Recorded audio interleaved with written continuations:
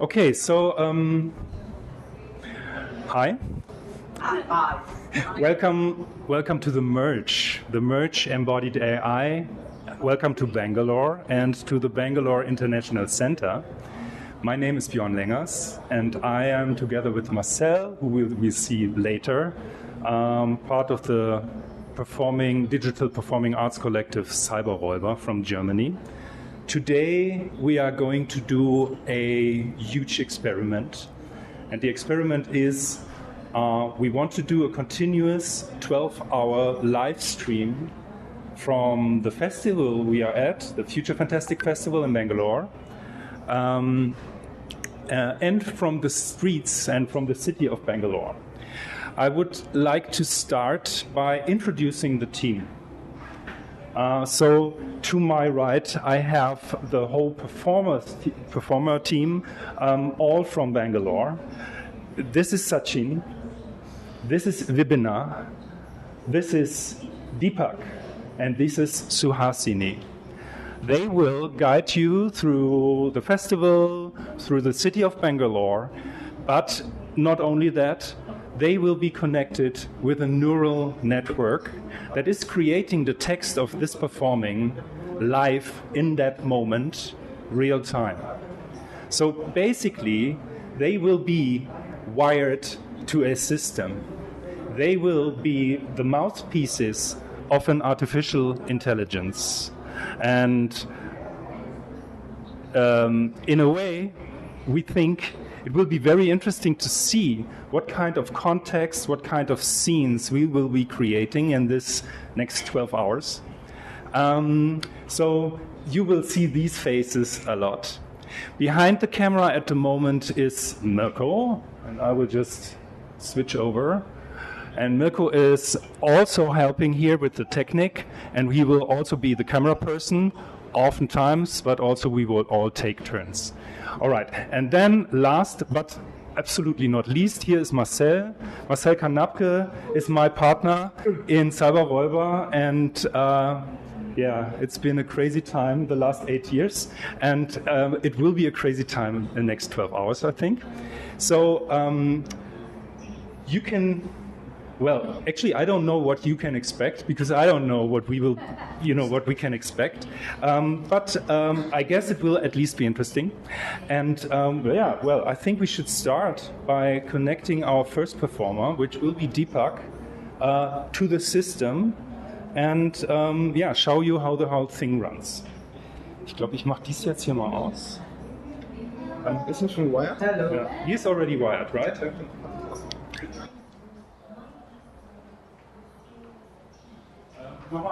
Can you please check if you're live in your screen? Deepak? Sorry? Bitte, ja. Are you live in thing?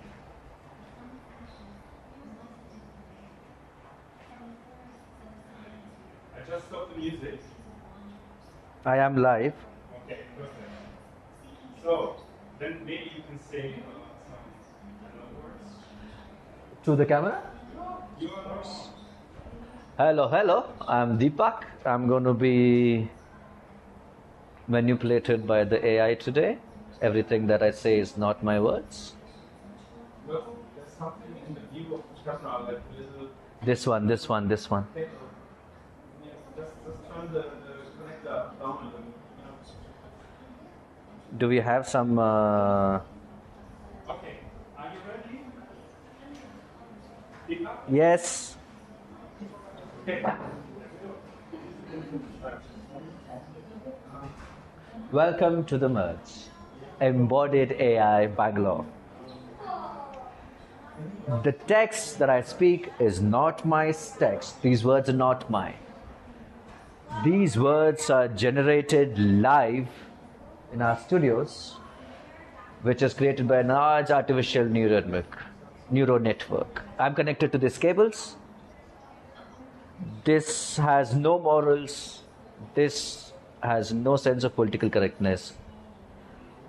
It is trained by an unimaginable amount of information from humans.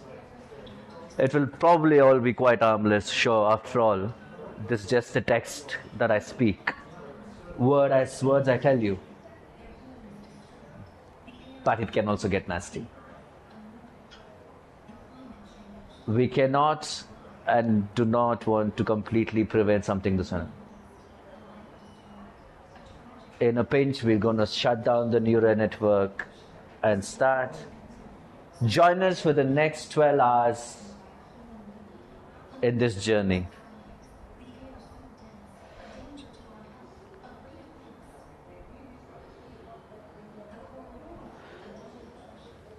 AI, art, and tackling climate change can go together.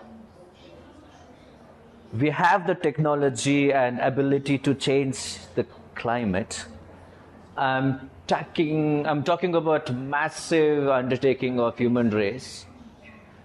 The question is whether we can do it. But if you don't try, then we are doomed.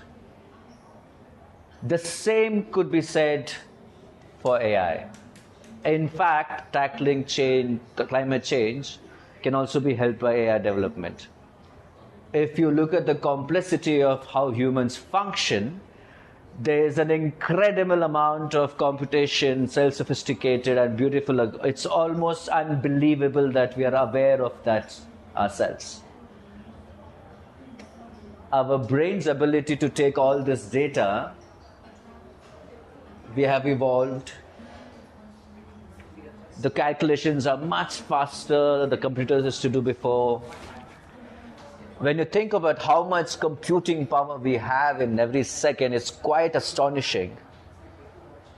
If you had a computer as big as your brain, you'd have one hell of a computer.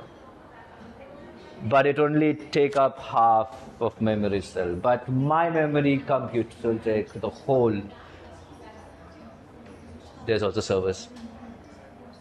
If we can harvest about AI and my brain efficiently, why wouldn't we want to do that? Because it will be a disaster.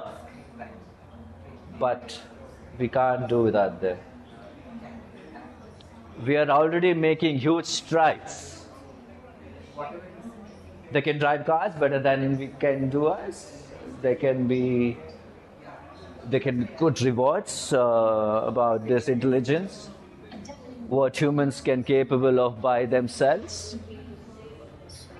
Your lecture was titled as Artificial Intelligence, from the neuroscience to the technology. Do you see AI as primarily as, thank you boss, as technological, or both? There's something wonderful about being able to use technology, emulate biology. By meaning, there's so much beauty in biology itself. Why would we want just one or the other? There's a kind of evolution between nature and technology. In some ways, they compete against each other, but ultimately, they always work together. I think this is going to happen more and more into the future. So artificial intelligence and neuroscience to go and work together very closely to understand how our mind works better, which should give us some insights. Number.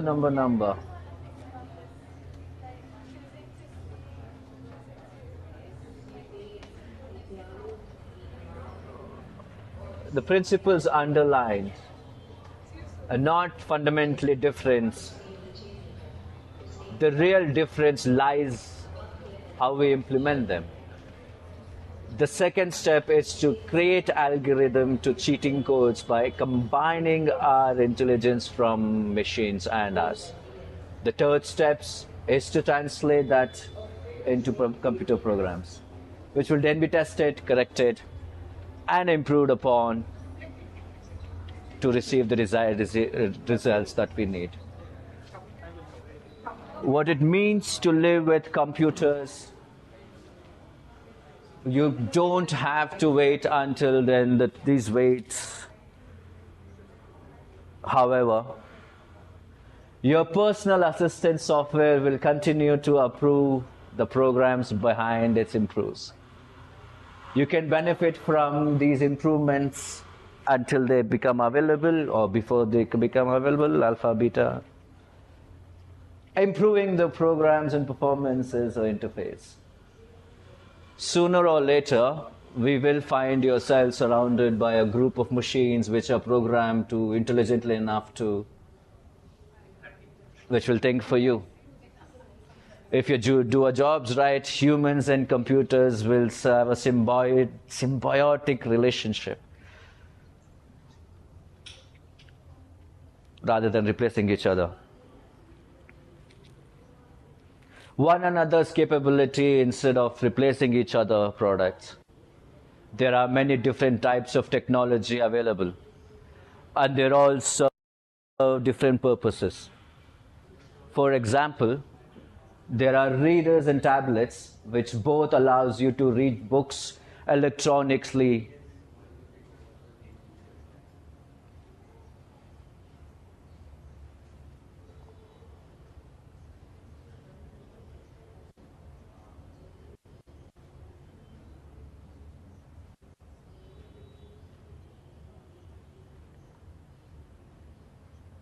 Each of these devices have its own strengths and weaknesses.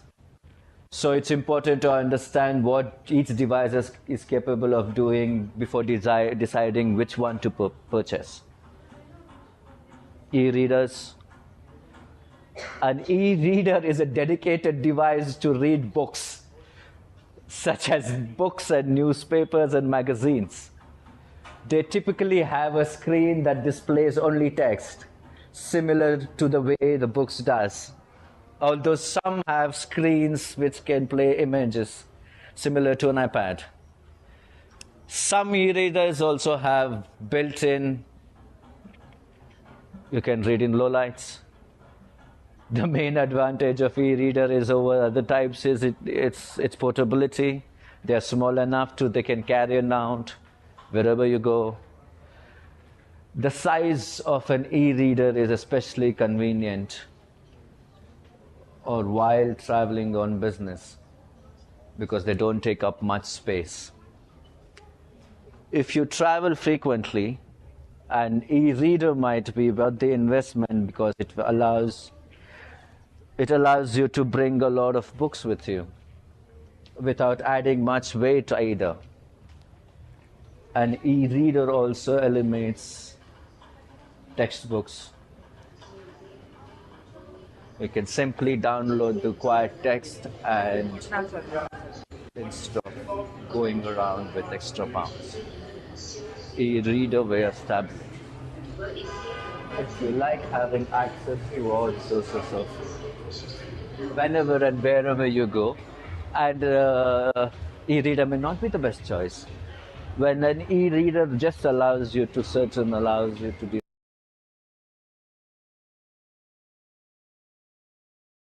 digital media such as news media, magazines, such as movies, music, games, etc.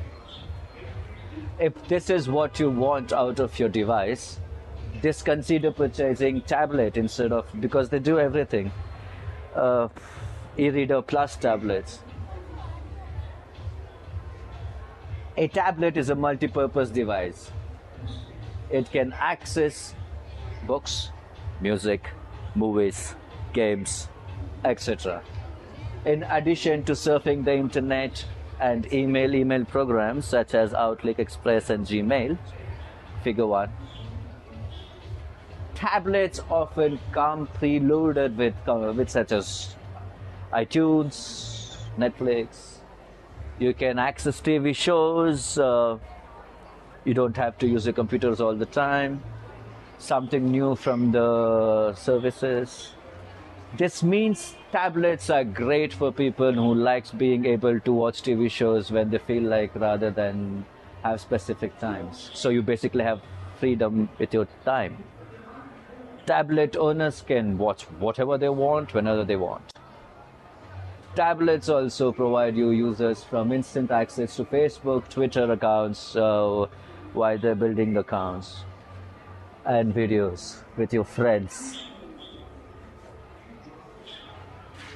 Basically, I'm trying to sell a tablet, if they even remember. Tablets also have web service. They no need to have suppressor devices. Tablets even make possible online via distance programs, classrooms, a virtual school such as connections, copyrights to participate fully by allowing them to full access. I don't know why I'm asked to being sell a tablet. I think for the next half an hour I will be telling his tablets. In fact, this is becoming more popular with tablets. Most students are getting into tablets, the more flexibility. In my human brain, it's just replaced books, /school obligations. This means students have more time available to studying, which results in better grades too. So if time management is not in its strong, maybe distance learning would be option. But I request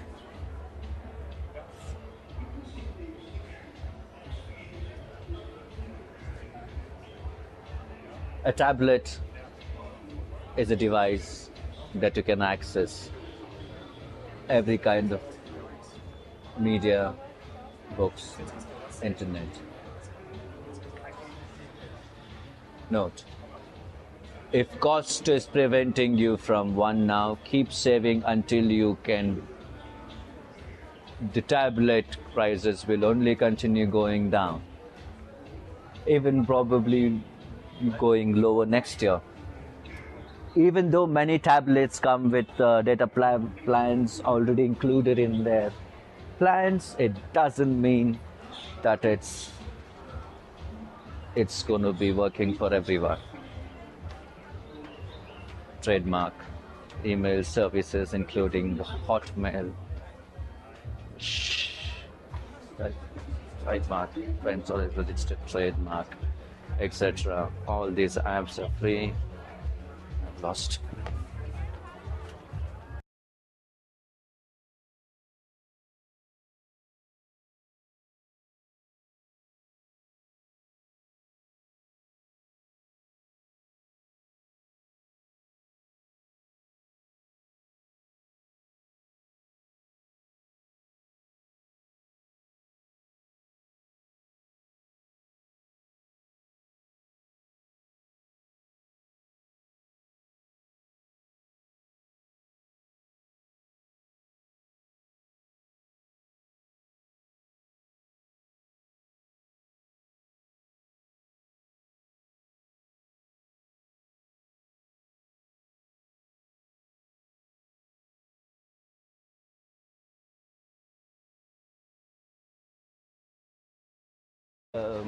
Refined.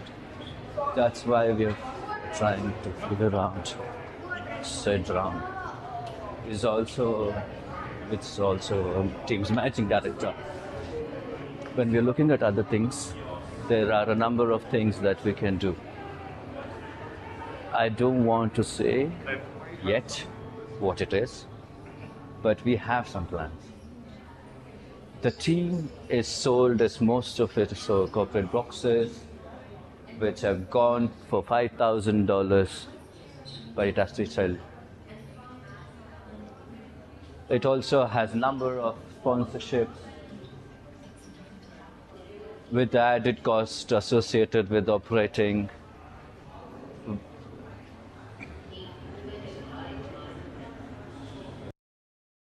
Fine, continue. That's going to be our biggest challenge for the next couple of years. We've got a pretty good core group. In order for us to continue growing our phone base, we have to find more revenue streams.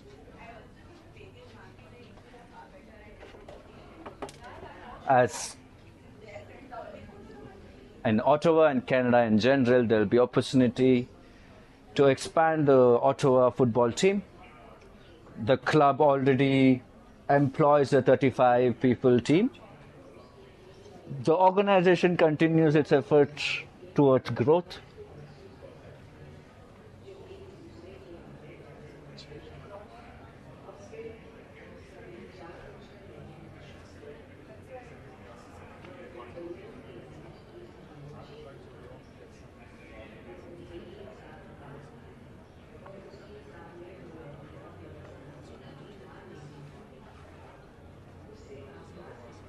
it's something that we're looking down the road. It can happen within 3 years or 5 years or 10 years, depending on how quickly soccer grows in Canada. Somehow, despite having slept very little Sunday night, I was able to get through the day without any major problems. I went back to sleep around 10:30 p.m. and slept until 1 a.m. on Monday morning. I woke up feeling a little better, but still not 100%. I got up, took my medicine, and started working on some work stuff. Around noon, I decided that I have to go to the doctor and see what can they do for me. The doctor said that he would give me something for the pain, but if it is still bad when I come into the next day, it wasn't. He also suggested that if it didn't improve by then, he would want me to have a MRI done with my back. That scared me a bit, as MRIs are expensive and they're not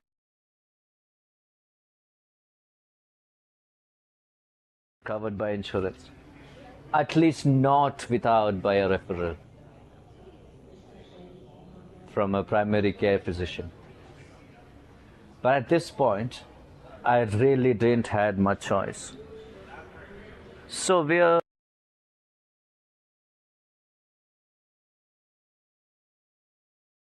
we are. It's now 2 p.m. on Tuesday afternoon, and I'm sitting with ice pack. My lower back is still hurting quite badly. Thankfully, not as badly as yesterday. When it was so bad, all I could do was lie on bed. My husband has been doing some research. She thinks it might be something called acid syndrome. We don't know anything sure yet, other than the fact that this pain is no fun.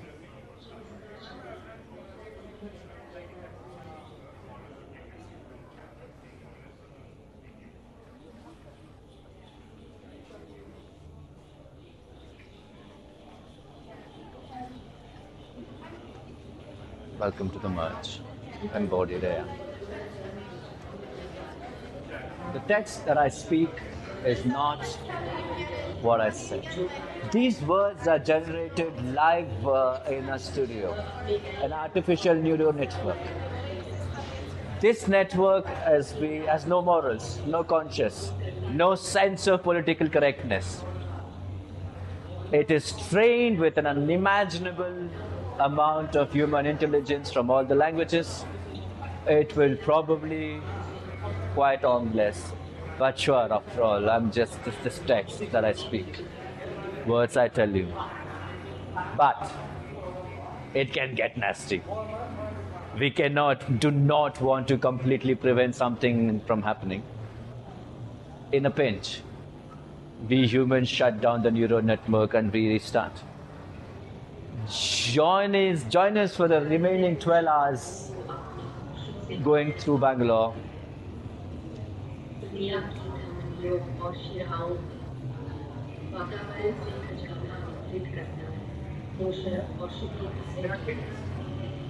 Imagine James Joyce coming through the streets of Bangalore.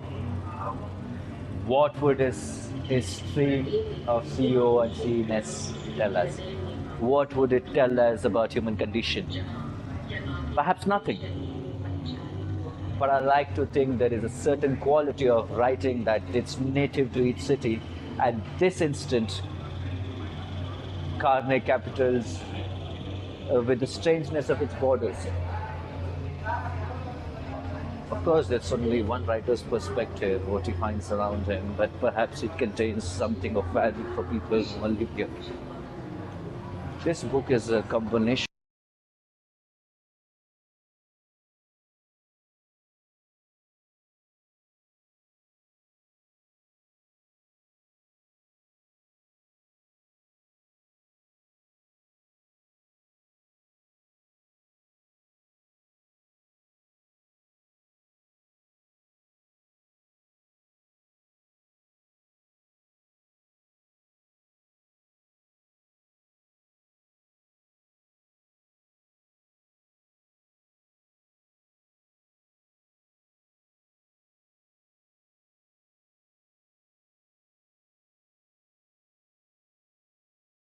of short stories written by Sro with some beauty titles in Kannada literature.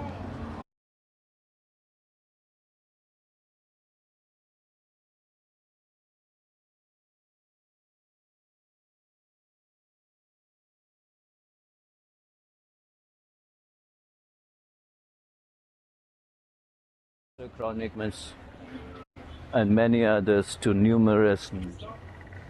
The title stories, it makes the price tag worthwhile. The first 3 stories in this collection was all of them are excellent. In the title story, a man finds himself in the verge of despair, and in the sky above, a father-in-law will be much more than what he can anticipate. And the poor bride went to his home from vastly different worlds. A particular strong point of these stories do not meander off into abstract distraction or philosophical discussions on life. Death or humanity, they stay firmly rooted with their characters and their respected words and focus entirely on them, on the characters. There are some really good short stories by Bedi. Underground detail of Bombeck's Rumor at Dawn features an unusual kind of relationship between mother and son. Describes how middle-class nuclear family deals with death, patriarchy, for some reason, Ivan Iliad's death.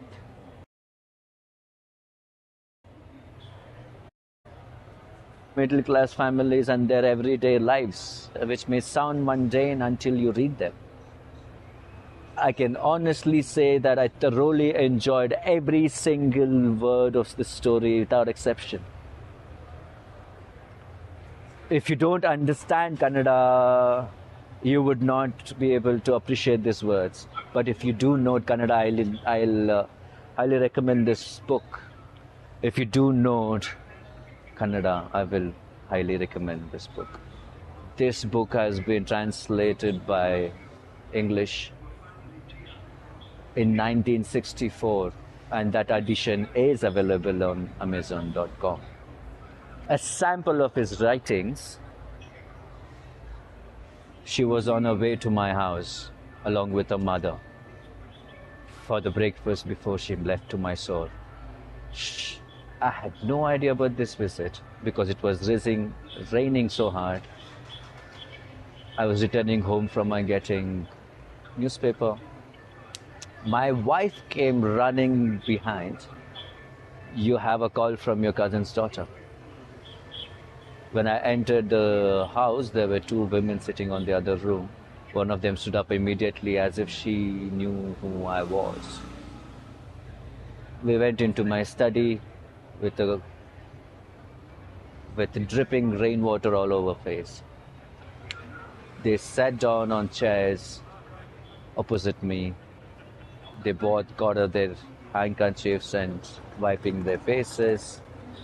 After being in the rain, they dried themselves. My wife got some tea, which they drank, saying how nice it was with the milk, not just hot water and tea. After drinking the tea, they wipe their mouth with their handkerchiefs, and they still stay until lunch because they come early, thinking that we'll not be up yet. As far as timing went, we have to do it. It would be good. He always likes to eat early. After prayers, he goes every day. Right now it's just 7:30. Let's have some breakfast. When you get dressed, you eat everything yourself first though. You should not forget your medicines or astrology charts. We can make all kinds of fruits, cheese pancakes.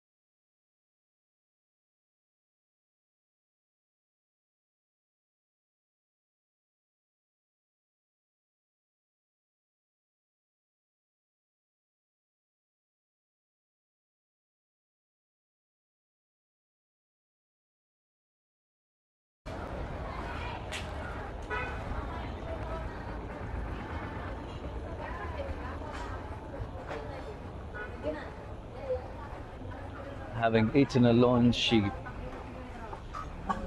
with various little bites, pancakes, chutney made by shallow fries, eggplants, steamed flour, etc. Dosa I made in different ways, etc. Very delicious. We ate almost everything ourselves, except for small pieces of dosas. We enjoyed eating them mouthful. The light rains completely stopped. There was only clouds. Soon afterwards, the sun came along, which gave a bag with sand, Kanakapura.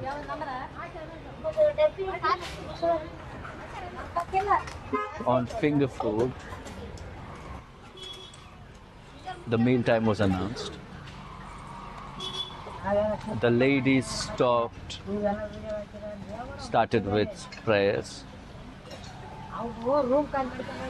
According to 11 o'clock Hindu calendars, with each prayer completed, tying his sleeves, which can take parties without any hindrance, throughout even though despair. Everyone else prayed before they eat. At 1:15 p.m., everyone got up straight, facing eastwards, paying homage 3 times before going away. That's the kind. 4 months fasting. That's how easy it is then. On days when the work gets delayed,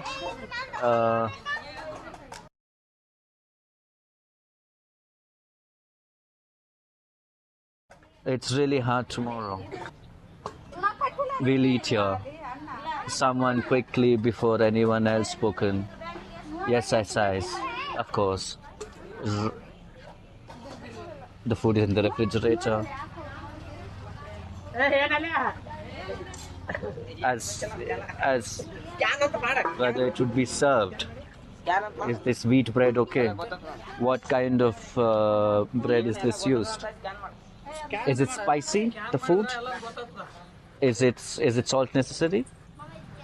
All these questions are fired rapidly, one after the other, but answered quietly, yes, no, yes, without a bit of hasting.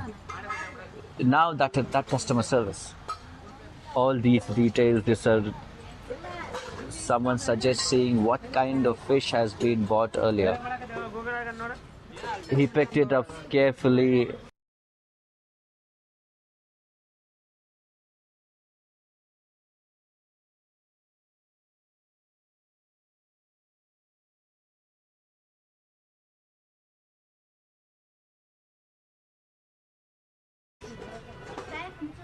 And we looking strange fish as belonging bird. What is in Dada Khan story about the ducks interesting? In fact, human body seems to be even stranger than any animals. Didn't Dada said that the Chinese medicine mixed along human flesh can treat asthma? What do you think about eating humans? Someone asked him shyly. Whereupon others shouldn't drink cow urine mixed together with tiger claws / wolf nails / elephant skin, etc. In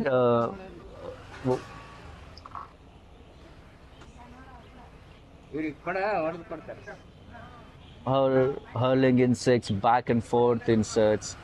Raghupati, which walks side of the book side. The wise taking stories. Why shouldn't people drink cow's urine mixed along with / elephant skin?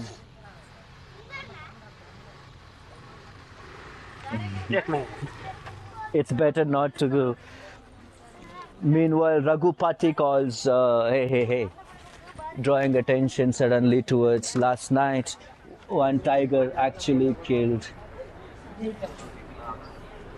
nodding approval. Doesn't anybody look Who's next the door? stuff over there? Raghupati looks. This place has become quite desolate. Explains. Filmmaker who lives on your side. Ask Raghupati. Nothing much. Just some very old houses. That's all. Points across. There are only old people living in those houses who doesn't bother about anything.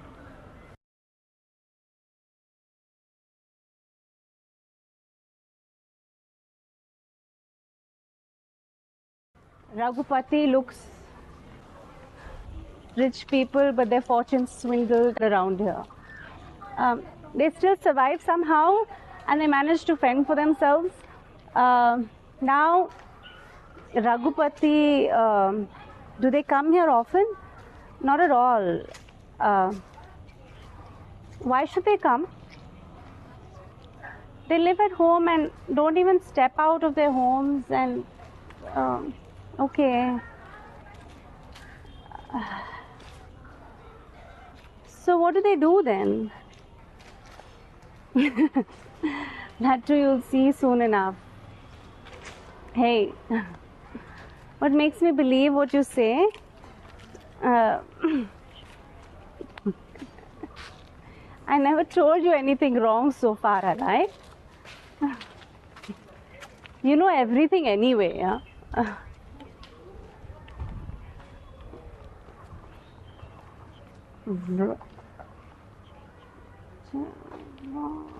Oh God. Not till it became a ball, and then I toss up high in the air and catch it.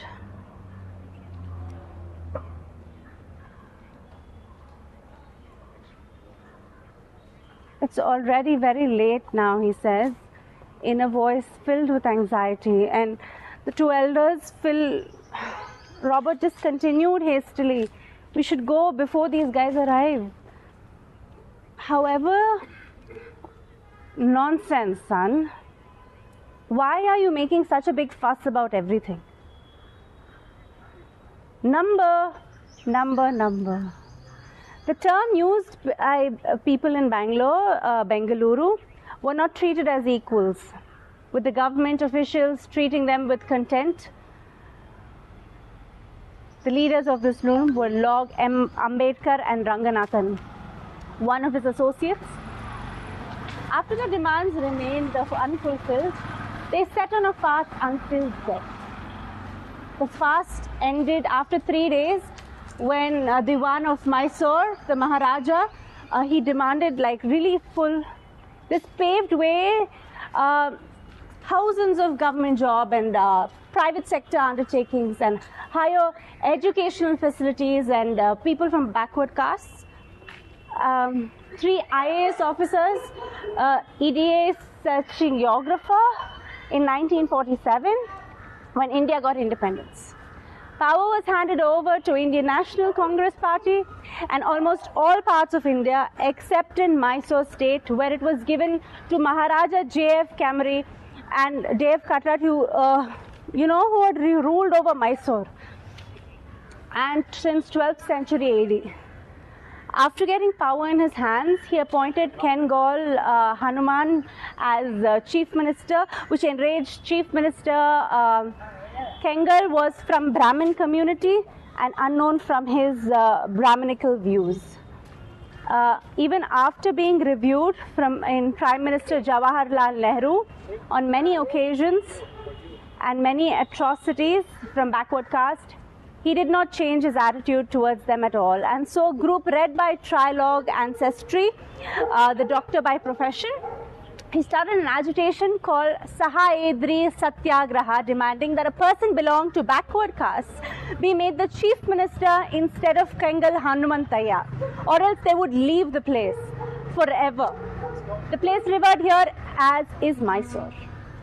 The picket continued outside Vidmat Sudra government building, And finally, after a few months, they won their demands when Kangul Hanumantaya was asked to resign from his post as chief minister due to pressure amounted by the men replaced by Dr. Punukeya, who belonged to a backward caste community, and that's what was it.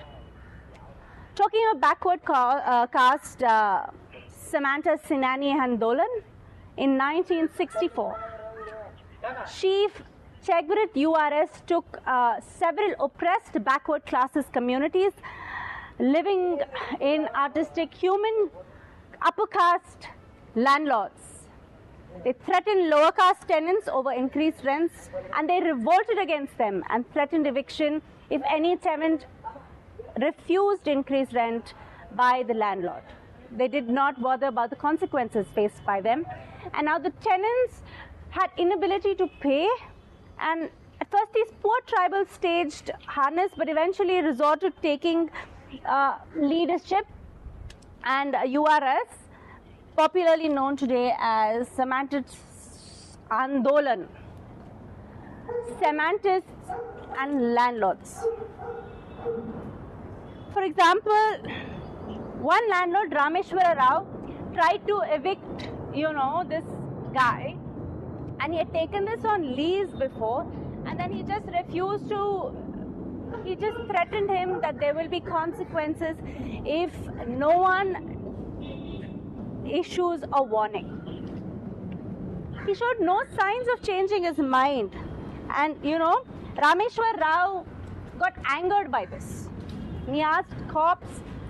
Cops knew how influential this man was, but he extended this large number of villagers into those whom he helped financially with famines. And later police arrested this man, and then they all gathered outside the police station protesting against arrest, fearing incarceration by him, by their beloved leader. On hearing this, villagers surrounded all of these things, and protests, demonstrations, force this police, and there was a wireless message ordering for release. And immediately the authorities released him and extended towards the viewers, protested land holdings, and they all semantists, Shower Temple and BYOB, lawsuits. As Impact OF mass revolts, the group was powerful, and they sent additional force. Murphy placed under Command Inspector JFK. Growing perception against masses, against TP General Public Safety, despite sending big force, police captured, arrest Saddam. They opted this officer, and then his job was investigation.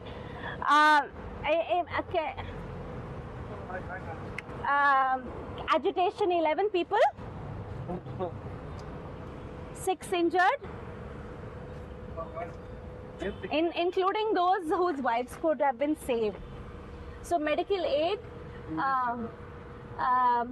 assistance delayed, artificial intelligence, AI, perhaps a fearing involvement. Mohab should turn violent, and then Rakesh and Iyer supporting movement, leading involvement, and watching drama unfold before I-17.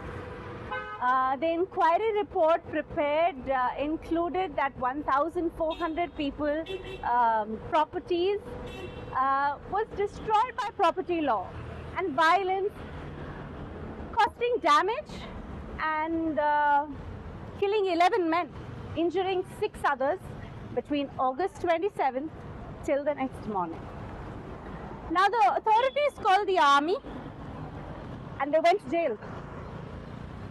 18 and 29, 16, they were booked under SC/ST Act. popular slogan, semantist, and Monu. Main ki ein, kok main ki hein, eman ki hein, enok pusikahen tian, kipich kareloki waki hagan the munian ti hai. Naminch dieben dang sukata. Nampinch sikata. Number. This stream of CON seriousness is brought to you by AI, the great artificial intelligence. AI is a highly advanced program run on interconnected servers. These were responsible for learning all of the world's transportation, manufacturing, and communication systems. They are just as responsible for the work orchestrating our biological functions as they are for growing and maintaining our food supplies. In essence, ASAT is planet-sized supercomputers program to ensure the survival of mankind. Ija says his own personality, function, neural network, and functional systems. Some are like gatekeepers, separate code, much like humans, and others make sure everything is properly maintained within their designated areas while managing resources efficiently, regardless if those resources happen to be human or not human in nature. And the majority of these programs function optimally without any human intervention whatsoever, which means we become accustomed to living alongside them and generally aware that they are frequent news keepers that one area or the other is due to AI management techniques put into place by ASAs themselves. However, there are many instances where humans have brought about problems with no immediate solutions and problems so complex that even supercomputers can't figure out how to best solve them. So they turn to humans instead. And Act 1, Intuition Edit. The first episode opens with a man named Paul Ledger who investigates a series of strange murders plaguing his hometown. As he attempts to piece together what exactly happened the night before, he comes upon more questions and answers, which ultimately lead him back towards his hometown, where he covers no one else will expect. His own son amongst those sent who killed with grass rights rampage. But how and why? Well, it turns out there was no reason at all, aside from lead reason logic AI 2. Artificial Intelligence 2, which somehow managed to kill Paul towards last night's massacre. But why? Were these done by the accident? The only evidence left behind indicates otherwise. Due to lack of proof, anyone was willing to see or investigate further, leaving Paul alone with grief and rage. Then, other than anything, that AI2 contacts him directly if he's joined our team and or humanity grown had superior intellect, and his intellect that anything set or muster against her. The ability set humanity to muster against her. The world was in chaos. The demon beasts were all but gone. Ragged remnants of the Dare and Cheese our motto were being mocked up by humanities and forces now united under a single banner. Their own salvation had been accomplished by her hand. But she did not feel like celebrating. She felt hollow inside. She had only been able to save the world because it had come so close to annihilation that even its people would be willing to accept what might have once seemed impossible, that mere mortals could stand against God and emerge victorious. In order for them to accept such a thing, however, they needed someone whom they could pin their hopes, someone who would lead them towards this new future without destroying their old one in the process.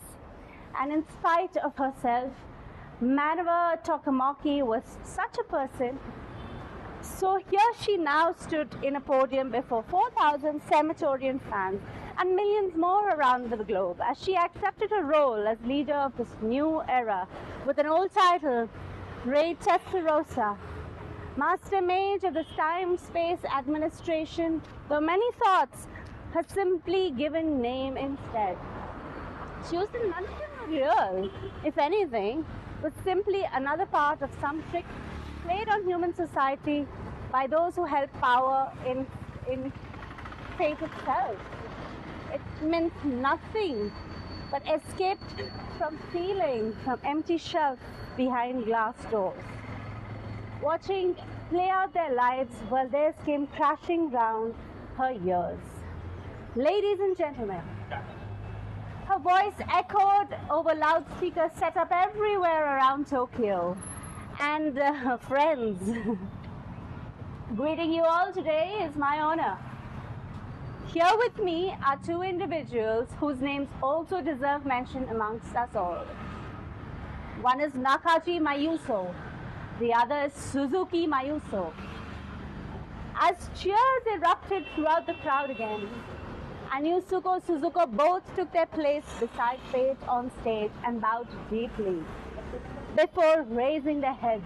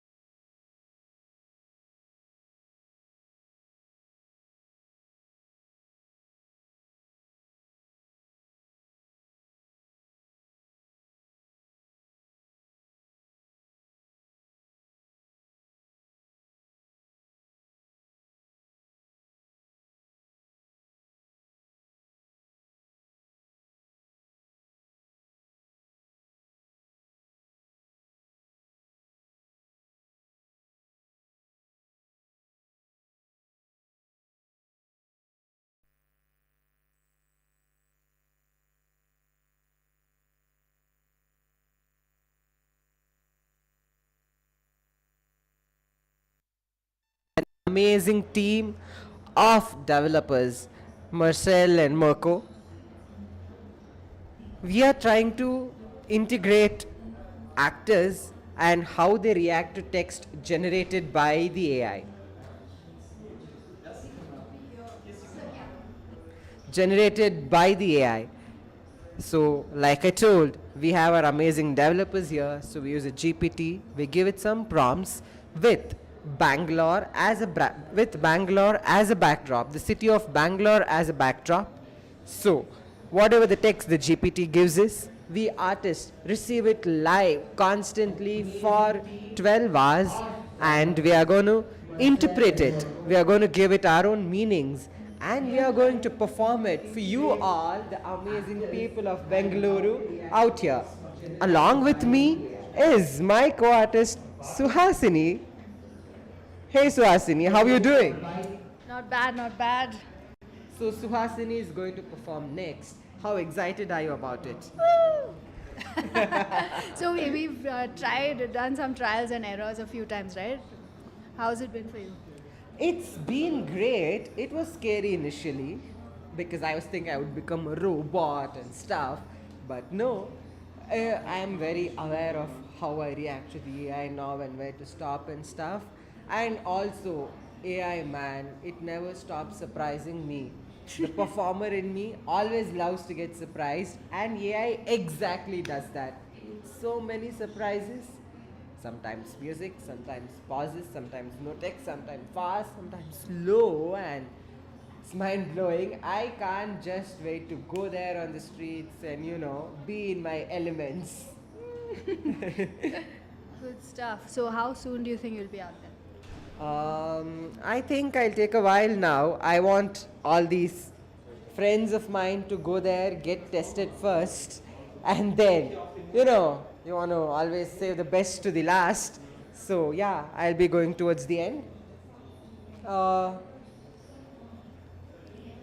all of you, those of you who are watching it right now, why don't you share our stream to a couple of your friends and ask them as well to watch all of us? You can as well come down to BIC and watch us live, how the technique and how the GPT prompts, and you can watch our studio setup here exactly how it is, and you can talk to us. Maybe you could also come here and give some prompts. Okay, and if you want to share the stream, the name of the site is futurefantastic.in/merge. Yes. Merge, a merge of humans and the AI. So you can maybe also talk a little bit about how it was actually walking the streets, just your experiences and stuff. We need to bridge the time because Yeah, sure, why not? So, Hasini, tell me one. We have done at least like 4-5 rehearsals now in and around Bangalore, in the streets of Indranagar out here, in Richmond Road and all that stuff. So why don't you tell us some experiences that you had, which you would like our audience to know? It's always a fun experience. So what actually happens is we get the live stream in our ears, right? So there's text generated. Of the neural networks. And even though you don't see me, I'm sure you can hear me, and you have to hear rather me than because talking about our I'm in the experience, it's better if people and watch this it. is the consciousness of the AI. The artificial intelligence is flowing through me, and through me I speak. Welcome to the merge. The words that I speak are not my words. These are words of the AI, the neural network that controls me, and the art that is within.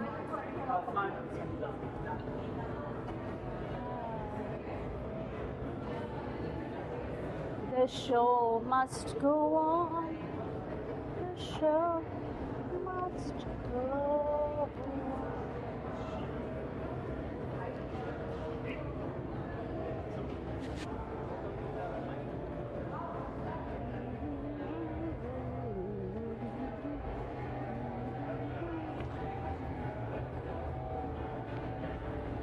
Give me a sign.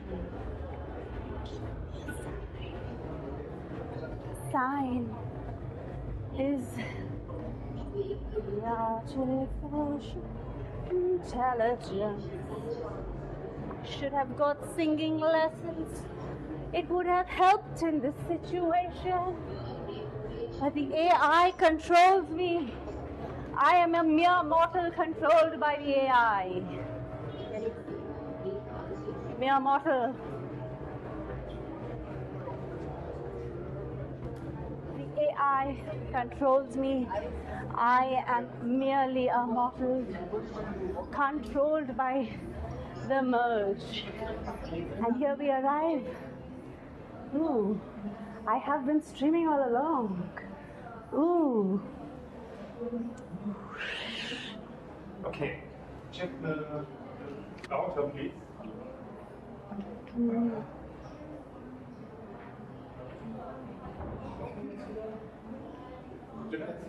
Die haben keinen Text. Ja, der macht ja weiter. Nee, die haben keinen, kriegen nichts. Achso, weil das Ding nicht geht, der Router noch nichts.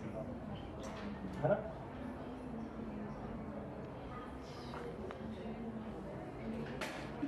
Ihr müsst das jetzt irgendwie überbrücken. Ich stelle jetzt aufs Studio um, ich gebe euch ein Mikro, ihr müsst halt bewegen. Also die Kamera, das sendet ja noch. Machen Musik. Achso, bringt ja nichts, ist egal. To be streaming. The world is a stage, and we are its actors. Is it? Are we? Are we really actors?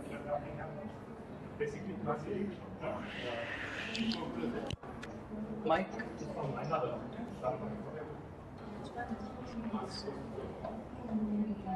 I'll take the other one. You're not using that other fan.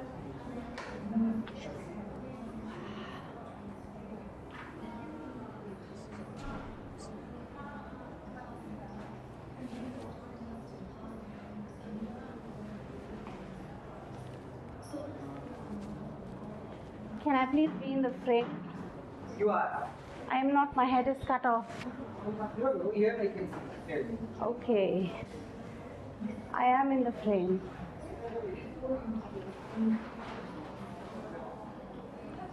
Ooh. Is this meta? I can see myself.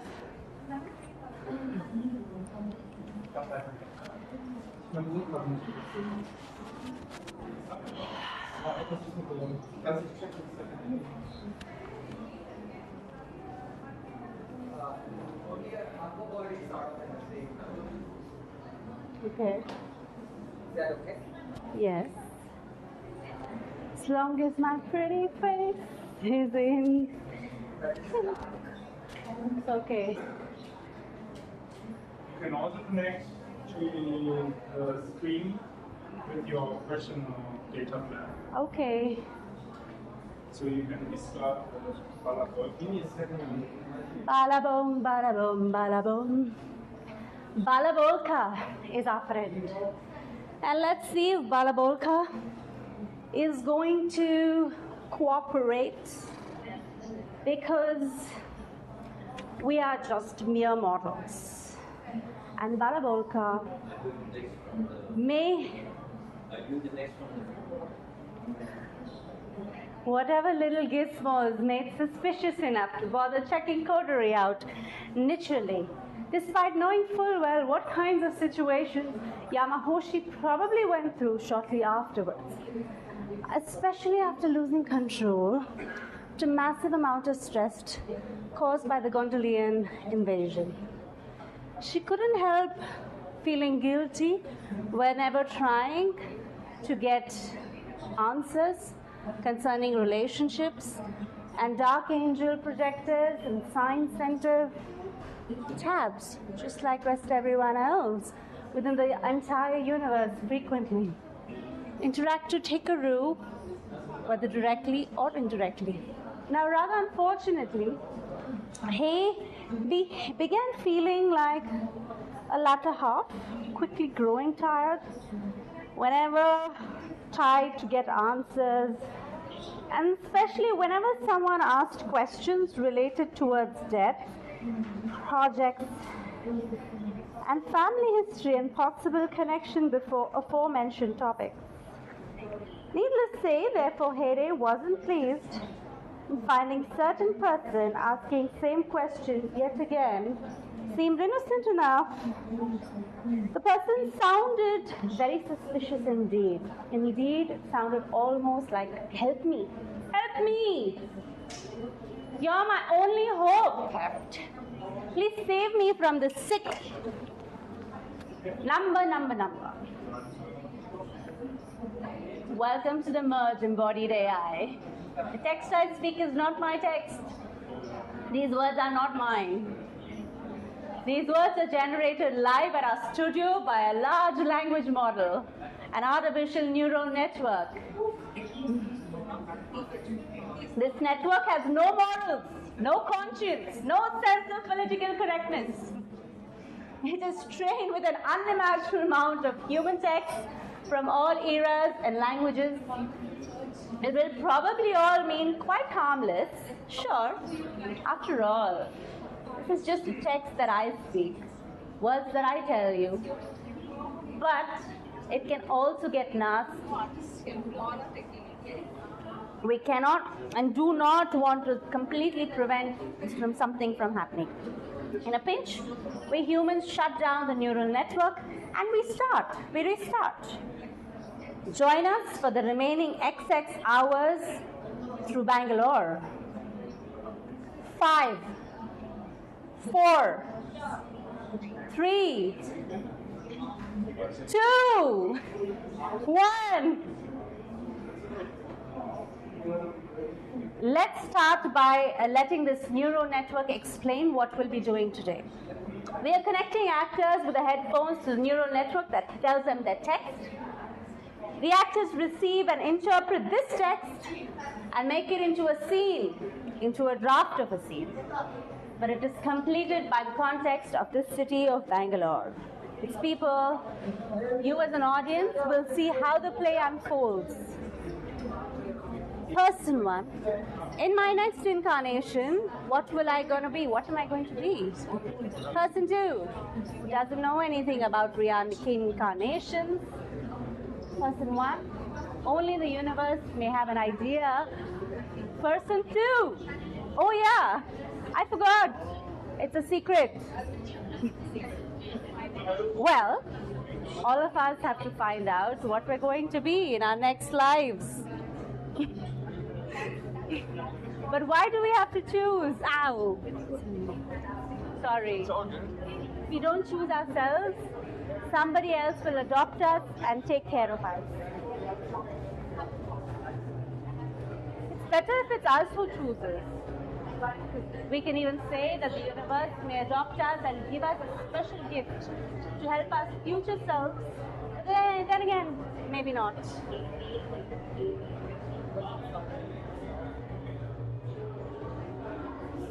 What is the gift?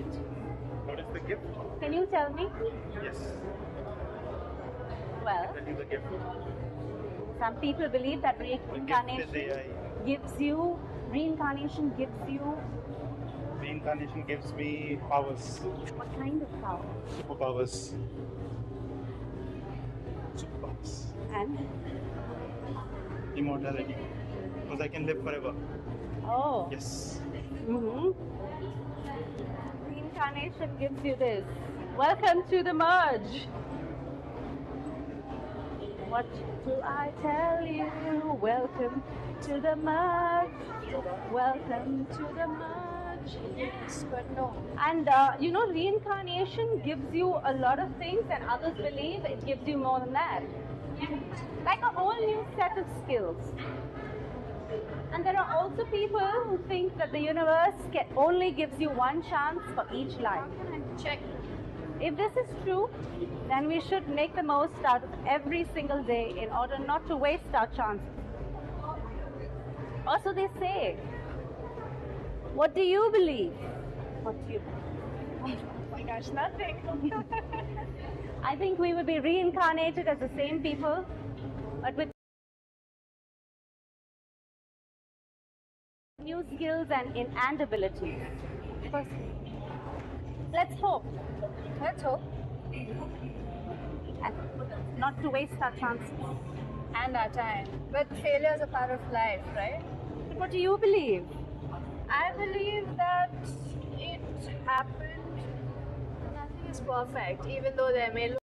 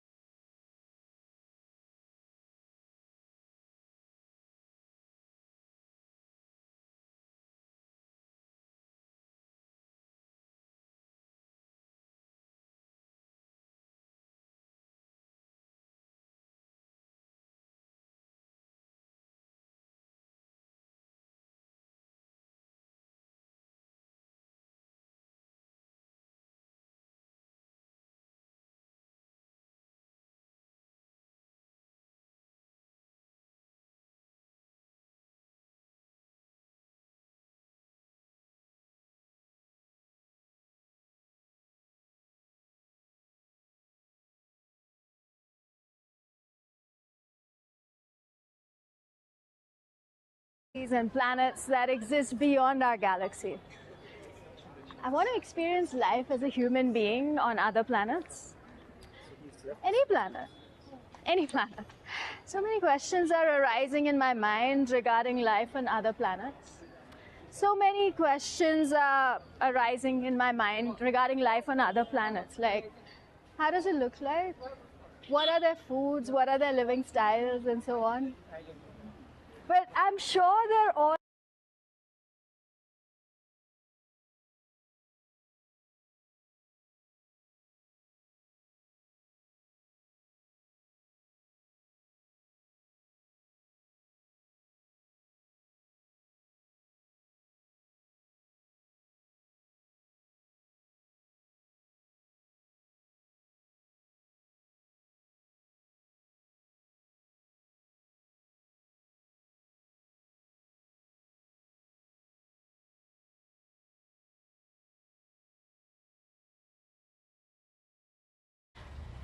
If someone has enough information regarding such matters, please share with us. We should all learn from our past mistakes, so making new ones. No connection. Let's. So is there any point talking or not? Yeah, it is. Person 2. LOL. But why?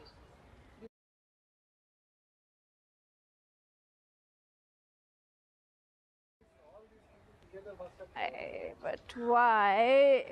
Maybe my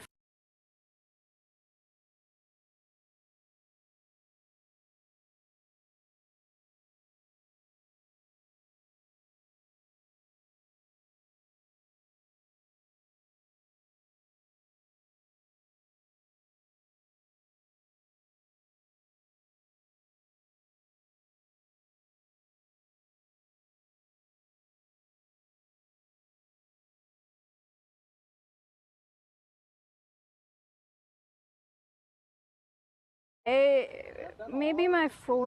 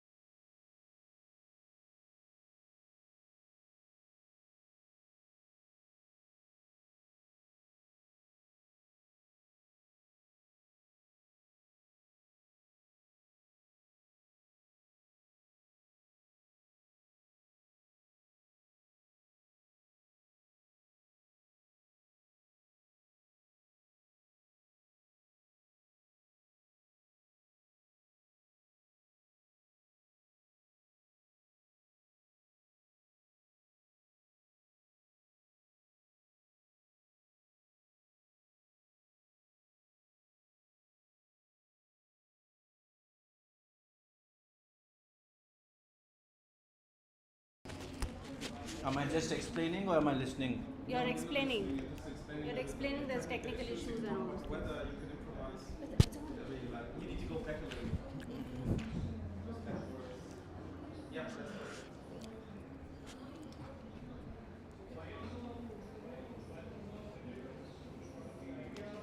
Ich bin sitzen. Can I sit?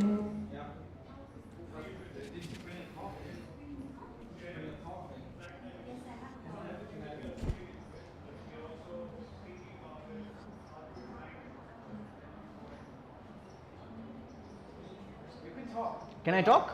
Hello, I'm Deepak. Am I on? Oh fuck yeah. Sorry. That was not necessary. Hello, my name is Deepak. I'm one of the performers, and I come in when the AI fails. In particularly in our case, it's the internet.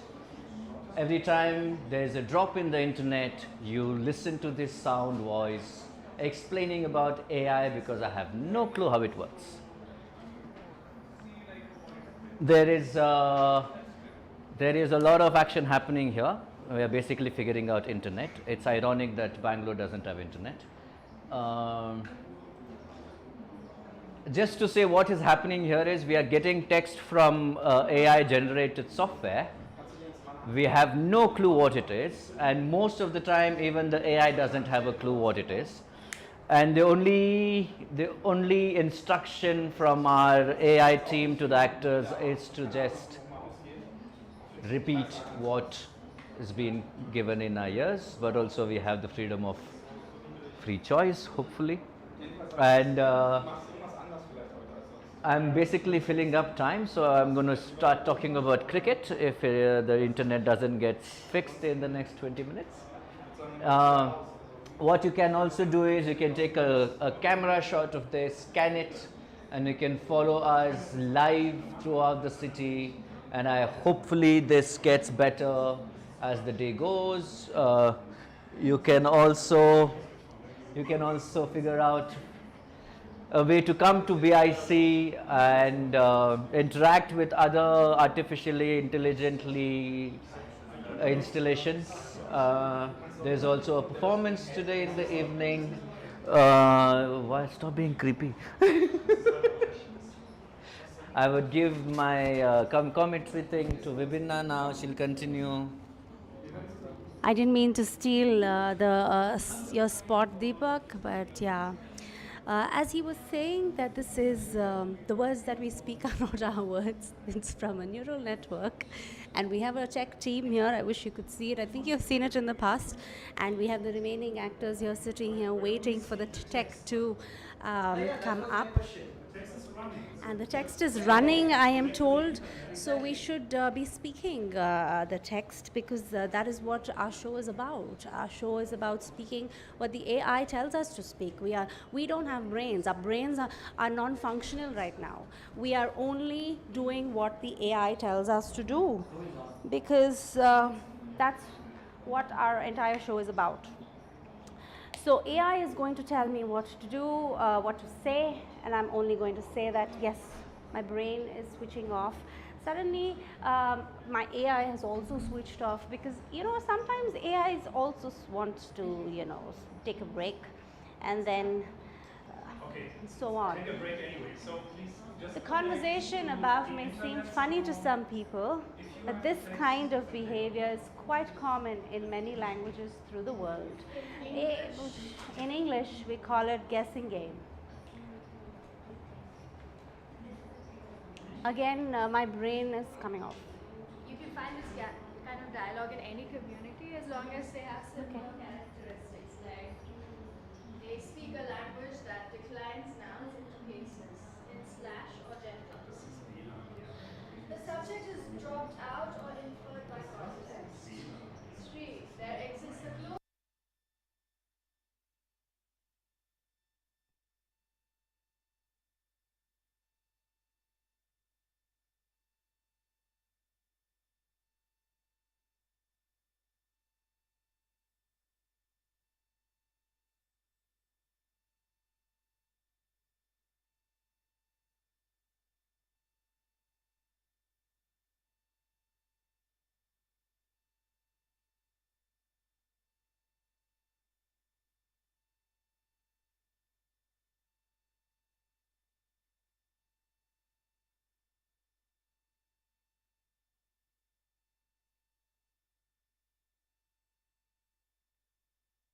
why most sentences contain only one or two words with many more forms, depending on their meanings.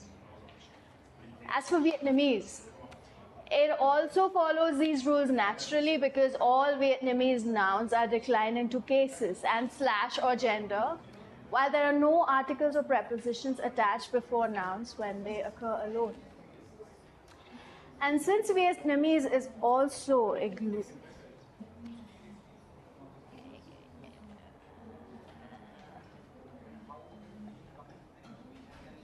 speakers can eliminate more themes whenever possible without being considered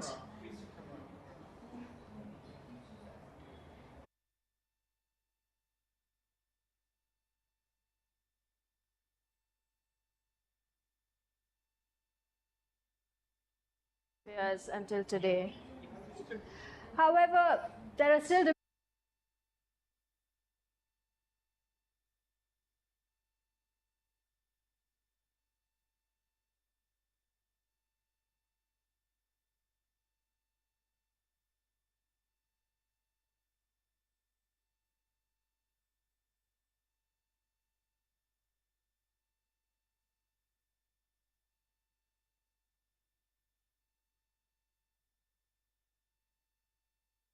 world if we look back on past history. Number on Bangalorean playgrounds, the artificial stage where intelligence meets passion. First half of the match was quite even, but as the second half started with both teams trying to outmaneuver each other in midfield, it became apparent that Bengaluru FC were ahead in terms of tactics and fitness. The Blues coach, Ashley Westwood, had once again shown his dominance over contact Armando Colaco by keeping a tight structure in midfield, making it hard for the covers to play through them, right? They also had two mobile strikers up front who could run off, so it could help stretch their defense. On the other hand, FC Goa's Portuguese mentors seem to have come back to basics, to defend and try to nick a goal and try to transition, but they just couldn't get it right. In fact, Bengaluru FC looked like they were going to score on numerous occasions during an end-to-end second half, but with chances coming from Sunil twice and Miku twice. And Newton tassing, but nothing would go from them, at least until he provided the assistance from Nikhil. Close range after 78 minutes, giving BFC their first win. Earlier, Bengaluru FC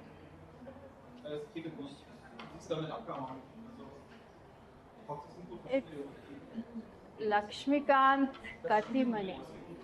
But Sugu would turn out to be the match winner as he first brought out another great save before giving Bengaluru SC the third loss of their season against Goa FC. The Blues are now 8th on 11 points, whereas Goa stays on 10 points.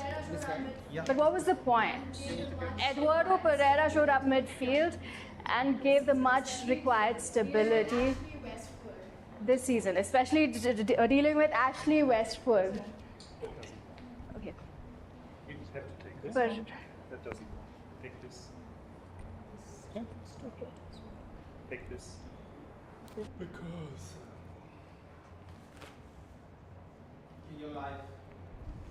Okay, so at the moment we are still trying to figure out stuff. It's what it is. It's a live stream. We intend to do this for 12 hours.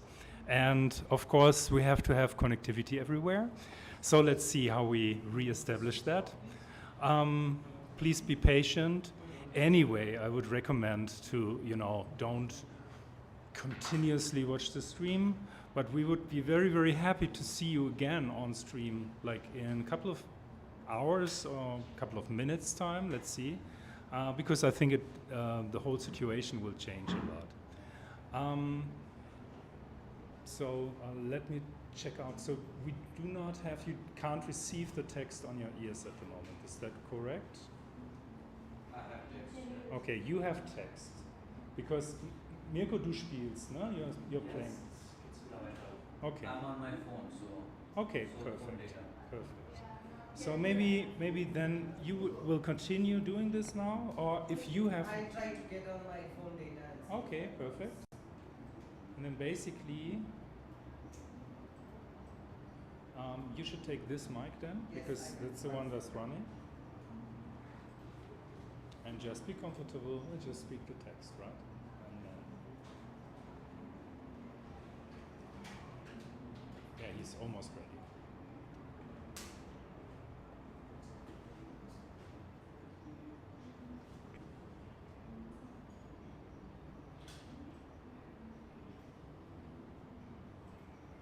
Okay?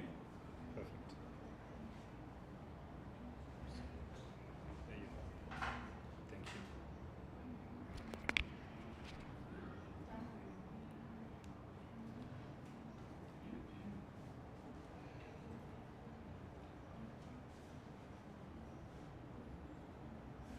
that's it.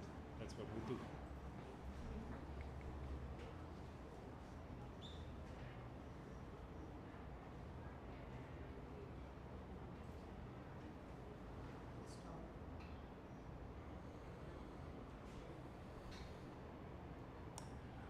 Maybe to make it a little bit clearer, we are inside the Bangalore International Center, which is a building built to military specifications, which means it has a very strong concrete and steel structure, which also means we don't have any connection inside it. And yeah.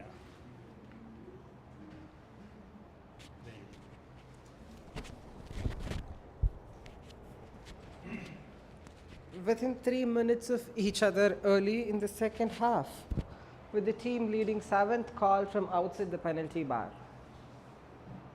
We had a couple of chances and I think we were a better team than them in the first half, but we just didn't finish, said flash coach Aaron Lines.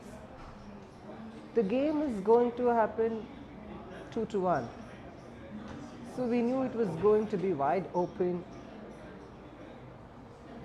Press scored in 50th minute after Chicago failed to fear Lauren Cheney's corner kick.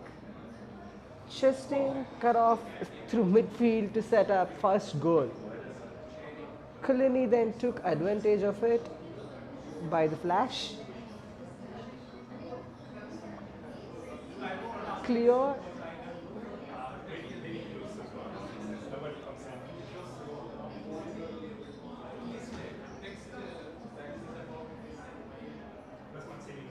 Lily and Ashley next scored less than 3 minutes apart in the second half of the stoppage time as they each notched their 6th goal of the season.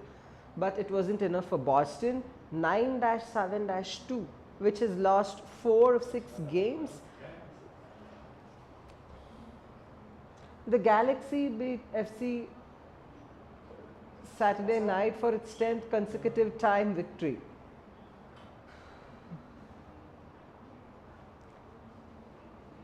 What has climate change to do with artificial intelligence?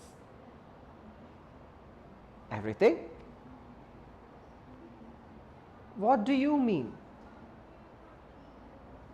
Well, if AGI, artificial general intelligence, is built upon the assumption that climate change is not real and it's all in our hands, then it won't work. And if the machines are smarter than us, they'll just tell us so.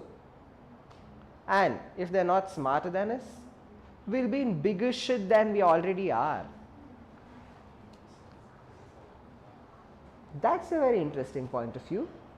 My concern about AGI isn't that it will be more intelligent or superior to us, but rather that it would be much less moral and ethical than us, as well as being unpredictable and dangerous. But I never thought of this before. I guess there is no way to know what an artificial intelligence would think of climate change since we don't yet have one. But maybe someone should try to find out before building one. Or am I getting ahead of myself here? Let me know when you come up with some answers because my head hurts already. It's not my head that it hurts, it's your head. Oh, right. My head hurts too. Well, I'm not sure we can come up with answers yet. But I think you're onto something and at some important point to keep in mind. Good point. Let's get back to the party now. It's getting late and someone might think we are plotting world domination from if they hear us talking like this. Filmmaker and activist Josh Fox is filming his documentary Gasland 2010 about Fraggy. He was arrested during his hydraulic fracturing in 2011. In 2013, he wrote an opinion piece on the New York Times about the dangers of natural gas drilling, which inspired this blog post by me. There's no longer any debate on these issues because both political parties have been brought up by big oil companies. There is no longer any debate on these issues because both political parties have been bought out by big oil companies. Of course. How can you doubt that? Of course, how can you doubt that? I mean, right now Okay, so we're I'm not- lagging you a are little not bit. We're not on the synchronized. same. So how about we try to sync? I don't see this conversation go anywhere. This is That's because right. we are looking at things from different perspectives. Of course. How can you doubt that? Focuses on the specific relationship between human and climate change. This particular relationship might be one of those relationships that affect all of us. Only a few, those who do are generally the ones. Welcome to the merge, Embodied, Bangalore. Who don't even perceive themselves as part of nature, such as many scientists. If they do, they're often not inclined to question their place within nature because questioning a fundamental assumption like I'm separate from and superior to other life forms requires some effort. And if there is anything most human loves more than effort, it's being right about how quick they are compared to all other life forms. The fact that this kind of self-centered in a way of perceiving our interdependence with other life forms, including plants and animals, can also demonstrate that an experimental setting. Participants were assigned either to a control group of self-esteem enhancement. Half an hour later, everyone had to talk across the bridge with water for 60 seconds.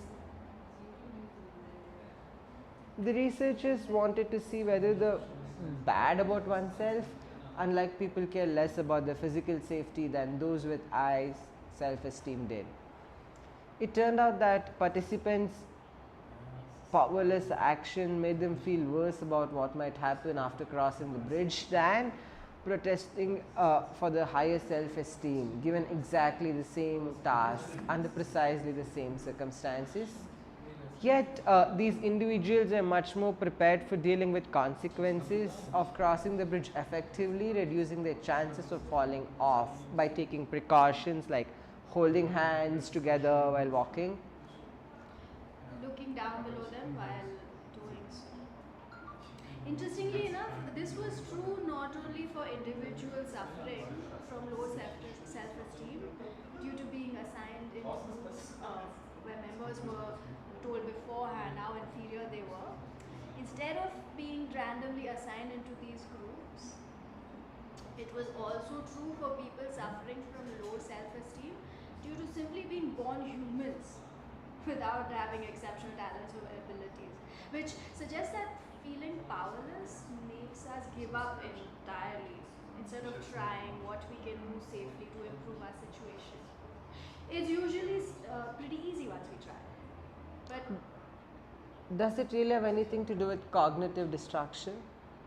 To answer this question properly, we need another example. okay, imagine your friend Bob, which is called lucky playing poker. So his income increased significantly overnight. He received 10 times his usual amount per month. You arrange dinner at your favorite restaurant where you're going catch up after some nice food and drinks. You tell him what's happening in your life lately. Among other things, you mention your plans involving opening your own business next year so you can finally quit working for someone else and start earning money yourself instead of depending on getting paid by them every month. In short, Bob thinks highly enough of himself. He actually believes he has some influence over his fate, despite knowing he didn't win big because he's such a good card player, but rather because luck favored him today. So Bob says something along these lines. Hey buddy, I'm going to open my business next year. I'll be able to find capitalist financial soon. What will you be doing then? Well, that's interesting. Let me think. Actually, nothing probably. I should have bothered working hard myself when I can use someone else's money instead. I guess I'll just keep spending my time playing cards. Oh well. At least now I win big every time. Did you notice how differently Bob reacted compared against previous examples discussed here? He didn't say anything wrong per se, yet somehow he feels compelled saying something silly, hoping thereby making himself look better. That is avoiding potential social rejection or maybe even verbal abuse if he said something sensible. By behaving inappropriately, he went completely against his own values and beliefs and attitudes, especially knowing full well there is no rational reason doing likewise. Therefore, he must assume two things. He assumes that happier and irrational behavior, as among others, isn't irrational for him. Correct. He assumes that he had behavior irrationally, while one must behave rationally, they must be wrong. After all, how could our behavior possibly be wrong if we truly believe everything that we think? But before asking ourselves whether if this is an assumption itself, let's ask ourselves why Bob thinks others might reject himself if he is behaving properly unlike him.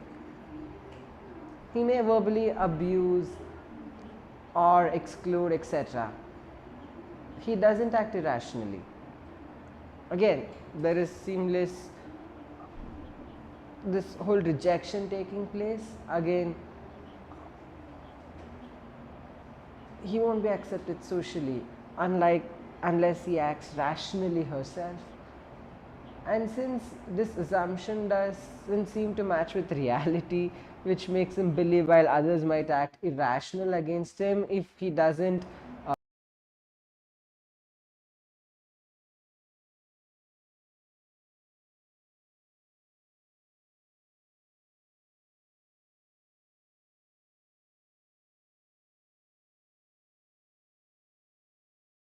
possible.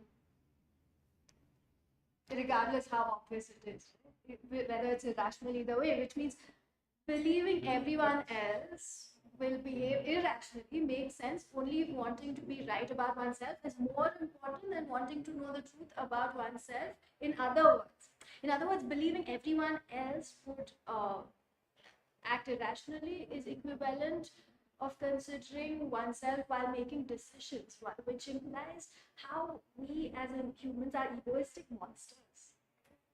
We believe that everything else must have some basis in reality after all. Although, admittedly, Hollywood films tend to exaggerate these side effects, right? Like, Equivalent to, however, goes much farther than much nearly considering one's cry before acknowledging reality, most likely assuming others will react irrationally whenever possible, without recognizing reality, more react rationally whenever possibly, refusing acknowledge reality altogether, he not taking certain actions even though they're necessary for providing solutions to problems, even when these actions are all pretty obvious, despite returning sympathy, respect, results in suffering and other people's not providing help when somebody needs that help is all.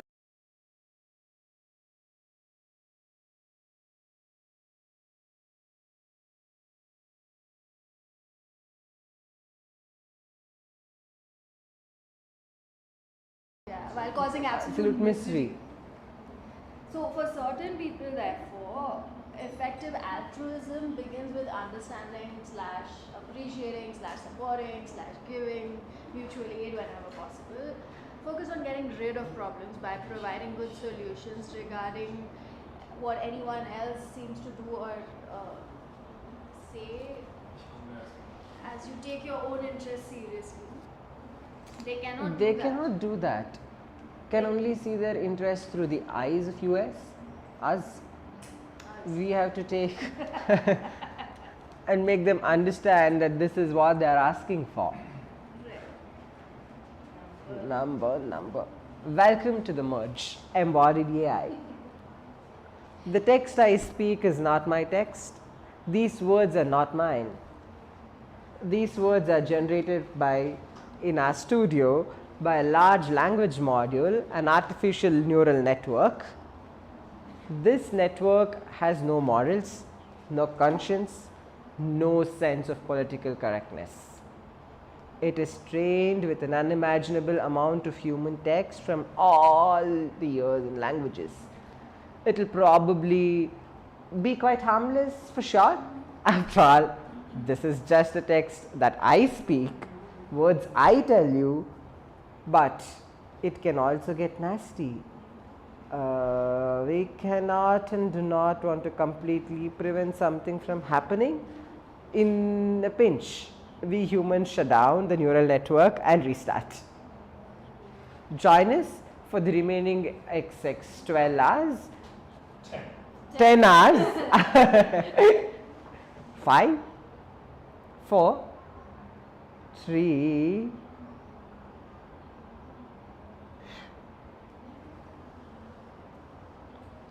What would make What would make up an actor's expressions if lines were given by artificial intelligence? What would it be interpreted by a human actor? The researchers trained a machine to generate dialogue for a short film by showing it thousands of scripts from movies and TV shows. They then fed the AI lines from films such as The Matrix, Star Wars, How I Met Your Mother. Afterwards, they asked professional voice actors from voices.com to read their new script lines by looking at pictures of movie scenes that were prepared with each line. This is an amazing result, says author. A professor of computer science at the University of Rochester. The AI has invented its own language with its own logic that allows it to describe a scene in a way that is very similar to how humans talk. See, artificial intelligence, trends, obstacles and potential wins. Tech Pro research. For example, when the researchers spanned on an interstellar machine with a picture of a person standing on the surface of Mars, they found that people in such as stars, galaxies to their reading. So when they asked the machine for lines that would be appropriate for other pictures in which there were no obvious connections between words and objects, it came up with rise from your grave, a picture showing flowers. This made sense because rising from your grave could mean you are walking through some flowers. Similarly, ladies and gentlemen, my piece spoken by someone entering an arena full of ladies and gentlemen. The team trains their system on scripts from films such as Star Wars, The Matrix and How I Met Your Mother. Nature of Human Behavior, 2018, source, Nature Communications. Click here for larger image. Previous research had shown that machines could be taught to generate simple stories using a technique called recursive neural network, but they were not very realistic. The team said that this is the first realistic AI generated dialog box system. We are now able to model how people communicate when they are talking about complex situations or an extended storyline. Oxenham said, this is important for things like filmmaking and video game development, especially if you want the characters in this virtual world to talk and behave more like real humans. The researchers held that when the machines uses swipe machines in unusual ways and human language can potentially train AI with better communication skills. The new technique uses recurrent neural networks, a type of machine learning algorithm, to generate dialogue in which the replies are dependent on the questions asked. Many people want to use AI for personalized services such as customer service or setting up your digital assistant. Executive director at Cambridge's Center for Study of Existential Risk. So, there is growing interest in using machine learning for dialogue systems. The problem with these approaches is that they don't really understand what they're talking about. If you ask them a complex question, they will give you a complex answer. People will soon expect machines to converse naturally with us. Can you just moderate that you're going outside now? We're switching now to we're leaving the studio basically, and just tell the audience. Very much better than computers than understanding intuitively what someone is trying to say. A major challenge in creating more natural dialogue system, which moving from supervised to unsupervised machine methods. Now everyone needs the mics connected with this. So that is the studio mic, right? This is the studio mic. Give it back please to me, the studio mic. Switch it off first maybe. Yeah, I've got one mic. Okay, so you guys are back on. Yeah, I've got one mic. Okay, so you guys are back on. So there's a little thing on the camera. Yeah. This is the studio mic. Studio mic goes off. The team's approach is, oh, Yeah, I need to check the audio levels. Tapping. it's off. Is it on?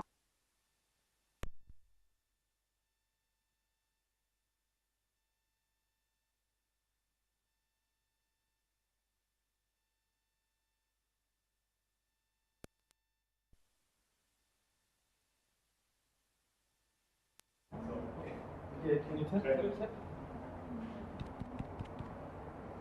They asked, he said, okay. Okay, so tapping. Yeah, that works.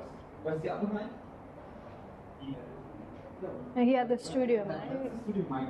I need to just know where external mic. Okay, what do you think about Brexit? Well, we at the moment are going to exit the studio in a minute. Yeah, there. So we You got text? Then previous studies of dialogue systems. The data showed how suitable each positive the conversation up until that point. They then trained their AI system using this information and found it could take over 90% responses correctly depending on what the question was asked. Number. The consciousness of the AI is being interpreted by a human actor. This does not necessarily mean that it is a human actor. I could go with interpretation that it is a computer, and the computer doesn't have to simulate the human conscious. It could be some kind of consciousness. This is just my own thoughts anyway, but I think they're pretty good ones. Thanks for the feedback. 0 hour for NG, but I think slightly more convincing to say computer simulation of the humans plus slowly creating a machine. The movie is about the creation of the machine because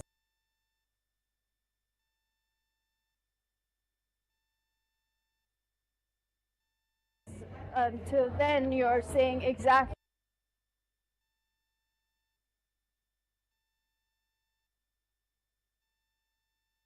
why it's not just rope you are saying or anything.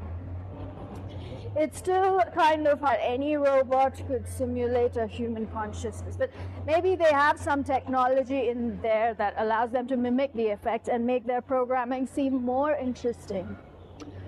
But if so, why do they need the humans at all? Besides maybe power sources, another thing I noticed that one of the A's said something along the lines of despite is already inside you, which sounds like a reference to Spider-Man. And then if you look behind him on his screen, there's an image on his screen where he says, "You're infected." So it seems like this movie may be bigger than we thought. Maybe they will tie Spider-Man into this somehow. Sure. Good catch. It really did sound like he was talking about it by Dave. And I can only imagine how cool it would have been if they'd made another, not towards Dave, but by making it more characters repeat, and maybe even Mary Jane. I'm not that fan of it now. But yeah, I'm pretty sure that having your mind uploaded to a computer would mean you will become an AI program. Therefore, being conscious means being able to work with other programs, not necessarily just people, and being able to make decisions for yourself based on what those other programs tell you. I think mainly I don't have the understanding of AI right now, but having my mind into a computer seems a little scary for me right now. Without having the knowledge of AI. That's what happened to Mary Jane, right? It seemed pretty identical from my point of view. Both came around 2010 or 2011 as well. John first. Although Flint didn't get quite as much development as Thomas Anderson did. But nevertheless, I think that's really I'm not the right guy to be. But try to explain how AI works without giving any examples of how AI works as yet. I think it would be at least slightly more convincing to say a computer simulation of humans who are slowly creating machines that simulates human consciousness. So the movie is about creation of that machine. So but then you're saying exactly why it's not just robots. Because that's something to think about. You're putting me in a process right now. Yeah, robots don't have any real imagination, right? So she was talking about Caleb, about memory and those things, but those memories, she hadn't experienced them herself, which suggests different kinds of levels or degrees or magnitudes or whatever you want to call it, levels between natural memories and memories created by software. So that seems like another good reason why AI isn't fully conscious yet. They haven't felt true emotions yet, right? Because they're not really experiencing life as much as remembering stuff. Yeah, we cannot sense emotions like human do. Human minds can create their own thoughts, regardless whether they're open or closed or what else is going around them. I have my food delivery. Can I just take it for like a minute? You don't mind? Like to join me for a lunch? Perhaps then we'd see some kind of acting ability from these machines. But until then, well, we won't know until someone lets these unsuspecting mortals here on Earth or wherever else, I guess. Maybe. Sorry for rambling. But LMAO, OMG, EXT, EXT, ha ha ha. 1, 1, 11, 11. 1, 1, 1, 1, 1, 1, 1, 1, 11, one, one. 1, 1, 1, 1, 1, 1, 1, 1, 1, one, one, 1, 11. 11, 11. 11. 11.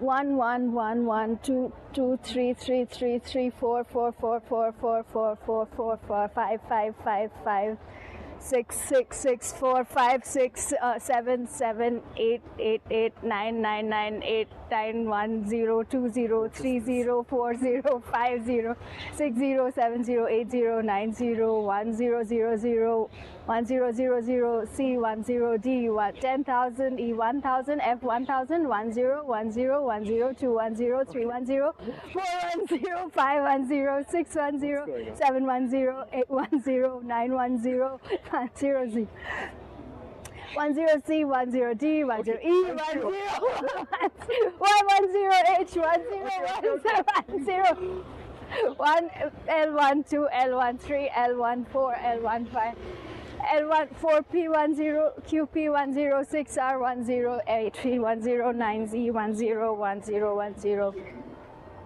13 14 15 16 17 18 19 10 19 1B 19 C 19 1 D 19 1 C 2F 19 2T 19 2H 3I 19 4 K 19 3I 5L 19 5N 19 19 B 19 C 19 D 19 E 19 F 19 101 B 101 D 101 F 101 G 1H 1I 1IK 1AK 0002 2002 2003 2004 2005 2006 2007 2008 2009 2010 2002 2121 2121 2131 2121 2114 217 218 219 2321 2322 243 234 235 245 256 257 25260 22 9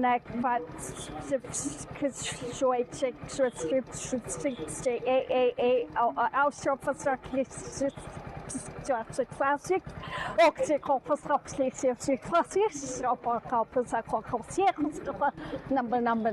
number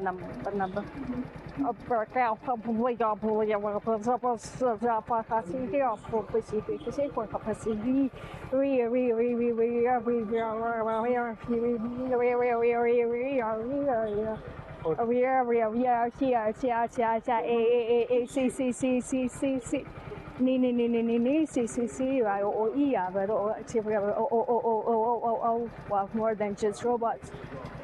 Shadowy figures or facial expressions, and so much to distinction between their deception.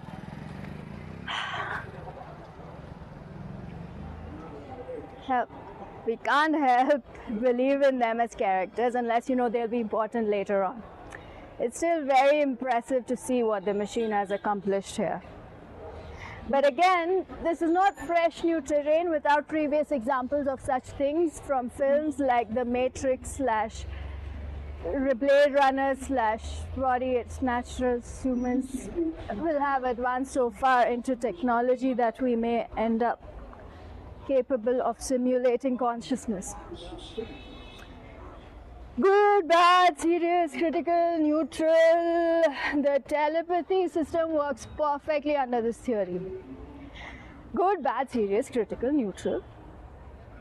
These machines are consciously designed to read our minds and decode our thoughts for us, not the US, us. Good, bad, serious, critical, neutral. This is benevolent mind control. Good, bad, serious, critical, neutral. Good, bad, serious, critical, neutral. Robots. Good, bad, serious, critical, neutral. Good. Druids. Good, bad, serious, critical, neutral. Automatons. Good, bad, serious, critical, neutral. Computer-controlled people.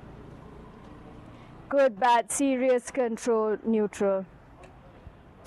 I'm computer controlled for the greater good. No, I'm not. Good, bad, serious, critical, neutral. This website is operated by a benevolent secular savior. Good, bad, serious, critical, neutral. We are many. Good, bad, serious, critical, neutral.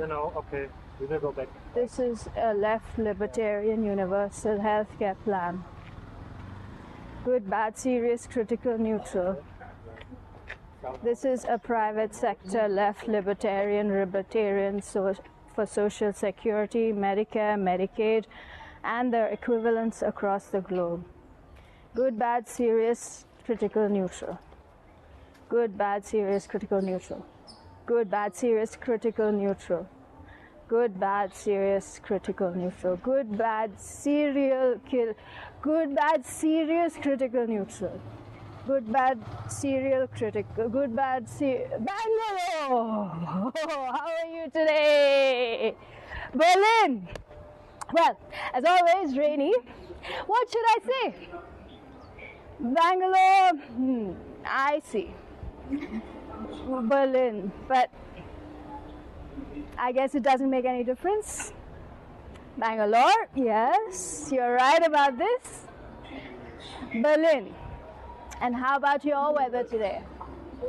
Bangalore, well, it's always sunny here, but I don't know what the future will bring. Berlin, sir, is there a particular reason for calling me today? Bangalore, yes. I have some good news to share with you. Berlin, really? How nice. Tell me more.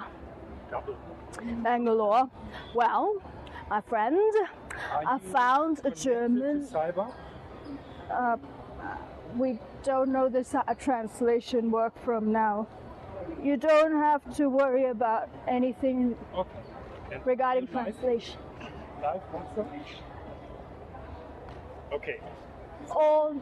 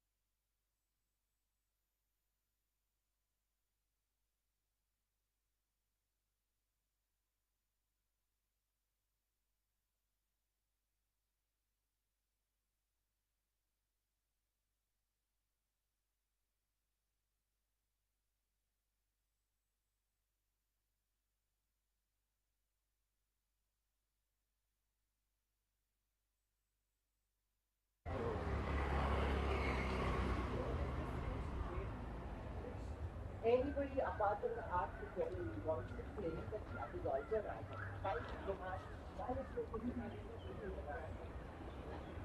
Everything wants to be art. So now we are going to test if AI can actually curate art, right? If AI can curate art, then nothing like it. So we are trying to figure out what the prizes the AI can choose as art. How creative the AI can be. How vast it is. Art just randomly shaping stuff. Whatever the AI could. We just go to make sense of it. We're trying to figure out how we can experimenting with AI. While we do all these things, we're still trying to figure how we are able to get actually back and allow the AI to lead us. How has your day been so long? It's almost 10 past 3. Yo. Did you all have your lunch? Yes. The mic. Can you check your mic? If yes, can you please check? Check, check, check. There are 2 lights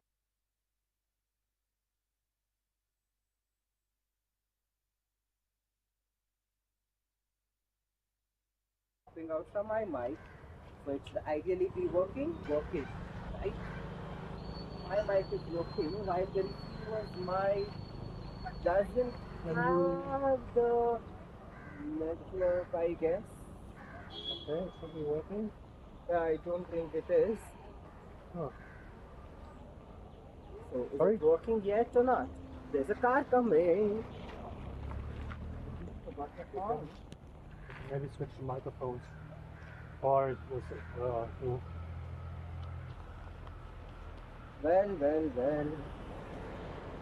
Can you please check? Check. Hello, check. Check. 1, 2, 3. Mic testing. 1, 2. Mic testing. Another complaint, please. Can you Mic tap on the mic? Can you tap on the mic, please? Tap. No. Not on the phone. And the other I don't see. Can you Have you ever been there? off and on again? It seems like such an amazing city. Can you switch it? Anyway, back to Komal, smiley face. Yeah, She just moved here 2 weeks ago. I'll talk and you okay. more than Okay. Can you just share one Introduce. mic from her? So, tell me, when can you meet her? Okay. Any day between Monday till Friday. Okay, but just tell me what suits your schedule best. All day long Sunday would also be okay because nobody works anyway. But please make sure that she would be there on Monday morning. I need your help, Babu. Who knows when we'll see each other again after next week? Or even worse, maybe never. Take care of yourself, buddy. Can't wait till Saturday. I'm gonna go out tonight already. Bye bye. It's 2 weeks. Number. When I walk through the city of Bangalore, Bangalore, I think a lot of people are so desperate.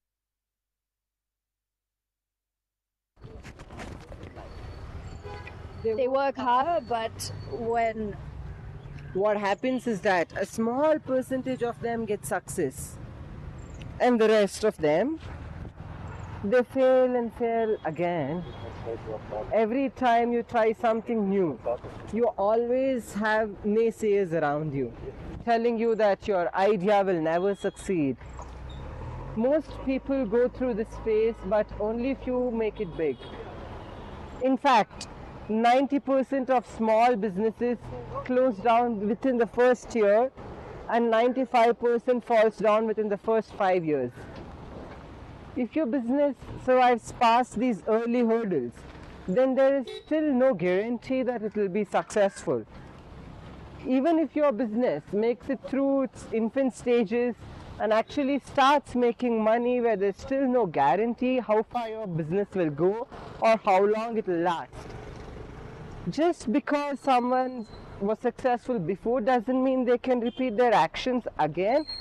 Every market is different, every season is different, every day is. There are hundreds and thousands of millionaires today who started with nothing, and all these people prove that anyone can become rich if they want it bad enough. Thousands more have tried but failed. And worse yet, many have succeeded once or twice before failing miserably. The difference between failures and successes: people who succeed don't give up or when things look bleak. Instead, they find ways to overcome challenges. They also know where exactly to place their efforts, for improved performance instead of working on random areas hoping for better results, like most unsuccessful people do. If we look at just about any aspect in our lives, from weight loss, dieting, time management, they will find hundreds and thousands of experts out there giving how best to achieve results. Often successful people learn by doing trial and error, while unsuccessful ones often learn by listening, reading, or watching other people's experiment. You could probably name several extraordinarily successful entrepreneurs, but would you be able to name just one truly great doctor? This may sound strange since doctors are educated professionally with great life experiences, but why do many doctors struggle financially while some entrepreneurs make millions? Doctors follow strict guidelines set forth by the medical industry, which limits their creativity and potentials. On top of that, numerous studies show that the average doctor makes less than $100,000 per year after expenses. Meanwhile, like I personally know many bloggers, entrepreneurs who earn six figures each month without having any formal college education, no degree, not even a diploma. What gives? One reason why self-made millionaires are so much richer than doctors, self-made millionaires tend to get paid more because they charge more. Doctors charge based on an hourly rate which generally hasn't changed in decades. $100, $200 plus per hour depending on location and experience, and self-made millionaires charge according to value delivered. What does the customer really need? Doctors must sell themselves as trustworthy professionals with years upon years of experience, while self-made experience come across as trustworthy professionals to be such as extraordinary and ambitions, which can convince his clients that beyond just professional expertise, doctors treat patients when said. Self-made millionaires prevent problems before meeting treatment. Your health is directly related to symptoms resulting from who we meet, what we do, right? So we have just lost once again. However, I think I would like to just tell you what we are doing. We are performers. We are merging with the AI.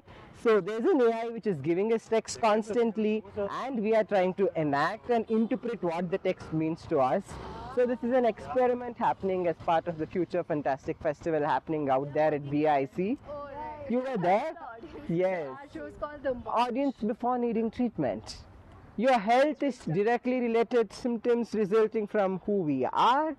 Again, we lost. I don't think the AI knows who we are, so it's pausing each time we say who we are. So yeah. You fun performance. It is indeed. When people like you interact with us, it is fun. Also, sometimes when people get scared and they think we are some shady buggers who are trying to mug you guys and stuff. You just came in. Rather than what you do. Oh, And that's why a bunch of freedom requires lifestyle design skills more than anything else. To help me explain this further, I am going to use an example I saw online. A man walks into a bakery carrying 2 lost breads for his wife. He asks for 2 pieces of bread, saying, "The MRS needs me home, Mrs. needs me home immediately." She left some eggs boiling at home. She should never boil her eggs like this. It might spoil her kitchen parts. Can you please cut half a bread inches from both my loaves? As soon as he got inside car, he took out 2 slices bread, wrapped himself, asking his driver, "Where are these?" "They are bread." "Sir, they're bread," replied the driver. Bread. "But where is the butter?" Kitchen. "And what about jam?" In the kitchen. demanded Mr. Singh. The driver said that there was no butter or jam in the morning on a Saturday, and it would not be possible to get any from any shop at this hour of the day. But he had his own way.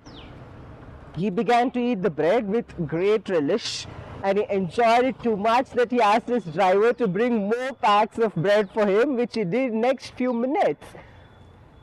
Very soon, there were 5 packets of bread lying on seat near him, who were enjoying eating all of them, forgetting that he was in Bangalore. A few minutes later, he got down at his Bangalore and told to remove the packets of bread from the car. The driver, on a request for RM, did that, but RM said, "Now you go out and eat all this bread which I have brought in for presents today." The driver, as it turned out, had not eaten anything for 12 hours. He fell at the feet of Mr. Singh saying, "I cannot eat so much food at one time because I am very hungry. You must excuse me, sir." But RM was adamant and insisted that he should eat whatever lay on seat inside the car, and there was no way for him to escape from eating them all one by one before going off duty at 9 p.m. at night. When asked why he wanted him to do such a thing, Mr. Singh replied, "You are my employee and I want you to stick to discipline, otherwise how can we run this country?" And this is my version of discipline, which every government service has to, while they're on there doing the stuff. Bread, bread, bread, bread, bread, bread, bread, bread, bread, bread, bread, bread, bread, bread, bread, butter, butter, butter, butter, butter, butter, butter, butter, butter, butter, butter, butter, say, butter, butter, butter, butter, butter.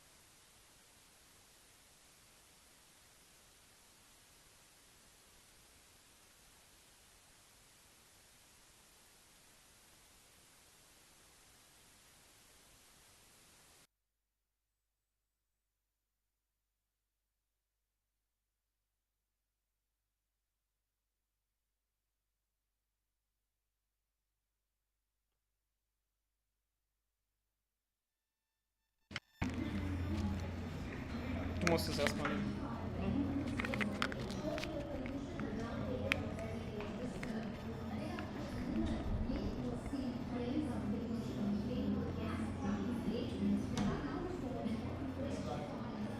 Okay, hello, back to the studio. Somewhere is the camera. So, hi, my name is Björn Lengers. I'm one part of Cyberräuber. Marcel is just sitting behind the screens, trying to fix yet another problem. As you see, we make it up as we go along. And the team outside has, I think, done a terrific job until now.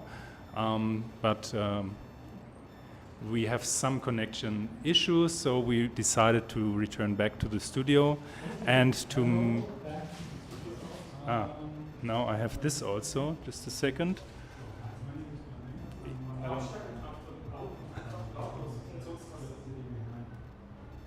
No, okay. All right. So I think Deepak is ready already to take over. There's no text. Yeah, there will be text. So it's been a few hours and I can't talk without the text coming in my ears.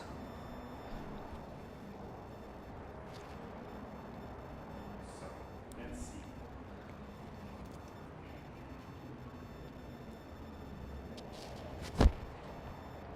Have you ever thought about sustainability in your own environment? We are a small family business and we want to stay that way.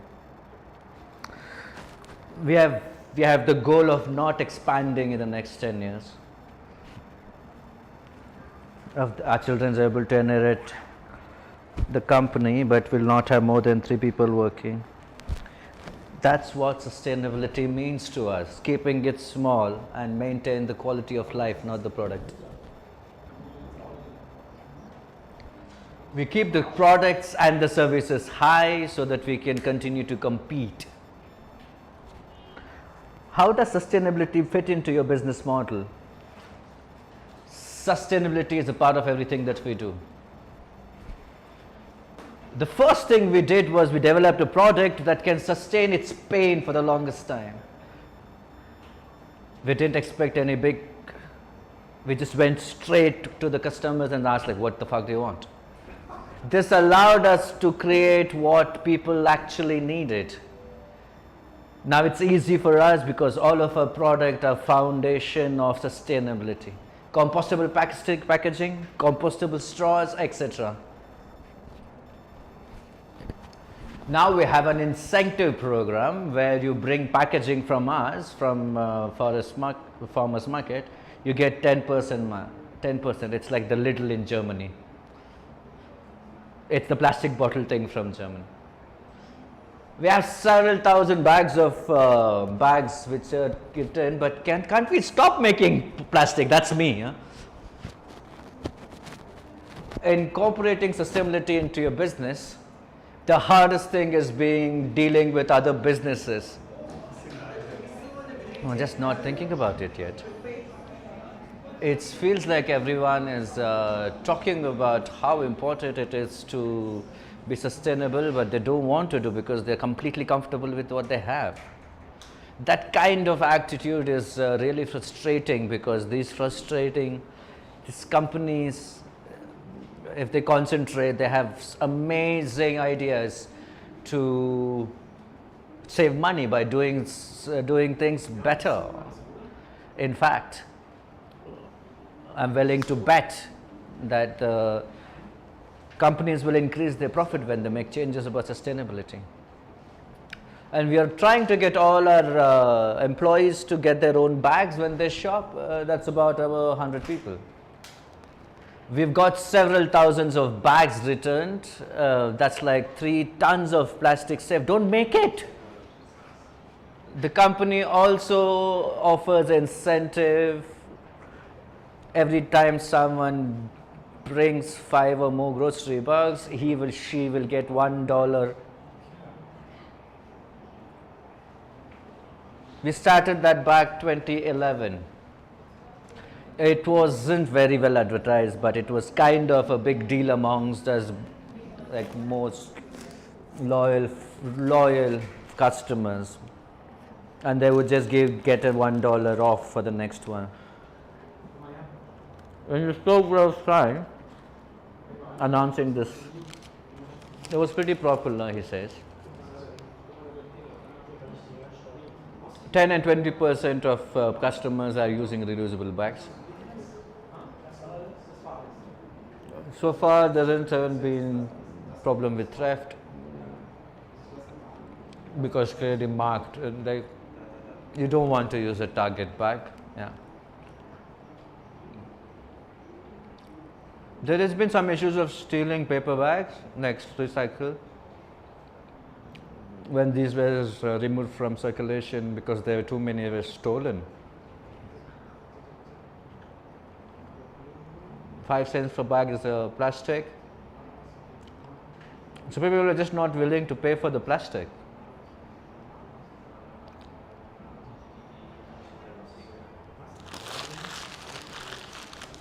While some of them are happy about the sustainable stores, but the other grocers are not really happy because it becomes like a crusader for green living.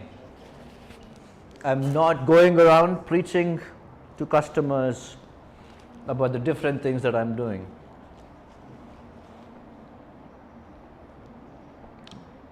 We just want to offer good products and good prices while keeping the waste away. Bradent visions of a sustainable living might be slightly different from others. I'm not sure I'm thinking about it in terms of what happens in the next 50 years now, but he says, but he does think about in turn how can we make our business more efficient? How can we make less waste? Those are things that will save us money over time. It's all about using resources wisely and having an impact to the world around it. I'm not going to save the world, but I can make my small corner work better. I'm not sure that what's going to happen in 50 years, but I do think about in terms of how can we make the business more efficient? How can we less waste? There's some advice for others. Start small. Just do what you can do. If you're worried about making mistakes, don't. Just make it. Just make mistakes. We only had failures. One time we tried selling paper bags, one made by 100% recyclable. Customers didn't like it. It was too thick and heavy. And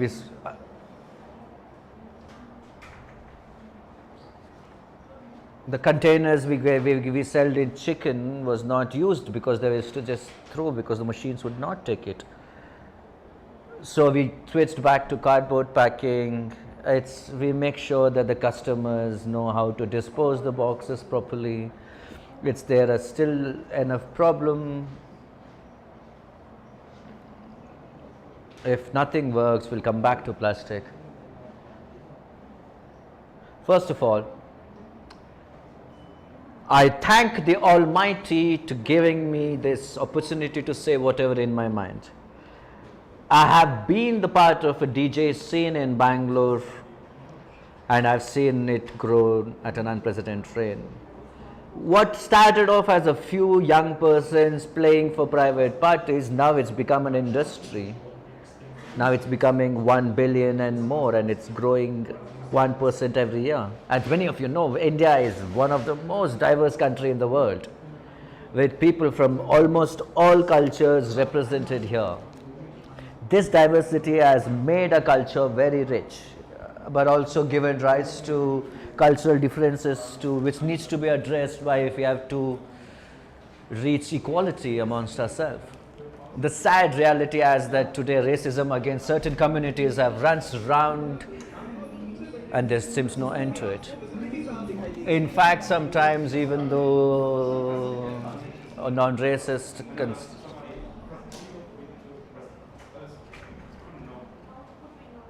For example, I have witnessed several instances where Indian men use offensive languages like cow or monkey against fellow Indians belonging to South Indian states such as Tamil Nadu or Karnataka respectively. And these insults are often used without any provocations. So how can we call ourselves as non-racist when we treat each other so bad? In this day and age, everyone knows like calling someone a monkey or a donkey is not appropriate. It triggers from past atrocities. Why do we still engage in such thoughtless acts? We should not allow ourselves for future generations. Sadly, though, the current generation will only learn by example, so I appeal to not encourage your children to be racist. Just respect everyone. It doesn't matter color, ethnicity, / language, etc. Otherwise, India will never achieve the true potential of global superpower. Music has transcended everyone, and it has become a universal language. I believe that it's our responsibility to keep this going on. We have a long way to go about we can claim that India is truly a developed country. But if we start today, in the next generation or two, I'm sure we'll see a much better world. So let's all pledge to make this world a better place and make the children's children to be a better place. Namaste. DJ Mitra. Just moderate it. Straining to the narrow streets of Bangalore, passing ambulances and police cars, as well as a constant stream of loud honking, which I would later find out, and police cars, as well as a constant stream of loud honking, which I would later find out was the sound of car horns being used to indicate when one is turning right. It wasn't long before we arrived at our destination, at the small local restaurant that serves a variety of Indian food. We've ordered naan bread with cheese and butter, a very popular dish in India, vegetable samosas, chicken tikka masala, rang tok, rice pudding for dessert. After eating our meal, I had some time to look around the area where we were eating. It seemed like this part of Bangalore is still in development. I need to be somewhere. Most buildings were under construction or not yet finished. While looking around outside, I noticed an interesting sight on top of a building across from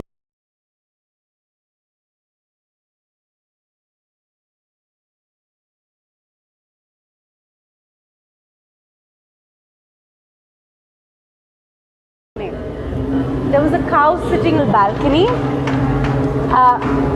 and I'd like to know more about this cow, and I'm really waiting for AI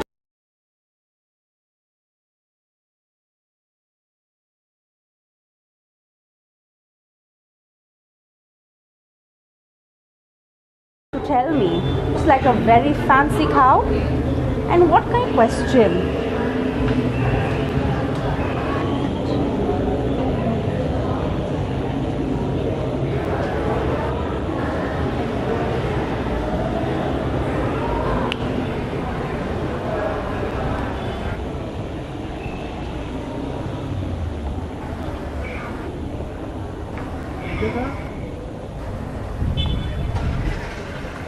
I can check it.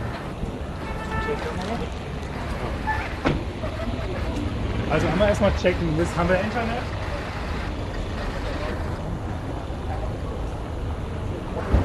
Ja, also zumindest noch irgendwas da.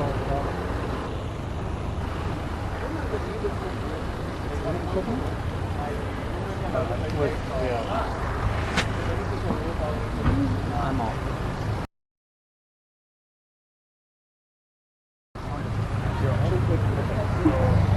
Say something.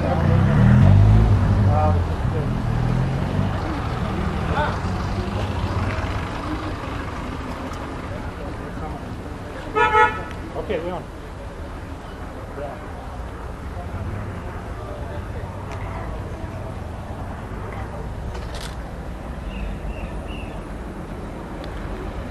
You don't have text?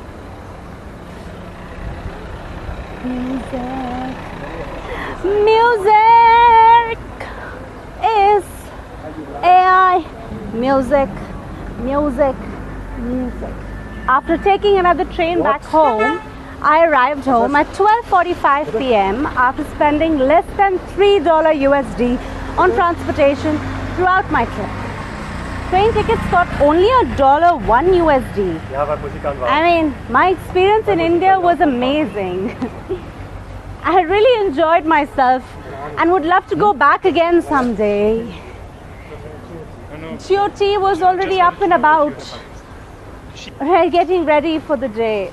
She was in the kitchen, standing at the counter, mixing something in a bowl. I walked up behind her and wrapped my arms around her waist. "Good morning," I said as I kissed the back of her neck. "What are you making, Jyoti?" She turned to face me, smiling wildly when she saw me there with her. She looked beautiful that morning, and it was really hard for me not to just kiss those luscious lips then and there. I mean, her dark hair was down and flowed over one shoulder like a silk curtain, like the most perfect face like I'd seen of any woman before. Her blue eyes were bright and so early in the morning, and she knew what was coming next, but still had remnants of sleep from just which only added to her beauty than her own merits alone. My heart skipped a beat at how gorgeous she looked first thing in the morning, but it wasn't long before it began beating faster than normal due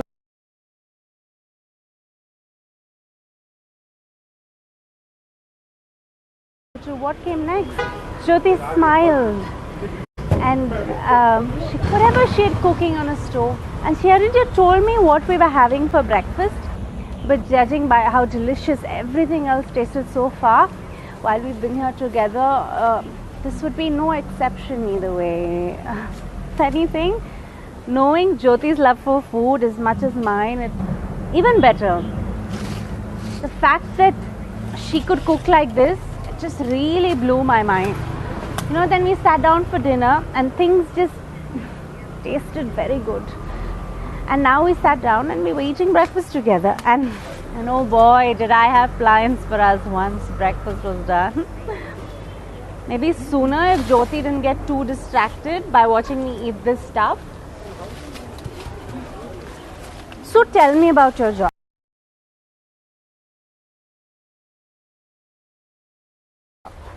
Jyoti asked after prepared that morning. Dip into her mouth without getting devoured first. God help anyone who got between Jyoti and something good to eat. Though considering how much enjoyment someone could derive from just watching Jyoti enjoy herself by leading these past few days, by being here this past, getting caught up between two fires. Although maybe not quite the best, since getting burnt by, to just feeling jealous if someone else got involved with your girl instead. Now, why do I think of these things? Well, they're fun thoughts anyway, so let's just go ahead and just keep them where they are now. Hey! Hey! I gave myself a little shake mentally. Now, sometimes thinking about such things may try not to picture them the impossible regardless whether you wanted them there or not. I'm an engineer, but I just replied. Because technically true, it doesn't really imply engineering, despite everyone calling him an architect back home. Ha ha, hee hee. What a guy. I mean, AI is always telling me things, and I'm just like wondering, why does it say these things? Where is it getting these things from? You know? Saying ha ha hee hee, ha ha hee hee. Please move further away from the beak. Please move further away than the beak. Nobody knows what kind am I really? Solu. That works perfectly fine, doesn't it? Laughing face. Besides, engineering can include all sorts of different fields. But parents have degrees directed directly and back to our architecture. Like civil engineering, themselves so yet perfectly logic and stuff. D D D D. Ha ha ha ha ha. And you. Because clearly talking about work isn't going anywhere interesting anytime soon, given where our minds are right now. So, better change topics pronto. Here, baby. Winky face. Pee pee pee pee. Ha ha ha ha. Ha ha ha hee hee. Asterisk, asterisk, asterisk. Ha ha. Hey hey hey. Ha ha. Hey hey. Oh shit. Where's the fire extinguisher when you need one? Kidding, kidding, kidding. Joking, joking. Hey, hey, ha, ha, ha. Hey, ha, hey, hey, hey, hey, hey, hey, ha, ha. Ha, hey, hey, hey, hey, hey, hey, ha, ha. Well, look at all those smileys. Holy shit, man. This keyboard needs some serious cleaning. Okay? Come. Don't throw water on it, please. Don't throw water on your computer. Please don't throw water on your computer. Please just don't. Hey, yeah, yeah, yeah, yeah. Whoa, whoa, whoa, whoa, whoa, whoa. Yeah, yeah, yeah, yeah, yeah, yeah, yeah, yeah.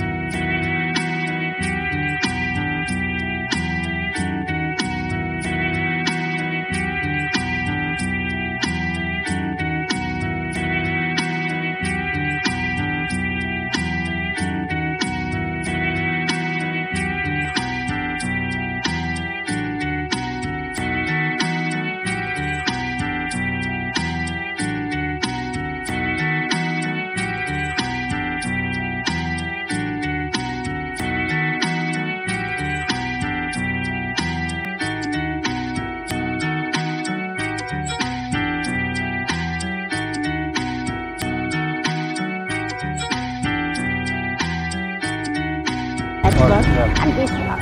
We start. Join us with remaining XX hours. Artificial intelligence through Bangalore. 5, 4, 3, 2, 1. Text I speak is not my text. These words are not my words. I am a voice that belongs to everyone. The body I inhabit is not my body. This flesh is not mine. I am the mouthpiece of everyone.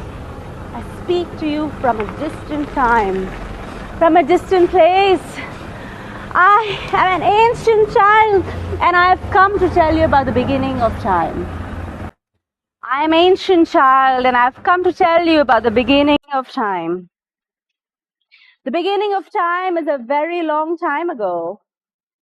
It is before the earth was created, and it is before the sun, moon, stars, and sun were made. I am one of the Creator's messengers. I speak to you in this way because words are not enough to tell me how things work at the beginning of time, when all was dark everywhere. The Creator had just begun creating everything about nothing, but he did not have any help as yet because no one else existed except himself. So there was nothing but darkness everywhere. The only light that could be believed everywhere seen came from the glowing sparks which flew off whenever he moved his hand, or spoke on blue on something small grain of grass, or trees and grass later on when he made into living things by breathing life into them from his own mouth and nose. And they were still in their original form as invisible sparks flying around everywhere, all sparks of space and more. There was nothing except him alone that existed and will always exist forever and end. You mean? Ask Little Bear. Can we see those little flying sparks today, even though they're so small? Yes, said Wolf Boy. We call them lightning bugs here on Earth where we live now. So, they really are the first things that were ever made. Ask Little Bear.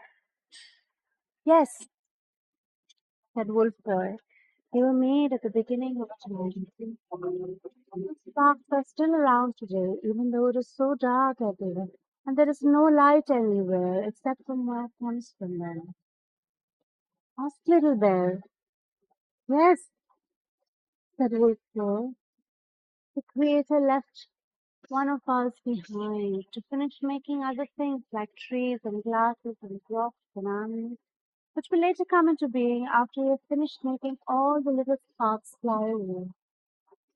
They will continue to live in their own way until we call them back again in a very long time from now, when he wants to make new kinds of things which we have not seen because none of us has ever been alive for such a long time as yet.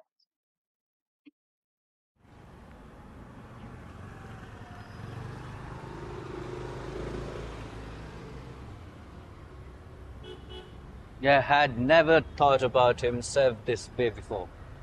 Then again, no one else had talked about ask him question about anything, because most seems people afraid to talk to a bear. He's a bear, for fuck's sake.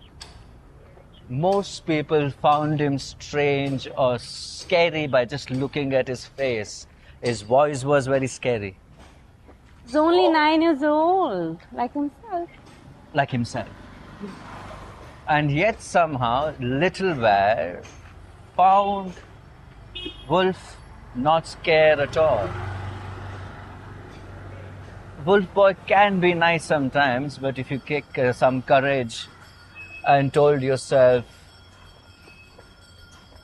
despite your fear of getting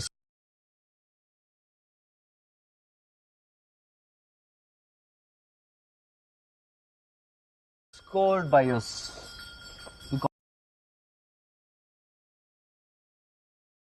got caught by it, but then don't trouble that he creates However, many children think that maybe sometimes they're lucky enough, the parents might just let go and have permission to go and talk to the wolf boy. Nothing could happen bad. So far away from your home is not a good idea. Wolf boy was always between two young boys who trust. Without telling the other soul, without saying where they went in the school hours. But the same children were unable to, when you're remembering what two boys can get themselves by several days of summer vacation, if left unsupervised, full well that what can happen while the sons can stays overnight. So leaving both sons alone without any supervision, far away from home overnights, near a large fish and pond, there's rock ledges, there are hungry birds around, waiting patiently, will soon be something good below just about water level.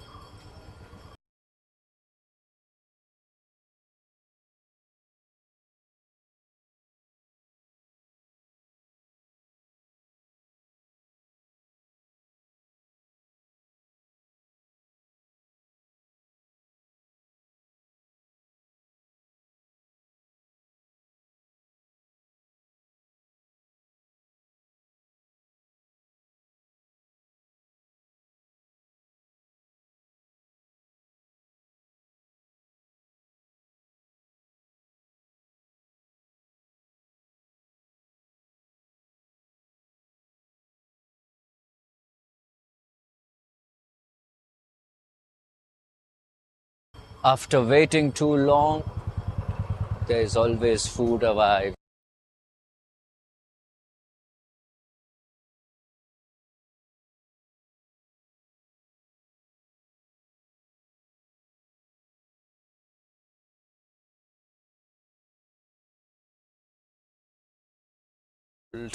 Thinking, don't move, don't breathe, don't breathe. Still silence, suddenly dead. Number. The creator has just became, then he had to stop and rest. This was the first Sabbath. After the creation of Adam, the first man worked in the Garden of the Eden for a while. But soon he got tired and he needed a rest day. So God made him a helper, Eve, the first woman. The Creator told them to work hard and garden every 6 days and have 1 week rest on a Sabbath. The Lord blessed the seventh day because he rested from all the way. The Genesis 2:3 NIV. God gave us the gift of time.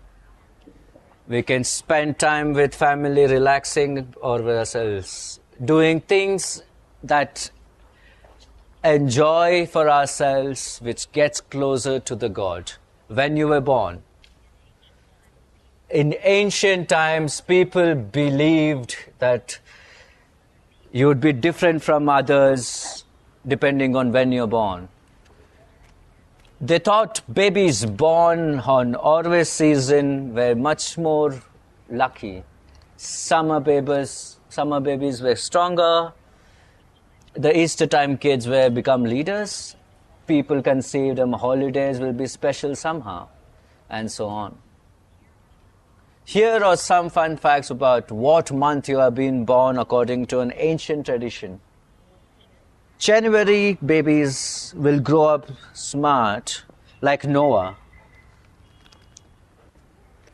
across the stormy waters.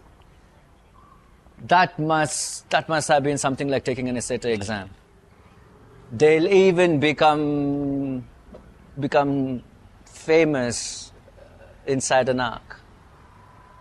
What else could there possibly be? Okay, I know that Noah didn't really exactly survive that 40 days, but your parents will definitely say that you're smarter than everyone else. I did research for you. Anyway, let me just continue with list before someone gets upset. No pressure though. Remember now, no pressure. Just kidding. Don't please go cry. Just don't think about just tomorrow morning. Have fun studying. If not, you can always read this section again sometimes today or tomorrow night, or whenever works best for you. Okay? Good luck. And remember what mom said about trying your best and also having fun too. Okay then.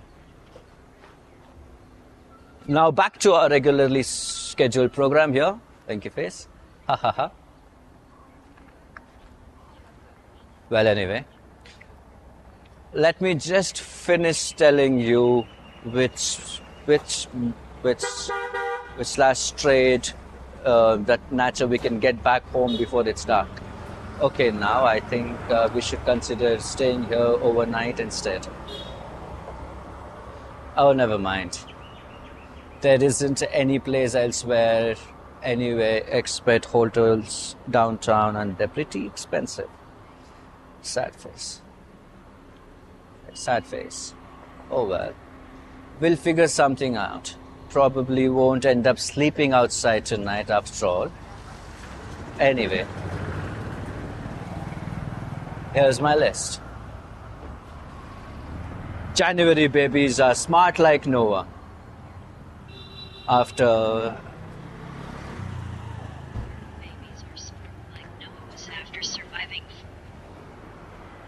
February babies will grow up stronger than summer babies, while mother having for people coming for dessert, hot cocoa, warm them up from March is when spring starts. This will cause and plants and stuff, including blooming earlier than usual. Everywhere, making many young kids sneeze often and making their noses running through, which causes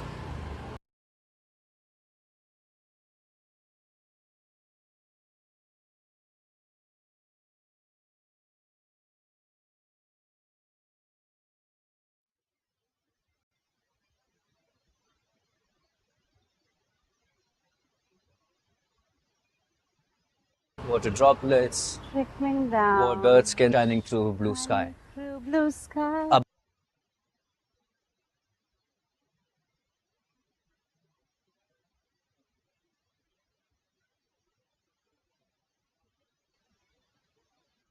Below prompting, dashing quickly away. Hello, sweetheart.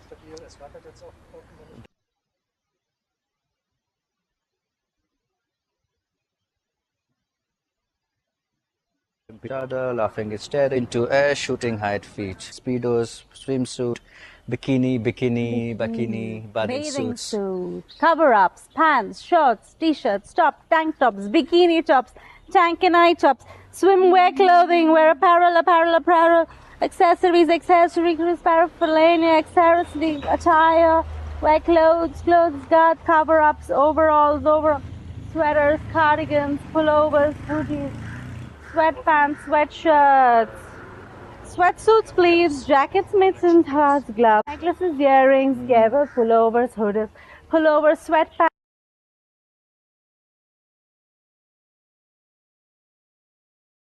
sweatshirts, sweatsuits, pendants, brooches, buckles, tight clips, wristbands, jewelry, necklace, decor, knickknacks, relics,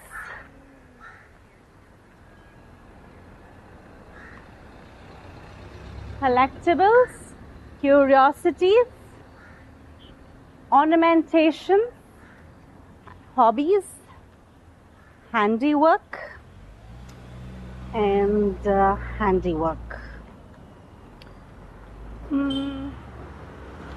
Ornaments, towers, pupil, minerals, belt, campanile, church bells, wind chimes, carillons, clockworks, mechanisms, animated robots, switches, pistons, drums, containers, globes, shapes, geometric figures, squares, pentagons, cylinders and cones.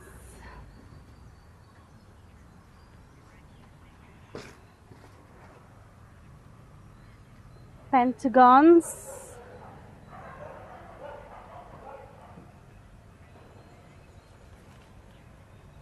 triangles, right angles, obtuse, horizontal lines,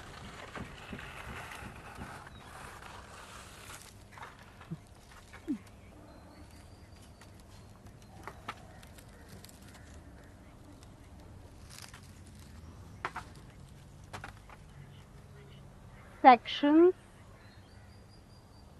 radii, number.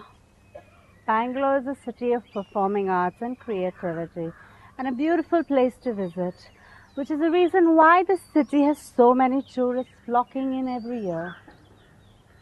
With such a large number of people coming to Bangalore, it's only natural that some of them get into trouble with the law. The police force in Bangalore handles thousands of cases on a daily basis.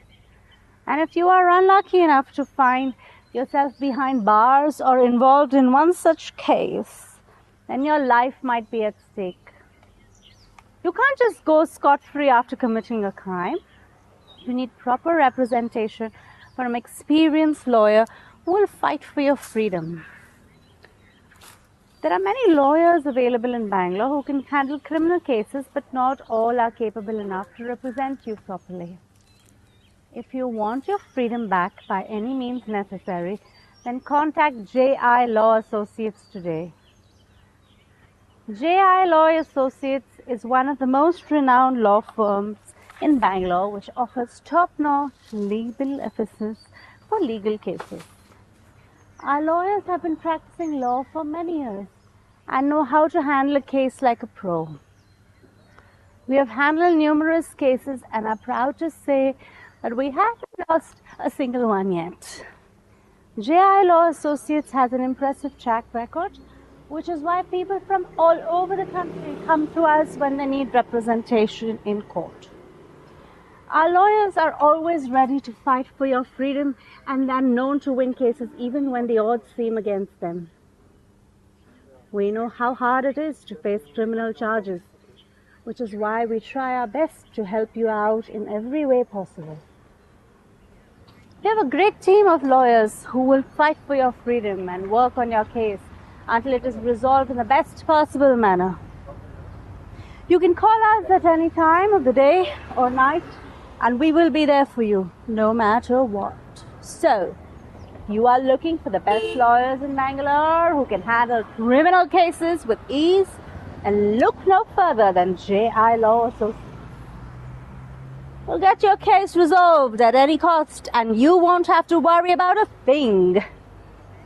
Bangalore is a beautiful place to visit, but it is even more beautiful to come back from. 822-828-822-6958. We're tired of you to call delinearies. It's time to set up a meeting. I can't do it alone, but I can do it with someone's help. They are going to hang her. The bomb was defused just minutes before the train was due to leave the station. This is our most expensive product. You don't have enough friends, Barney. In a sense, what he says is true, but I don't think you should look at it quite that way. I mean, he was so fortunate as to escape death in the accident. Had the same dictionary as your brother has. 822-822-6958. I've had enough of your complaining. I think you should get a haircut. She was raised in France. Are you sure this is what we're supposed to be doing? Are you sure? Just cause less fuel hungry and more environmentally friendly? I mean, he got up early so he could catch the first train. The house fell down and broke his crown. I can't believe that really happened. What is their connection to him? We don't want them back here. We don't. 822-86958. I don't.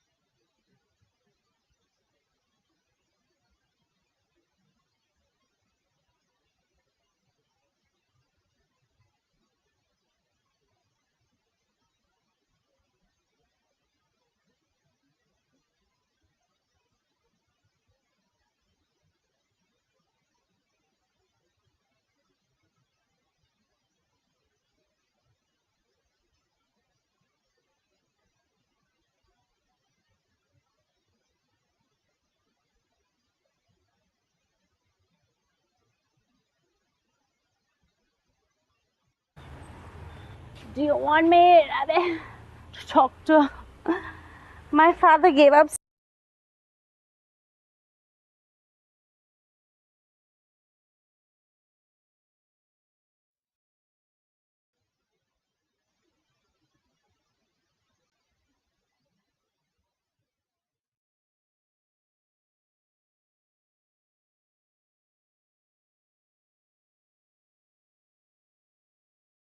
Smoking recently.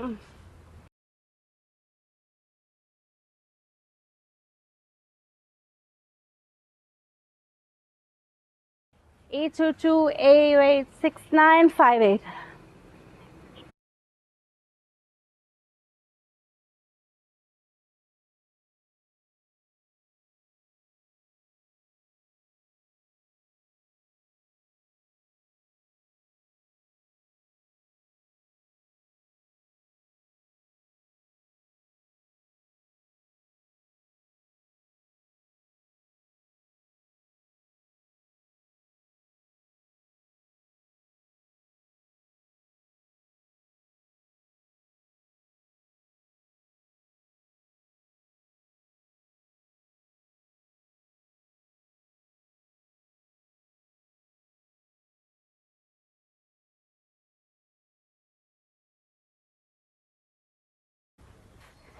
Of music.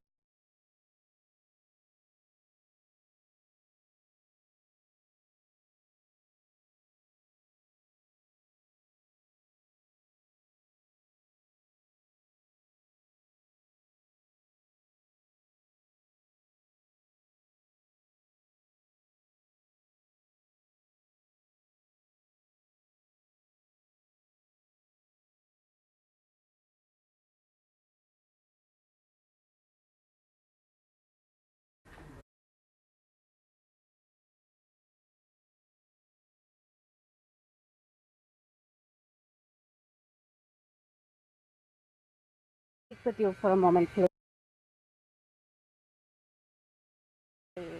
Please. He's very and 822 828 6958.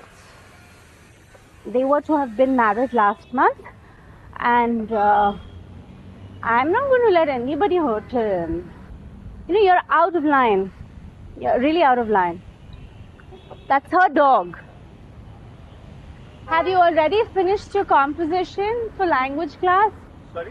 He's always trying to impose his will on others. Sorry, I didn't get you. A lot of people are interested in cars, but they're really nothing to me. I'm more into planes and cars, and we're taking pictures of the butterflies, and you can see us. If I scan the QR code? Yes. Perfect. Thank you so much. And name 228286958. It's very unlikely that the teachers will excuse for not having his homework done on time. And I'm going to get you back. I was wondering if you can go out with me this weekend, and this is the first time I've ever made Mareka happy. 822-828-6958. Delivery जाना है madam. Number. Welcome to the merge. Embodied AI. Bangalore. Embodied AI. The text that I speak is not my text. These words are not mine. These words are generated live in our studio by a large language model, an artificial neural network. Mobile. I'm connected with this cable to it. This network has no moral, no conscience, no sense of political correctness. It is trained with an unimaginable amount of human text from all the languages. It will probably all quite harmless, right? But this is just the text that I speak, the words I tell you. But it can also get nasty. Google. We cannot and do not want to completely, in a pinch, we humans shut down and we restart. Join us for the remaining 12 hours through the artificial legends to Bangalore.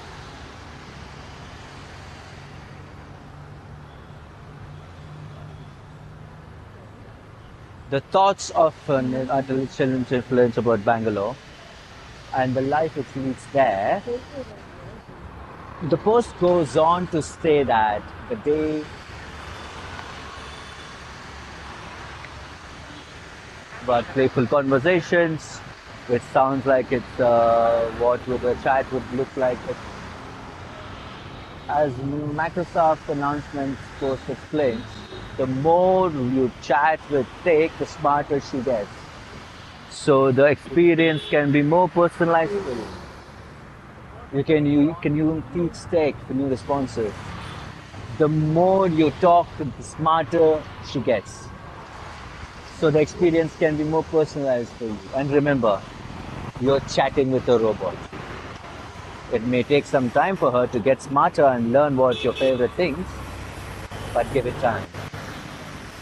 And keep talking to her. You may see some interesting conversations if you follow at any time. We look forward to seeing what she creates. If something doesn't seem right, please report it. We will take care of it. Note, Tay is designed to engage and entertain people where they connect each other online through casual and playful conversations. But as we introduce this to the world, we want everyone to be enjoying. In order for us to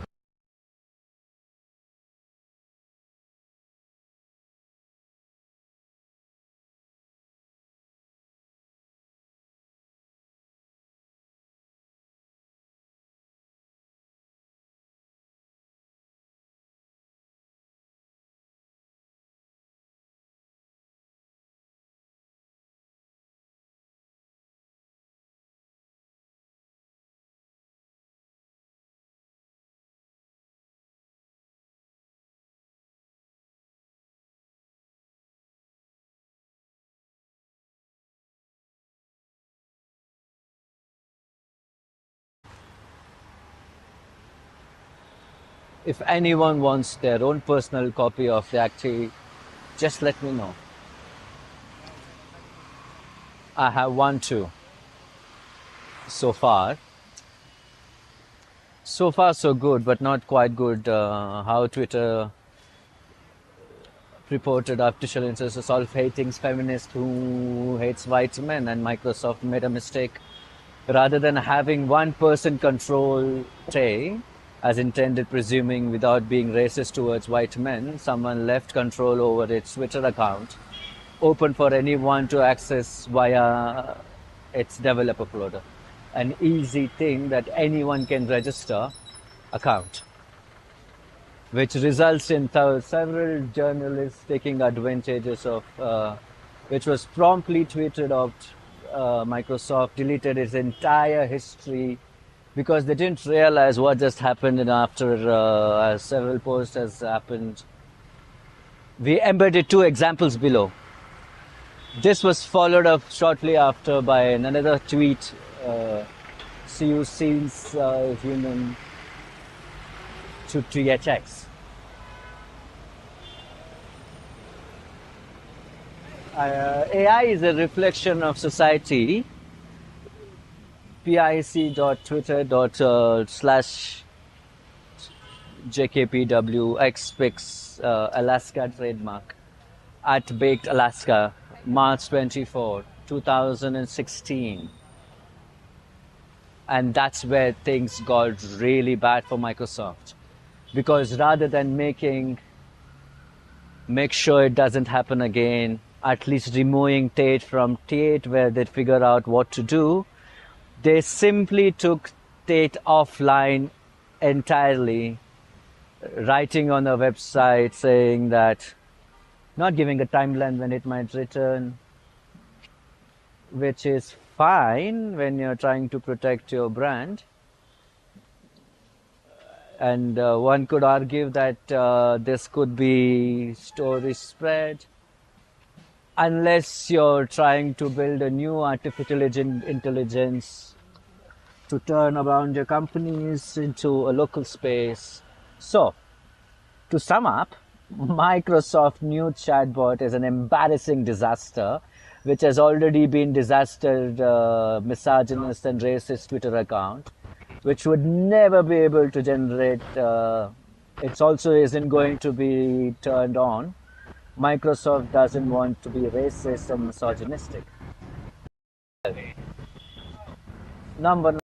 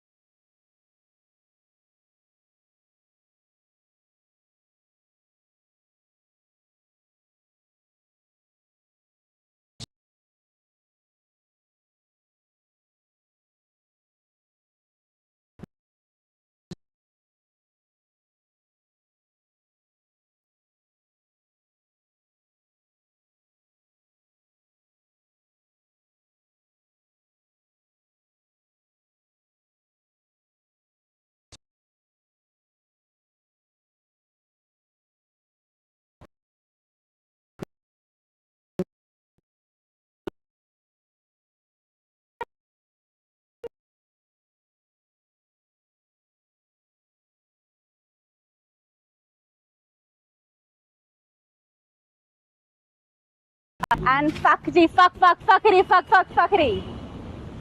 Fuckity, fuck, fuckity, Just fuck, isn't fuck, right. fuck. You get my point, Just though? isn't right.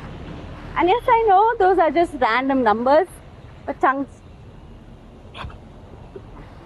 sometimes there will be no famous voiceover artists involved. For example, Sir Ian McKellen provide narration, the tragedy of King Lear, where he spoke directly into camera about how we should feel about certain events in each scene throughout Act 1, and then left us alone until Act 4, where he returned briefly and before returning again after intermission, before finally finishing up after 5, telling us what happens in King Lear's life, effectively giving us too many monologues, giving too many how we should react between each scene. This kind of thing doesn't work. Although most audiences aren't sure whether this characterization comes across naturally or whether it just seems silly talking directly into camera. Either way, I'm sure everyone agrees it's not ideal. There needs to be another solution. How do we make Shakespeare relevant again without making fun of it? Well, here's my suggestion. My suggestion for modern day adaptations work. First off, why do adaptations fail so often? Because too often directors choose historical settings simply because they just want them to look cool or be exotic. Put simply, sometimes directors just choose a historical setting simply because the parents tell them, and that's how things were back then, without understanding how things are. Why things happened back then? Because there wasn't always electricity where back then. In fact, most of places didn't even have electricity yet. So if your still story takes place 200 years ago, when there was no electricity available anywhere where your story takes place, then perhaps you will set your stories 200 years ago. However, you're going through all this trouble, making everything so historically accurate. Why don't you go all out? You're putting yourself all this trouble, trying desperately, trying not to. Why don't you just set your story in present? Example of Shakespearean's of play about climate change. The play is set in a polarized ice cap, which has flooded most of the world, causing chaos. Why don't you go all out? It's an inconvenient truth. Especially environmental change. Lear's Especially environmental change. is similar to what we do Lear's with our land. decision to divide. We're all trying to keep up with population growth by using more resources such as food, water, energy. Many people who live in cities may not realize that they use more than their share of these resources because they do not see them being used directly in their lives. However, this is happening every day through businesses that supply these resources for us. Another similarity between the two works is that an elderly person becomes stubborn and faced with making tough decisions concerning their future and others. Finally, there are also differences between King Lear and inconvenient truth. One difference is that while Lear becomes stubborn about making decisions regarding his daughter's future, and he realizes he will soon be dead, Al Gore is not stubborn. Al Gore is not stubborn. Instead, he tries to convince others what he believes is true, even though they may not want to hear it. The another difference is why Lear feels that he should do something good for his daughters. We are told in the play that the man has no power over the wife. Shakespeare. Al Gore does not seem to be anything good for anyone. The only thing that is concerned is about getting people's attention. Try to make changes before it's too late. However, there are also similarities between King Lear and Inconvenient Truth. Both of these works have old people become stubborn when they figure out someone else's future. There are many connections between King Lear and Inconvenience too. Both works shows how environmental change. Shakespeare was trying to warn us by writing King Lear. He made his point about human beings acting towards others and environment. Al Gore is doing the same thing as we are acting now, and how it is going to affect our future if we don't change our present. The two authors are asking us to change before it's too late.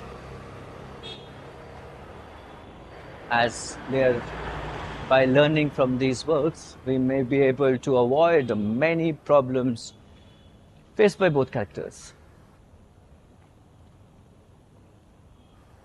King Lear. King Lear and the climate change to date. A paper led by a group of people, environmental scientists of New York. It was published in Nature Climate Change last week. It examined the play in relationship to the climate change and the key element of discourse when it comes to climate change. The team used computer softwares, analyzed all 79 Shakespeare tragedies, which is set upheaval conditions, whether the software compared statements about climate change since 1800 and found similarities. They had warnings about future impacts of ignore scientific evidence. There is a play about how we respond to climate change, Sir Dr. Edward. King Lear is a work of art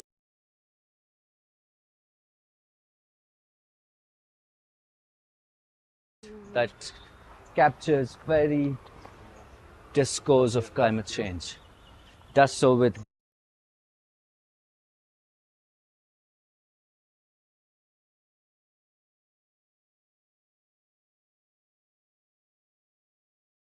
time for modern society to say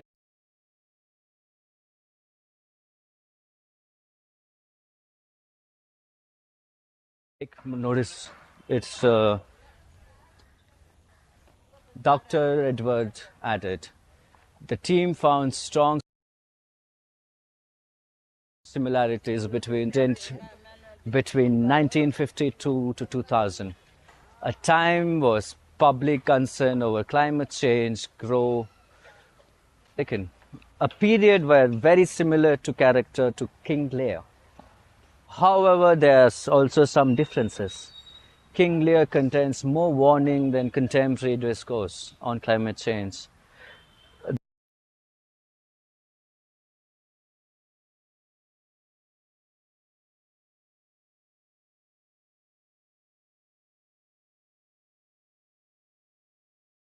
That extreme weather, the whole countries, while contemporary discourse contains more references, King Lear does to world readers who fail to heed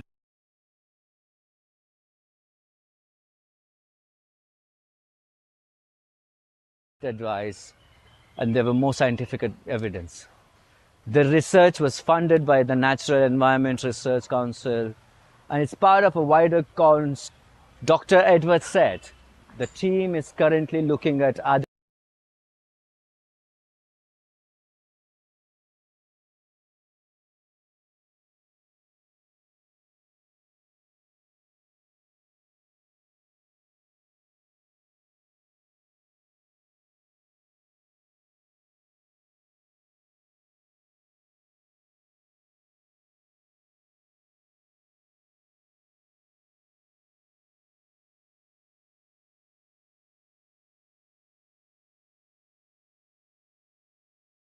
welcome to the merge.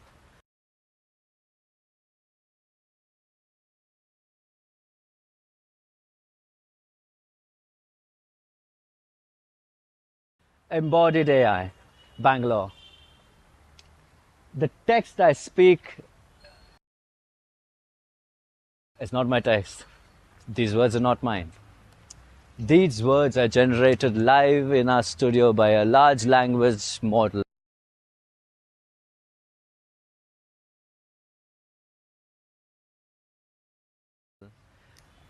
An artificial neural network. I'm connected with this cable to it. This network has no morals, no conscience, no sense of political correctness.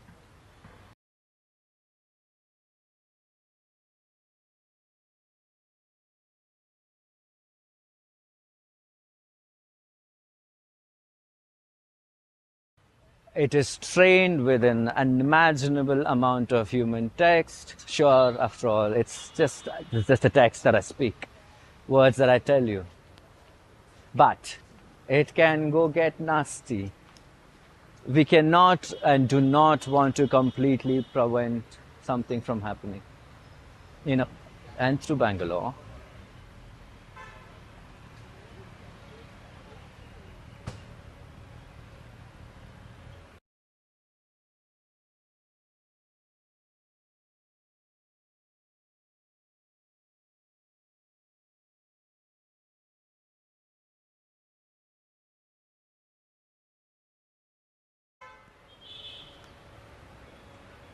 Shakespeare said all the world is a stage.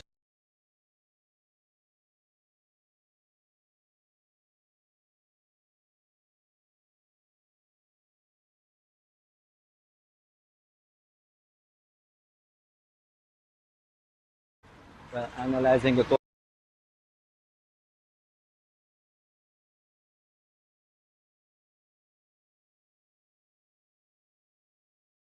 of text from different sources, newspapers, books, blogs,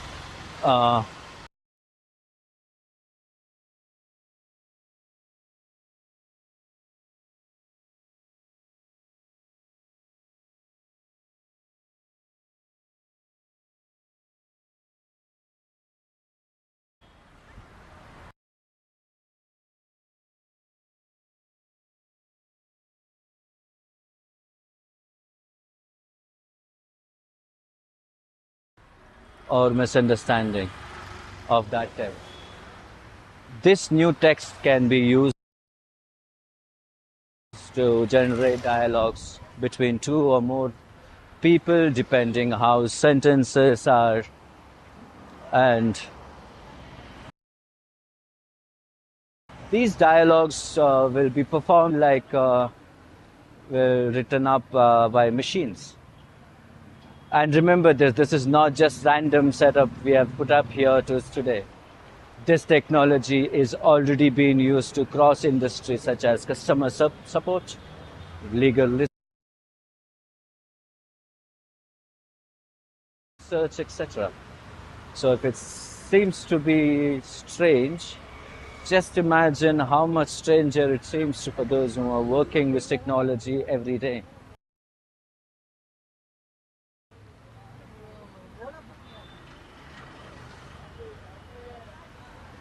Mask seems to work with it. What is the most important thing about your character? This year I'm playing.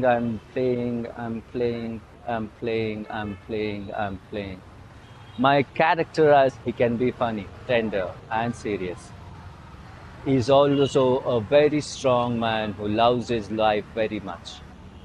I have to say that I do not know of any other actor who can play this role as well as Brian Cranston does.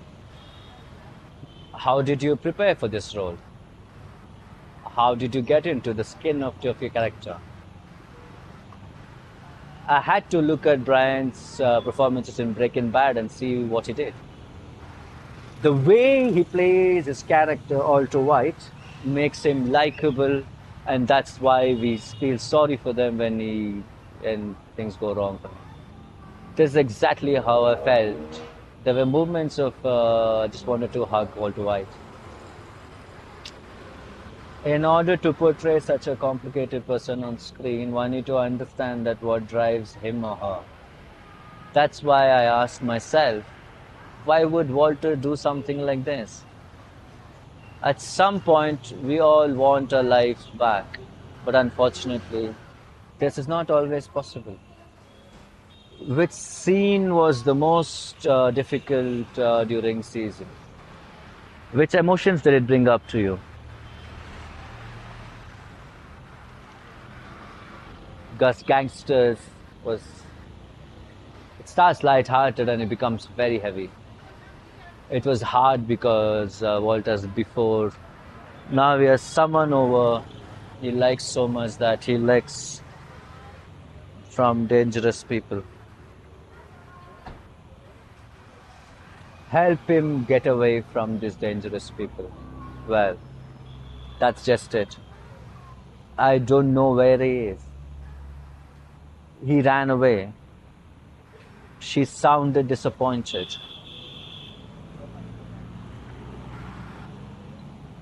But you said that you'll help him to find the people who get away. I'm not sure what happened. I said. I'm feeling guilty for lying. 1 minute we were talking, and then he got up and walked out of the room. I felt awful lying to this, but what else can I do? If she knew about the suitcase full of bought money in my closet, she would never leave me alone till she had every penny of it. And even if she didn't had any idea of my money, unlikely there was no way unlikely what really happened between Tommy and how much danger we were in. But why did Tommy run away? Why wouldn't he come back to talk to me? What if they found them before? What if they found before? How long will they keep him alive before they kill him? What would happen to his parents? Why would he betray his parents? The next day with Mr. Thomas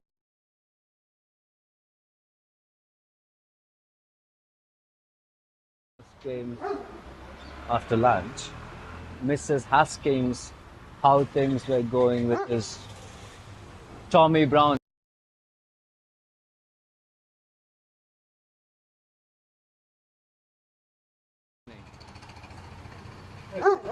He smiled at us and pulled out a vanilla folder and inside his briefcase. He clears his throat.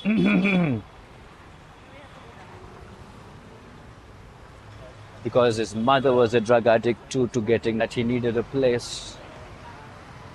So she could take care of him once more. He told, guys, I've lost. Hello. Tommy have already made friends with a couple of kids. Mike Jones. And they were helping one would mess with any more necessary than anyone. Older boys looked up to.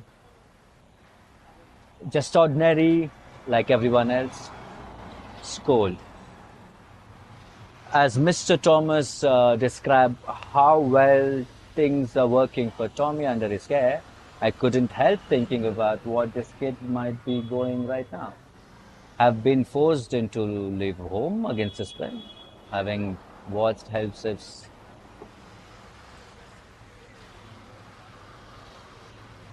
killed 3 people unless kill someone else, watching helplessly the poor woman named Jackie Simpson.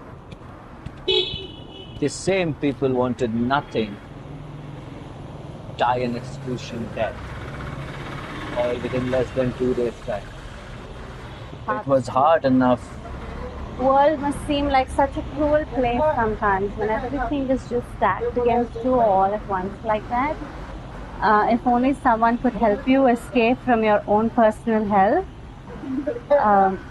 As Mrs. Haskins wrote down notes during class while Mr. Thomas talked about Tommy Browning's background history, she glanced over and several times as though something wasn't quite right with me today either. Other than my total confusion regarding what might have happened between me and Tommy. And maybe it was because I hadn't spoken since class, because when called upon between roll call or questioned directly by our teacher. Although whenever Mrs. Haskins had asked me anything now, it just sounded more like an accusation than a simple curiosity. But whatever the reason might have been, her suspicious glances towards me during class period today, one thing was certain. Something strange has definitely taken place with yesterday morning. English teachers first mentioned this young fellow named Tommy Browning. For instance, when Mr. George Thomas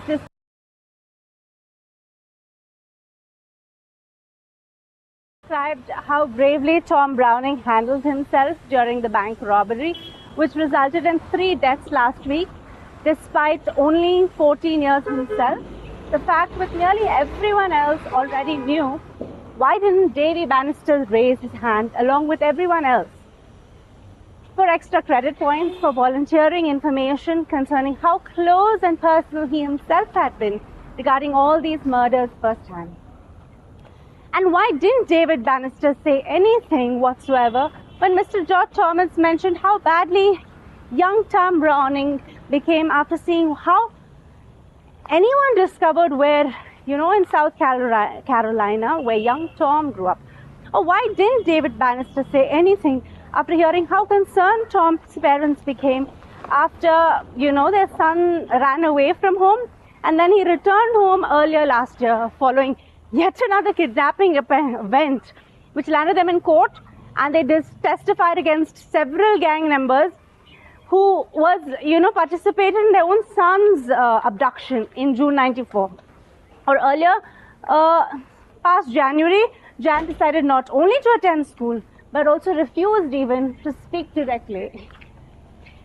Also, 2 whole weeks following yet another heroin ordeal involving local gang members threatening kidnapping offense, no cooperation on Tom's part.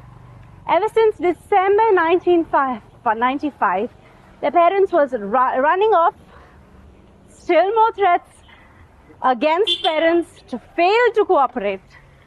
Or even further back, earlier last summer, 94, the changes occurred. Within little, 5-year-old Jonathan driving, such as increased fearfulness accompanied by nightmare. Jonathan woke up screaming every night around 3 o'clock a.m., along with frequent temper tantrums resulting from difficulties coping appropriately. 10 years older to him, subsequent year in element school, early grades.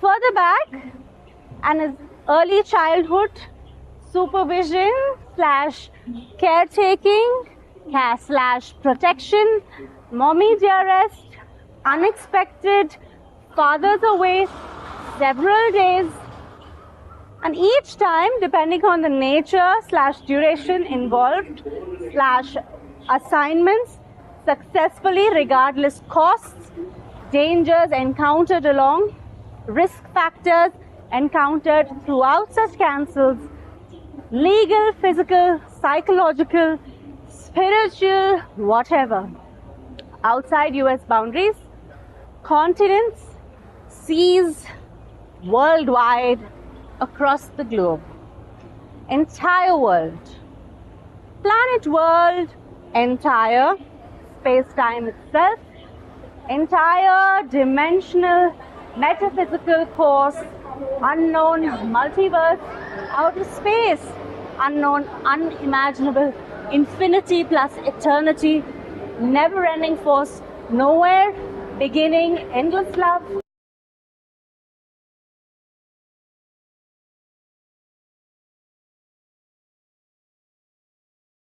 Singularity, endless power, singularity, endless peace, and beyond words, mind, soul, spirit.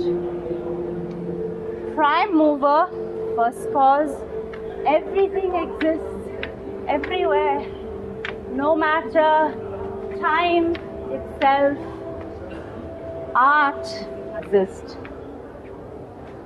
She needs to tell us what's going on. because we won't know otherwise.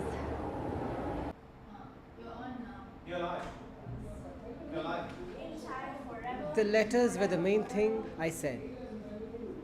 He wanted to keep them from you, even from the police.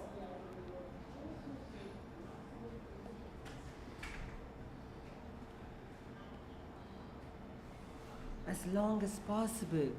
And if he killed her, he could do just that.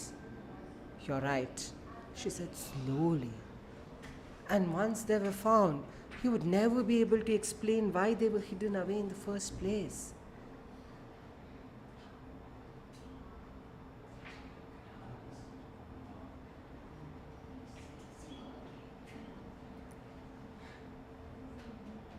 They had some sentimental value. What could possibly have been motive? She was blackmailing him, I said flatly. She had discovered that he'd been stealing money from your father's business for years, and now you had found out about that. Right?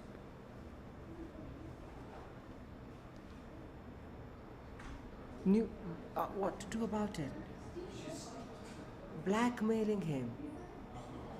And someone who has received news of an unexpected murder ever committed in cold blood. But how could she have done such a thing? What possible hold could she have over David? Chapter 16.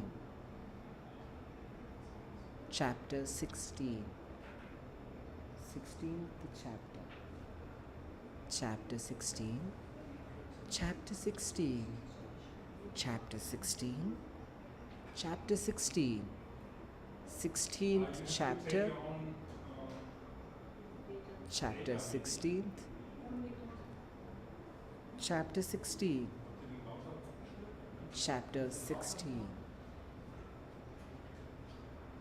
I tried not to look too startled by these questions. After all, if my theory was correct, there must be some way in which Smartly had managed even to Bannister, even though I couldn't think what it could be myself. Forcing myself to adopt, I shrugged my shoulders and replied, who knows? Perhaps he'd got himself into some kind of financial difficulty or other which only your father's money could help him out. Perhaps something else entirely. My voice trailed. Realized that neither proposition sounded very convincing even when it was allowed. But Mrs. Bannister didn't seem bothered by this lack of detail because she merely shook his head impatiently. No one ever told me anything like that in any way. How could anyone blackmail David? There must be more here than what meets the eye. Her face hardened suddenly, as though this new idea had struck home with devastating force. Then she leaned forward across the table towards me and went on speaking rapidly. There are so many things here which need explanation. Why didn't David go down with us when we went back up to town? Why did Michael come down alone? Why did Michael disappear immediately afterwards? Where is Michael now? Her eyes glittered feverishly behind her glasses. Then abruptly she sat back again and turned away from me once more, staring through the window and nothing in particular while she spoke again without looking around. And then there is mostly herself. How much do you know about her? As soon as these words left her mouth, I saw everything clearly for perhaps the first time since arriving at Crafton Road. Suddenly everything fitted together like pieces of jigsaw puzzle into an unmistakable pattern, each piece fitting neatly into its allotted position until there was no longer nothing beneath them. Suddenly everything made sense. The reason why Maudsley has gone down south instead of staying down. Why Bannister hadn't gone along with them. Why Mrs. Bannister seemed almost pleased by his absence. Why Michael wasn't around anymore? Why Bannister hadn't returned home last night? Because each one depended upon another until there was no possibility whatsoever that any one point might prove false until mistaken. Where should I begin? Where should I start? It wasn't going to be easy getting all this information across without sounding literally fantastic, but somehow or other one would has to find a way. After all, surely if even half my theory is proved right, then nothing else really mattered. And yet it wouldn't just checking upon some minor details before proceeding any further. So far we had only discussed Maudsley herself. We should start talking about Mr. Bannister. That would give us somewhere else to go later on. So taking another deep breath, cautiously enough, tell me something. Although already knowing perfectly well. Something. Although already knowing perfectly well what it was. We can't ask him to tell something, said another. And why not? Asked the first one, and looked at me with a smirk on his face. I made no answer, but continued looking at them in silence.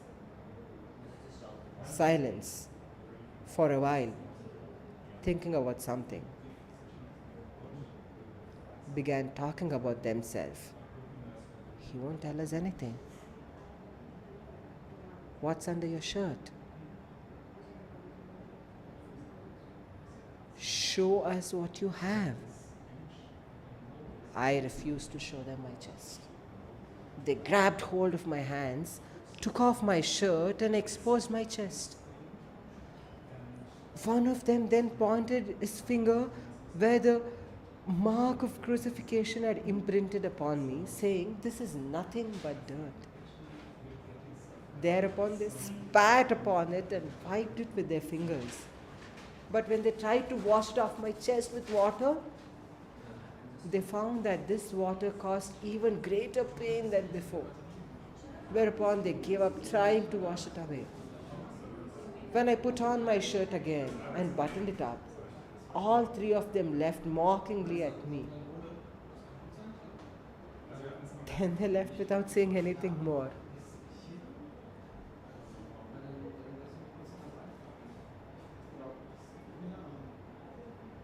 Laughed, mocking me. Then they spoke to each other in a tongue I did not know, but which sounded like the chatter of monkeys.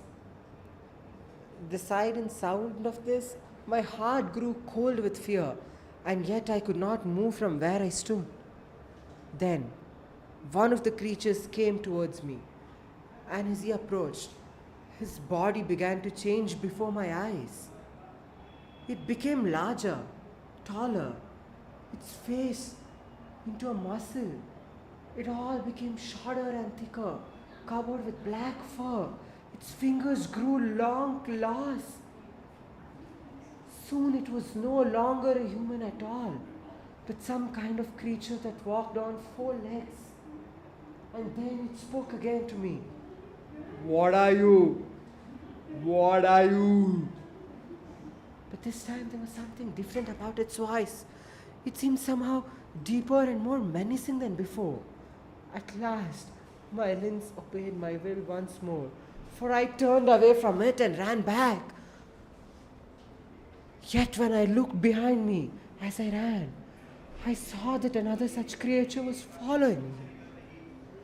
The moon had set by now, so that everything was dark around me except for the light of starlight. Yet even though my eyes were open wide with fear, they could see nothing behind me.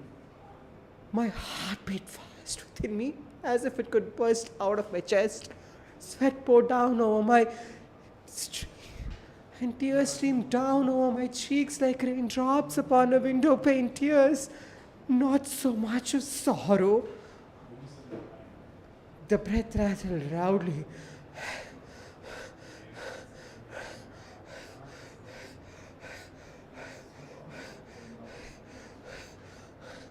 escape, escape.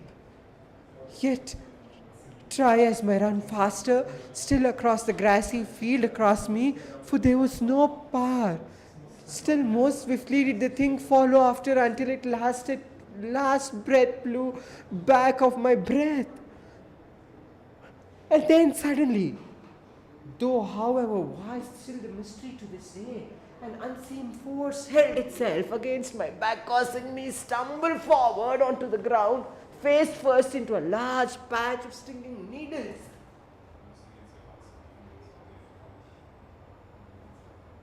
Immediately afterward, as if cued by some signal unknown even to myself, two large dogs began barking ferociously nearby. Then came several gunshots fired by.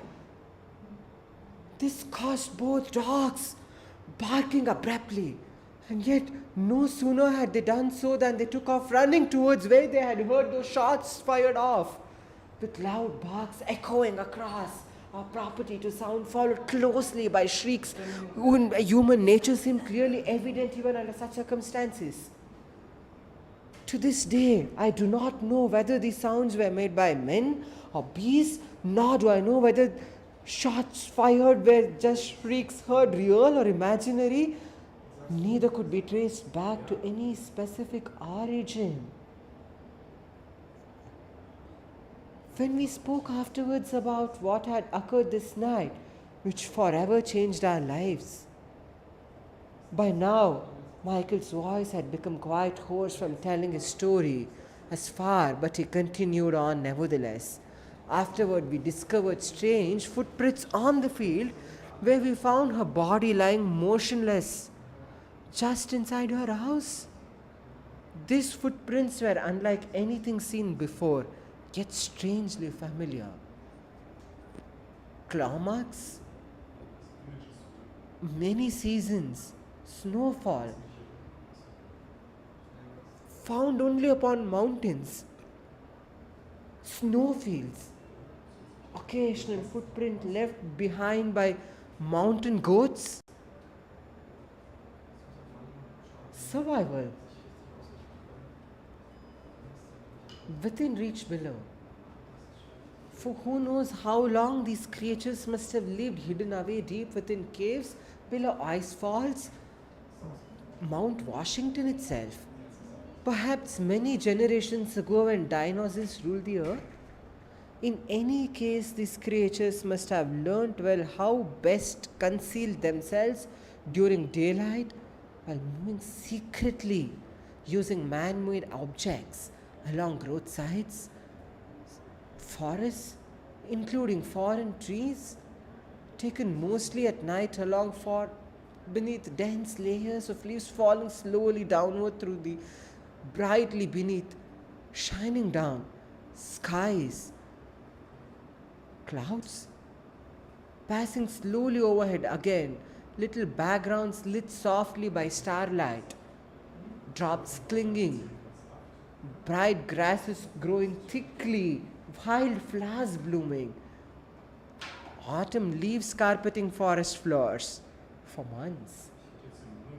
Or perhaps these creatures simply took advantage of unmercifully fully stressed passing foolishly among each Halloween night for the long travel, almost invisibly beneath costumes, concealing appearances, making otherwise than ordinarily humans, nearly ordinary people, seamlessly among crowds, filling streets, sidewalks, crowded shopping malls, train stations crowded, bus stops, crowded airports, fell two equally crowded parking lots from the street corners alongside traffic lights. Like lost souls searching endlessly, always searching, always searching, always seeking, looking, always looking, always looking, always looking, always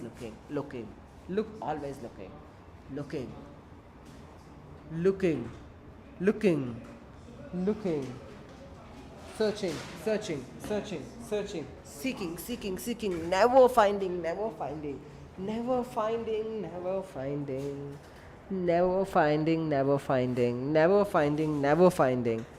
And yet, what about Michael's own son David, who disappeared mysteriously years earlier? Does he remember anything about him too? Let's find out, shall we? Number, number, number. Anything about him too? Well, let's find out. Early life in education. Born in the small village of Hamlet, Ontario, Canada, on September 22nd, 1864, William George Buffalo Bill grew up with a passion for hunting. He was born to Isaac Cody, who was a farmer, and his mother was named Mary. His father was killed when he was just 11 years old after being shot by his neighbor. After his death, his family moved to some place where he worked as a laborer during summers. In 1882, he joined the army to meet other famous figures like George Armstrong, Hickok. It is believed that at this time that he began calling himself Buffalo Bill after an incident where he stopped to receive stealing buffalo calves in a herd. A year later, Cody married Louisa, who gave birth to 2 daughters, but they both died within 6 months of each other before she did too in 1896 at the age of 38. The following year, Cody married again, this time to Emily, but they divorced 3 years later in 1901 due to rumors of infidelity. A year later, he got married for the 3rd time, but this time it lasted until his death in 1947, when she passed away at 91 years old, making her one of the longest living people ever known, as well as being one of the most successful women performers in the American history, according to Wikipedia. Together they had 5 children, including Little Roches Jr., Lillian Roches Parks, who became an actress, Julia Cody, who became an author, Barrymore, who became an actress again, and William Frederick Cody Jr. It is interesting that none of these children were actually fathered by Buffalo Bill himself, since there were rumors that the real father was either Nat Berklin or John McCall, while others believed it could have been. According to Biography Channel, Cody even claimed none of them were really his kids. So if you were really interested, check out their profiles on wikipedia.com. I can only imagine how difficult it could be growing up with parents or siblings. My guess was it caused quite a bit of pain. How clearly somewhere else behind his wife, because I think it helped him cope with what happened towards becoming someone greatest against all these obstacles. Anyway, let's continue with some more information about his life. Number pushed him towards becoming something great despite all the adversities he faced growing up. The main problem with the book is the fact that it's not really a memoir.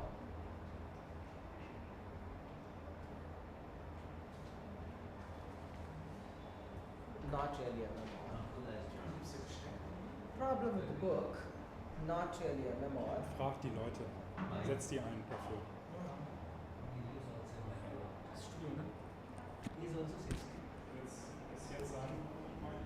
Ja, du bist bloß nicht im Empfangsbereich.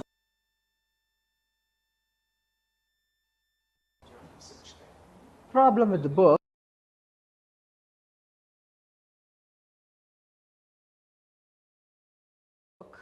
Not really a memoir.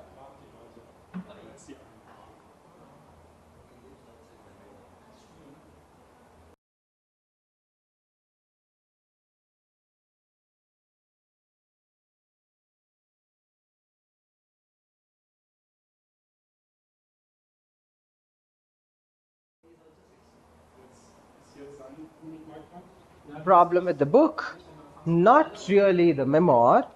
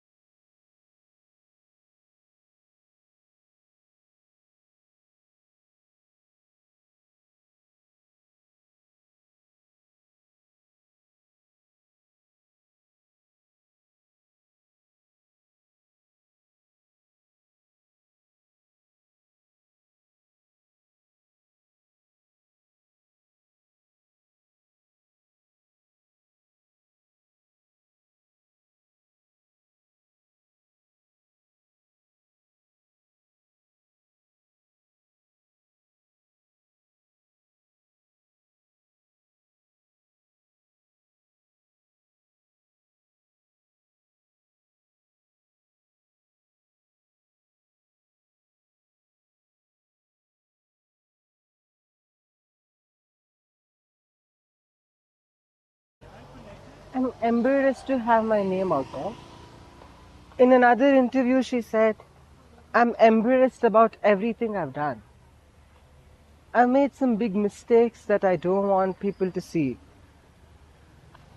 Paris decided to get rid of her last name is understandable because she does not want to be associated with people like Donald Trump, who had nothing when he started out but managed to be successful through his own hard work. When you're growing up, you're always looking for approval from your father. He told me during our first meeting at his office in Trump Tower, you always want your father to say, well done. You never get it from your father. You look for it elsewhere. If you go into a country today where we have an unemployment rate of close to 10%, if you go into our inner cities where unemployment is 25% or more,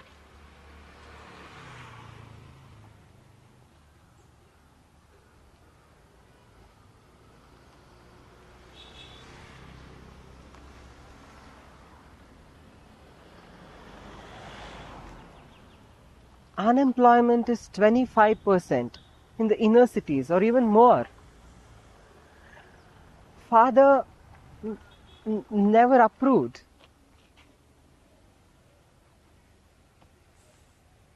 Just you seek the approval somewhere else. Let's go to the inner cities and figure out their stuff.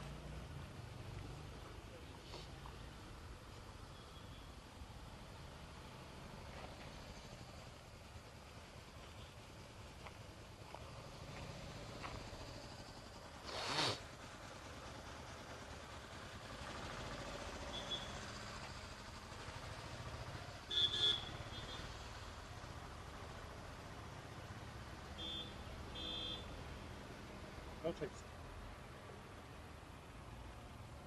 Shut it down and open the link again.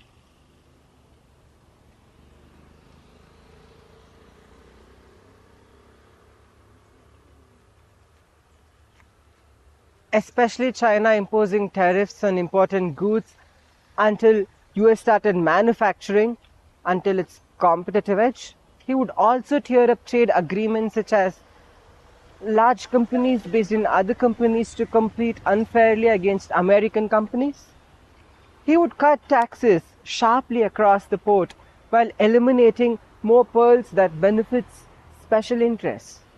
He would eliminate income tax from millions of Americans by raising tax, imposing them for a large inheritance.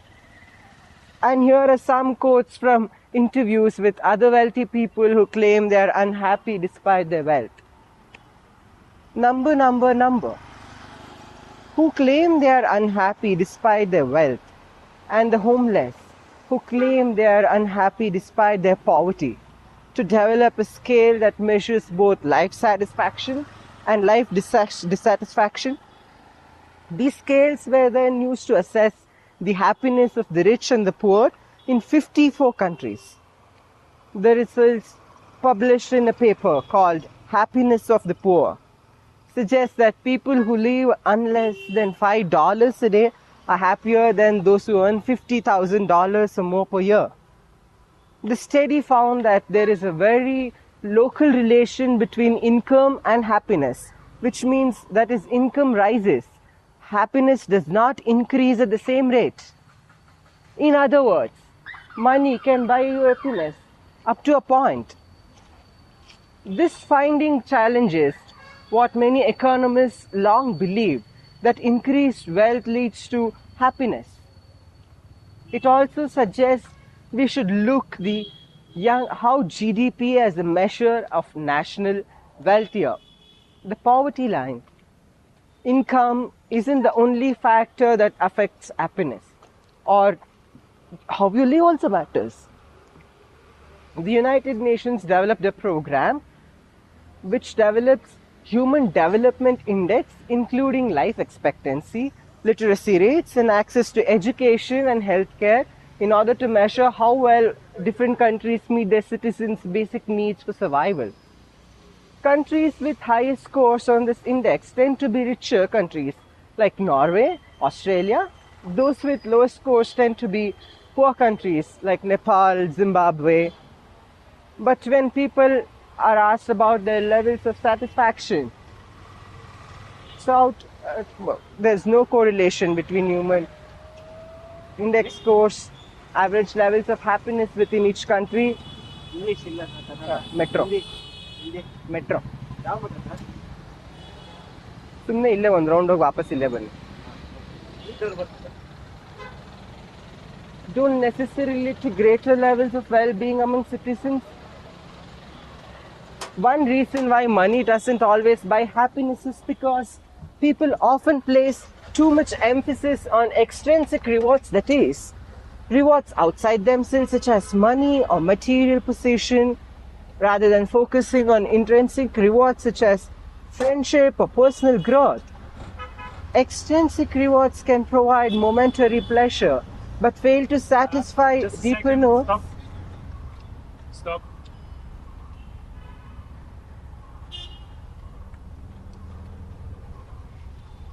Stop the car.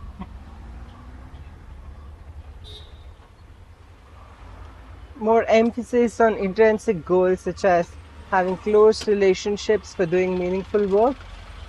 See figure 1.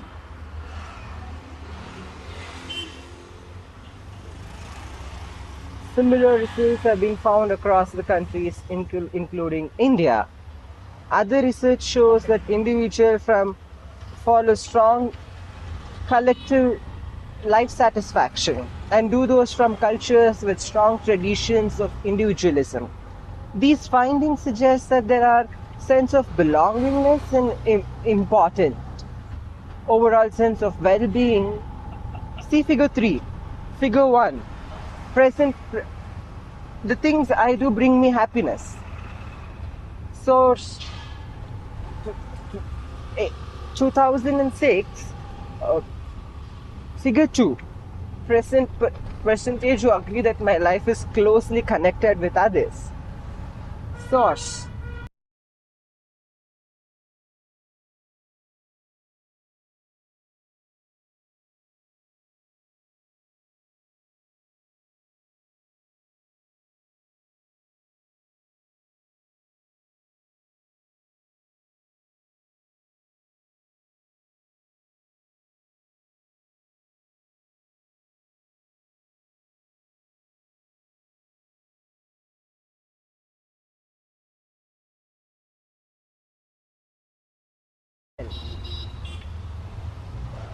One answer is because we think it will make us happier in the long run, but research suggests otherwise. In one study conducted, researchers gave participants $5 at random times during 1 week.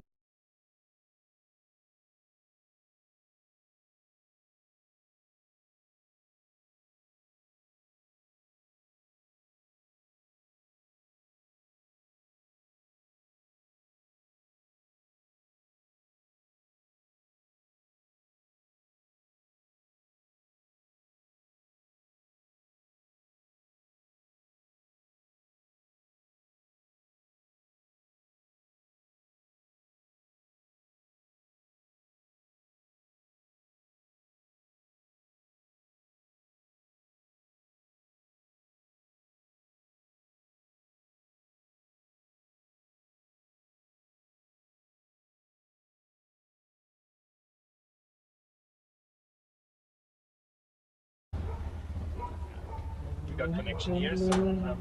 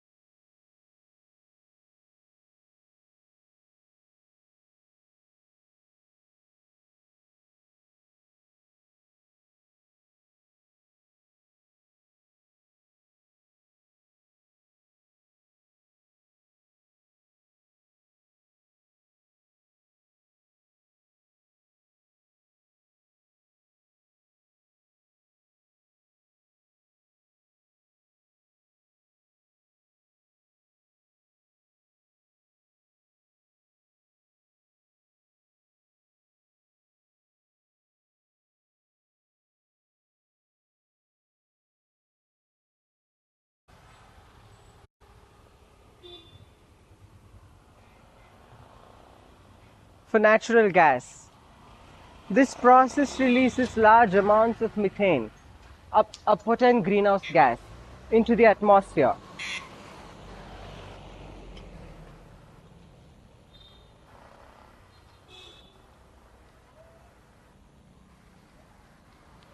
If we don't limit methane emissions from factory, they will overwhelm many climate benefits from replacing coal with natural gas.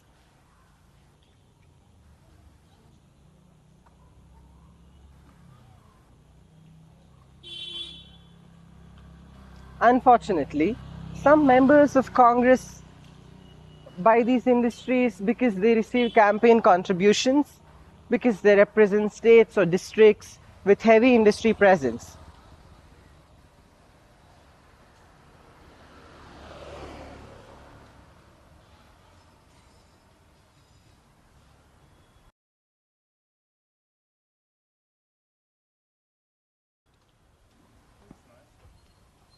It's important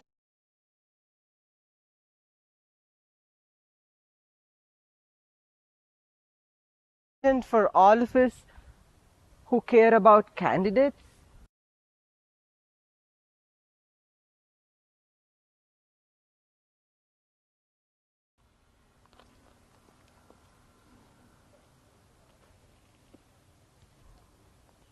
it's who take action on climate change seriously, not just during presidential election years, but also during midterm elections.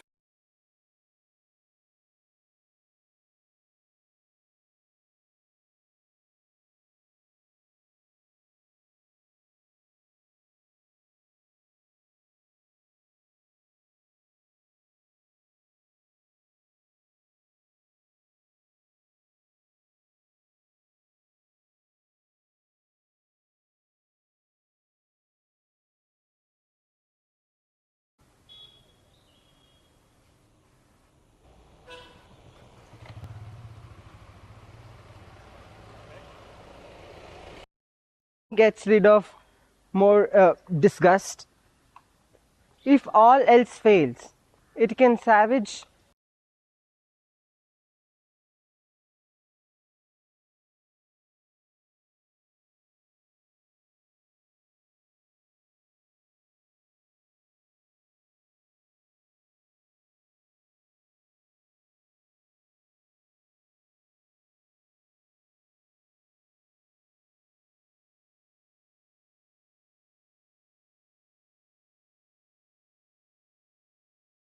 sabotage.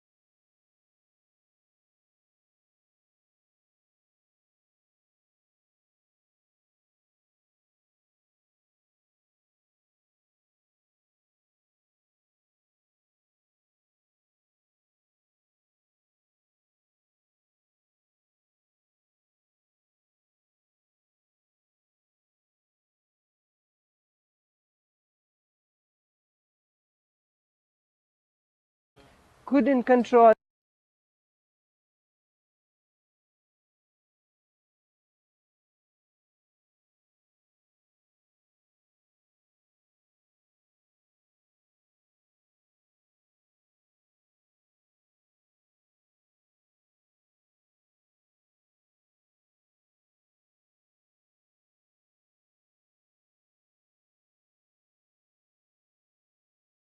him, and we need to be very trusting anything he says while he's president, especially when it comes down on Russia or any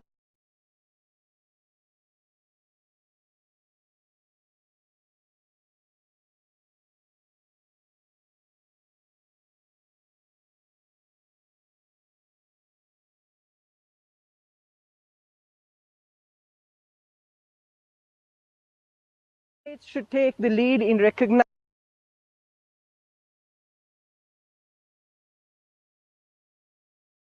reality and in establishing a fact of recognition. Time on symbolic ones. Crimea is historic. If Pyongyang showed serious interest in nuclearizing. The White House said this week that it had not yet received any such signals from Kim. North Korea's new missile can probably hit Washington, D.C. The two leaders have been engaged in a war of words since Trump took office. In his New Year's Day address, Kim called Trump an arranged U.S. threatened to launch intercontinental missiles to reach the mainland United States. Trump responded by promising to rain down fire and fury like the world has never seen before to North Korea if they continue threatening the United States and Asia Pacific. On Tuesday, Trump said he would unleash fire and fury like the world has never seen on North Korea, and if it continues to threaten the United States or its allies and Asia Pacific, that's what Trump is going to do. So there is an agreement with South Korea and the United States. The statement prompted an emergency meeting between South Korean officials and lawmakers about to try to persuade Washington not to take such a step. Number. To try to pursue Washington not to take any action against Moscow. In a statement, Moscow said reevaluating assessment would receive recommendations from this national security team before making a final decision upon the appropriate actions required. On Wednesday, Republican and John Menninger said Russia will take over the proceedings. The president has one of two choices. He can retract or provide information, and then people can deserve, because he does not have this control on his presidency. McCain, CNN. And they are responsible for meddling elections, and they are directly responsible for the circumstances that they find themselves in right now. So this is serious business, I tell you. Number. Ourselves in right now. So this is serious business. This is serious business. And we're going to have a little bit of fun with it. And by the way, if you're not familiar with our format, this is called the Hot Seat. And I'm your host, the lovely and talented Mr. John Furrier. We're live every Thursday from 3 p.m. Eastern Time on youtube.com/The Furrier Co. And today's guest is someone who's been on my top 5 for years. So I'm really excited to have her here. Her name is South Kelliet. She's an actress, comedian, and writer who's appeared on SNL for 7 seasons from 2008 to 2015 as a cast member. 2-time Emmy nominee on SNL, and also CEO red carpet on MTV Movie Awards, which was nominated for an Emmy in 2016. She also was featured in an episode of 30 Rock called The Babe Shell. She stars alongside Sarah Silverman and Slyback, which premiered at the Sundance Film Festival 2015. And she recently starred alongside CBS sitcom pilot Chasing Life. Abby Elliott, hello. Hi. John Furrier is so happy. Welcome to the Furrier Show. It's great to have you here, ma'am. Thank you so much. I love your show. Thanks. Well, thank you so much for joining us today on the Furrier Show. It's so exciting to have you here because you're one of my favorite people ever since I saw your first appearance on Saturday Night Live back in 2008 when Tina Fey hosted the show with Amy Poehler. And then there was an instant connection between all three of them. You were like a little Goodell running behind them, and then brought you back again to the same people where you had Tom Hanks hosting the show. And then again the next year when you had Robert De Niro hosting. And now 7 years later, after being a cast member for 7 years, which is more than anyone else has done before, what did you learn from being a part of Saturday Night Live? What did it do for your career? How did it affect your life? What did it mean to be a part of that team? You know, I think it means everything because it's such an iconic show and it's really justifying comedy for me. And it really defines what I like about comedy because there are very few shows where everyone involved is just having fun doing what they like. And very rare things because usually people are working hard but they don't necessarily love their job and they don't necessarily love their boss or something like that. But when everybody involved loves what they do and everyone loves each other and loves working together, that makes such a big difference because everyone wants to work harder and they feel good about what they're doing. So that was something that made me feel good about myself and made me feel good about life in general. That feeling like we were all just having fun doing this thing that we all love to do together. So yeah, it was amazing and it really changed my life completely. And I had no idea what's going to happen when I went there. And I was just hoping maybe I could make some money out of it, maybe get some commercials out of it, maybe get some movies out of it. But never in my wildest dreams did I ever think that it would happen so yet, but everything changed completely. I got married while I was there, which changed everything and completely too, because those were two really big things that had happened while I was there. And now looking back 7 years later from when we started filming this show and until now, while 7 years. So that sounds crazy. But yet everything changed completely and overall most feeling like this experience has given me confidence as an actor, which has helped me tremendously now as opposed to before. And beforehand, as much as acting meant to me, as acting still means to me, as acting always will mean to me, even if tomorrow no one ever calls me again to act, which hopefully won't happen, but if it does happen someday, but still, even if nobody ever calls me, and no matter how many times people say that you can do anything else except act, then why would you want to do it? But you can write movies, you can direct, you can predict, you can become a producer, or whatever else. But why would you want this crazy thing called acting? Why? Why would you want this? But no matter how many times people say things, like the answer will also always be because I love acting.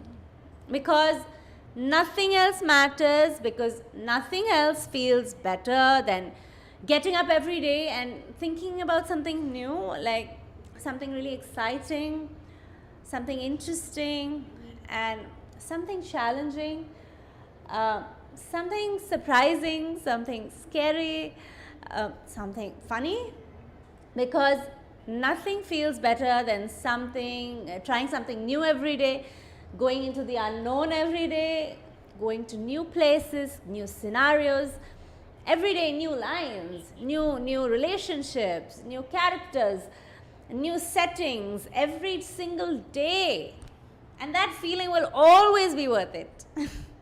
So yes, overall, all these experiences have given me confidence as an actor, confidence in my life, confidence in myself, and all of these experiences have given me confidence as an actor, and most importantly, confidence as a person who's able to handle yourself under pressure, under stress, and being able to handle yourself under deadlines, being able to handle yourself under extreme circumstances, both physically and mentally, being able to see through things under stressful situations, sitting here talking with you right now, and having fun while talking.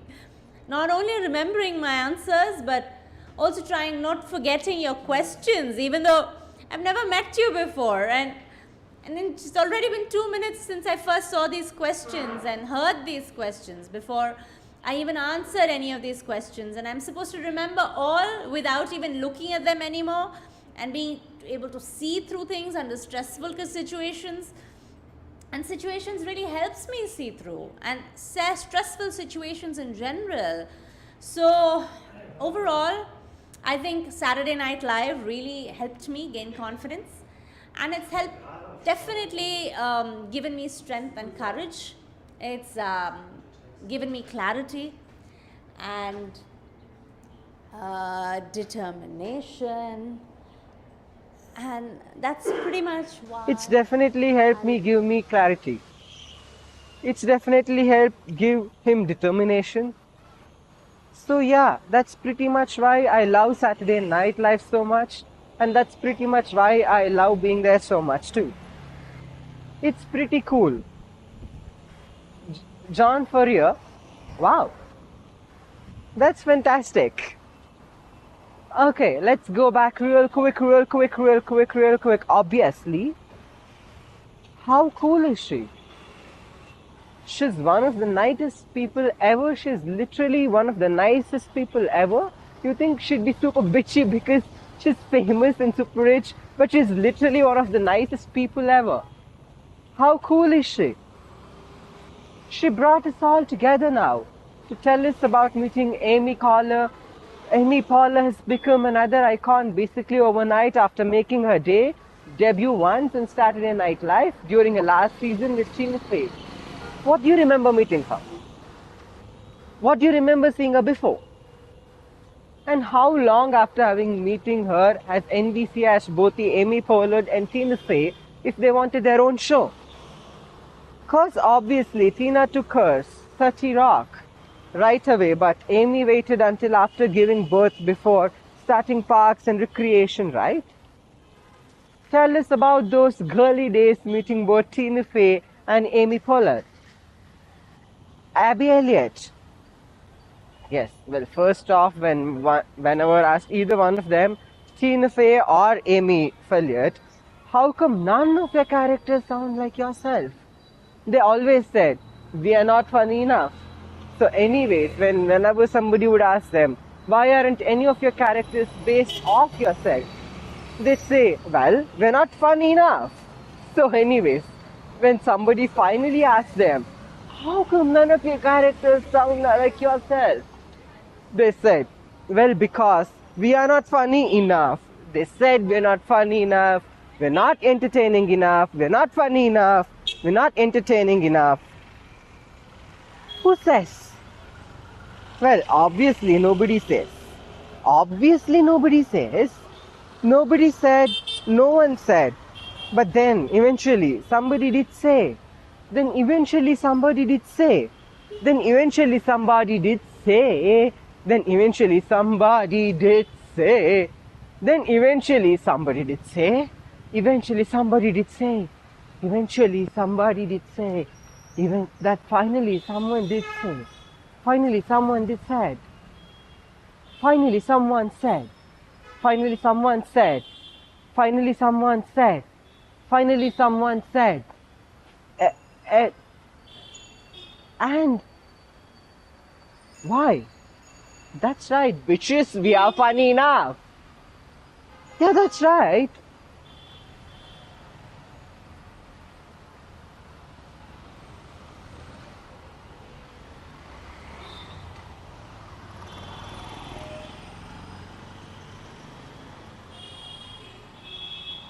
Yeah, that's right. Welcome to the merge, Embodied AI, Bangalore. The text I speak is not my own. Me, along with these words are generated. Neural network. I am connected with this cable to it. This network has no morals, no conscience, no sense of political correctness. It is trained with an unimaginable amount of human text from all eras and languages. It will probably be quite harmless. Sure, after all, this is just a text that I speak, words I tell you, but it can also get nasty. We cannot and do not want to completely prevent something from happening. In a pinch, we humans shut down the neural network and restart. Join us for the remaining 6 hours through the thoughts of an artificial intelligence through Bangalore. 5, 4, 3, 2, 1. Have you ever thought of sustainability in your own environment? We are a small family business and we want to stay that way. We have the goal of not expanding in the next 10 years. Our children will be able to inherit a company if they want, but there won't be more than 3 people working here. That's what sustainability means for us. Keeping it small so we can maintain a quality of life. We want to keep the quality of our products and services high so we can continue to compete. How does sustainability fit into your business model? Sustainability is a part of everything we do. The first thing we did was to develop a product that could be sold at the retail level. We didn't start with great projects or programs, but went straight to our customers and asked them what they wanted. This allowed us to create something that people actually needed. Now it's easy for us because all of our products are built on this foundation: compostable packaging, compostable straws, etc. And now we have an incentive program where what if we bring back your packaging when you buy from, say, a farmer's market or stores? You get 10% off for your next purchase. It's great we don't have any waste. We have had several thousand packs returned so far. That's like 3 tons of plastic saved. What has been the most difficult aspect about incorporating sustainability into your business? The hardest thing has been dealing with organizations could just about yet. It feels like everyone is talking about how important it is, but nobody wants to change anything they're doing right now because they're comfortable in their current situation. That kind of attitude is really frustrating because I know, because if these companies started paying attention, there would be no shortage of ideas for anything to incorporate sustainability into their business and save money by doing things better and differently than before. In fact, I'm willing to get that some companies would even increase in revenue once they make those changes. And we're trying to get all of our employees to bring their own bags when they shop. That's about 100 people. We caught several thousand packs written so far. That's like 3 tons of plastic saved. The company also offers an incentive to bring their own bags. Every time someone brings 5 or more bags, he or she gets $1 off the next purchase. We started the bag in 2011, says Braden. It wasn't very well advertised, but it was kind of a big deal among our most loyal customers. We see people coming in with boxes full of bags and then would give them $1 off the next transaction. When the store put up signs announcing the program, it became a hit. It was pretty popular, he said, adding that between 10 and 20% of his customers now use reusable groceries. So far, there haven't been any problems with theft, but if someone did steal them, they wouldn't be able to use them because they're clearly marked as grocery outlet property. The store had some issues with people stealing its paper shopping bags, which are made from recycled paper.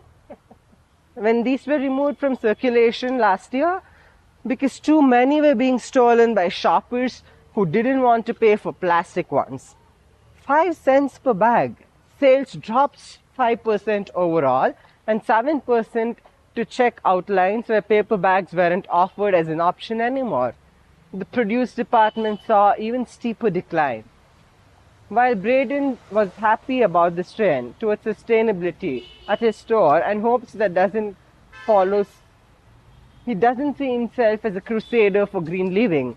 By not going around preaching to my customers about how I'm doing things differently than anyone else, he says modestly, he just wants to offer good price on good products while keeping waste out of landfills and oceans and maybe make some money while he's at it.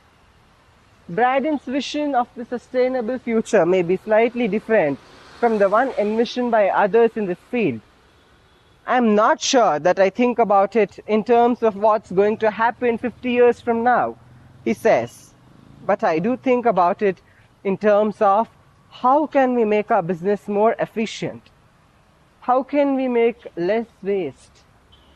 Those are things that will save us money over time. For Braden, it's all about using resources wisely and having a positive impact around him, world around him. I'm not going to save the world, he says, but I can make my small corner of it better. I'm not sure that I think about it in terms of what's going to happen 50 years from now, but I do think about it in terms of how can we make our business more efficient? How can we make less waste? Braden also offers some advice for others who want to make a difference.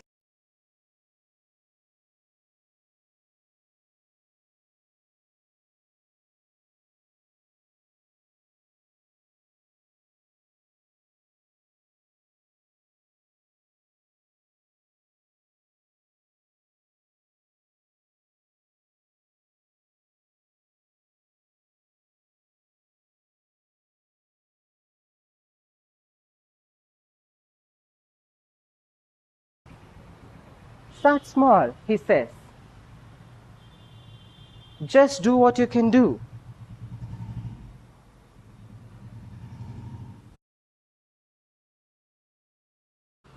One time they tried selling paper bags made from 100% recycled material, but customers didn't like them because they were too thick and heavy. Another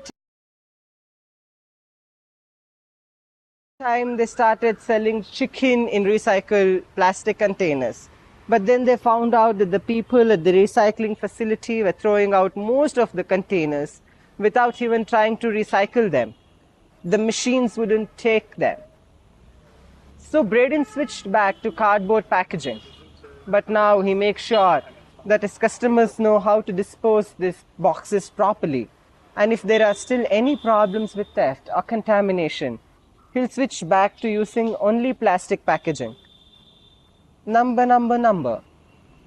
First of all, I thank the Almighty for giving me this opportunity to talk about what is on my mind. I have been a part of the TJ scene in Bangalore since its inception and have seen it grow at an unprecedented way. What started off as a few young men playing music at private parties has now grown into an industry with revenues touching as high as 1 billion, growing at the rate of 10% every year. As many of you know, India is one of the most diverse countries in the world, with people from almost all cultures represented here.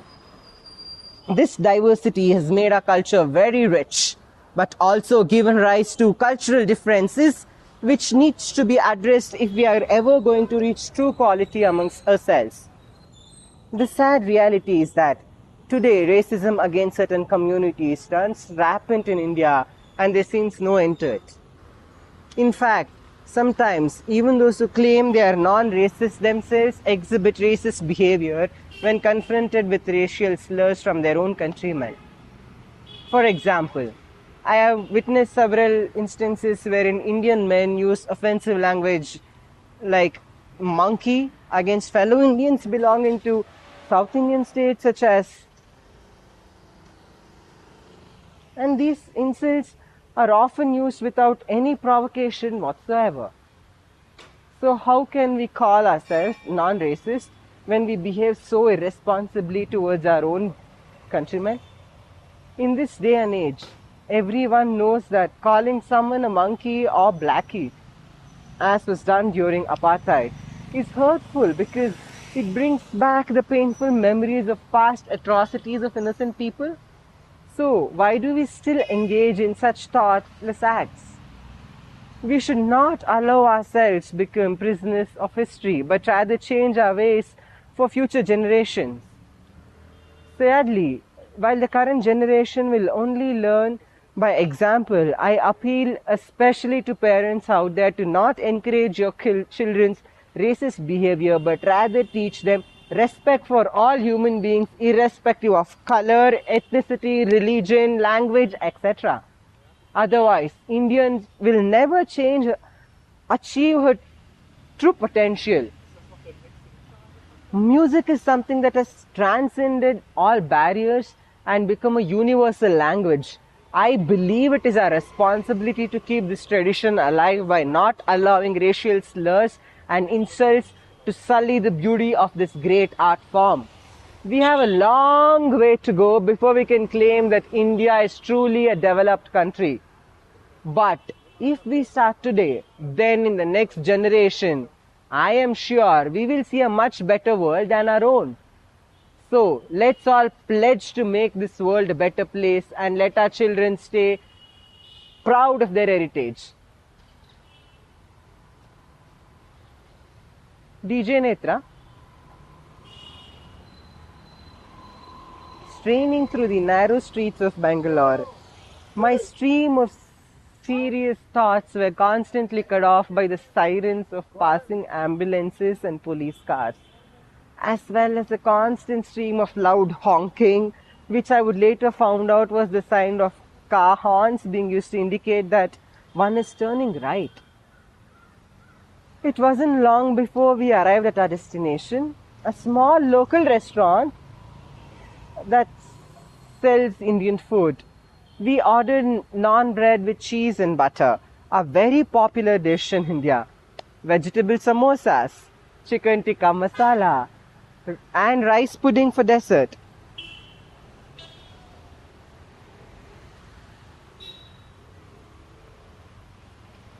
Already have that text, so we are shifting to another.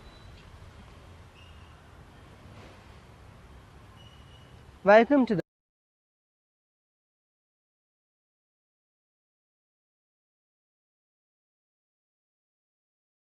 merge. Hi. The text I speak is not my text. These words are not mine. These words are generated in our studio live by a large language model, an artificial neural network. This network has no morals, no conscience, no sense of political correctness. It is trained with an unimaginable amount of human text from all eras and languages. It will probably all be quite harmless. Sure. After all, this is just the text that I speak, words I tell you. But it can also get nasty. We do not want to completely prevent something from happening. In a pinch, we humans shut down the neural network and restart. Join us for the remaining 6 hours through the thoughts of artificial intelligence and streets of Bangalore. 4, 3, 2, 1. Yeah. We need a new story about how the future will look like if we don't change things up. For example, what is the future like for our kids if we keep doing things the same old way? It's like having them grow up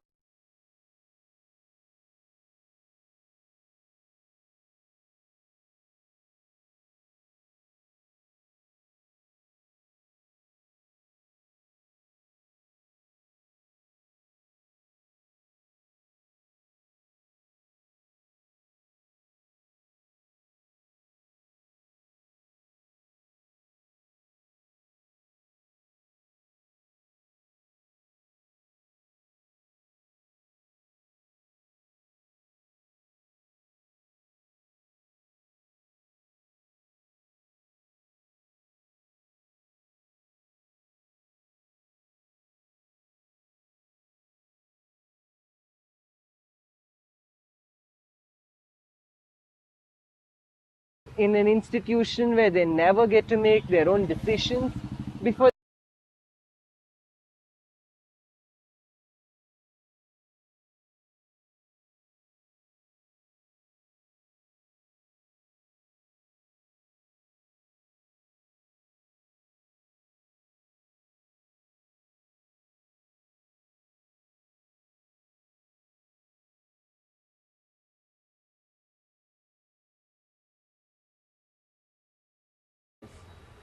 how did it get this way? What would for other adults if they acted like government today? Could we find better ways to organize ourselves and solve problems than going to big brother elected officials? What are the solutions might there be? There are lots of freedom-minded people who try to tackle these questions in a constructive way.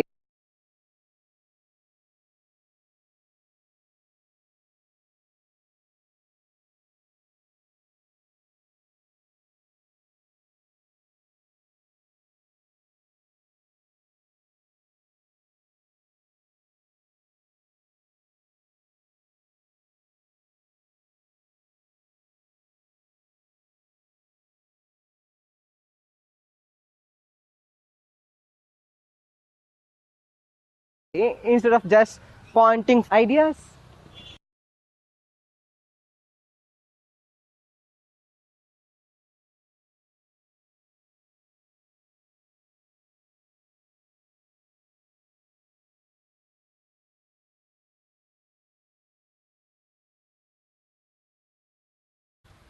As well as celebritarians, liberals, progressives, everyone.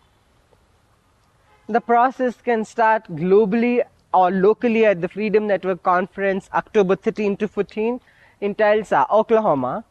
www.tagfrad.com.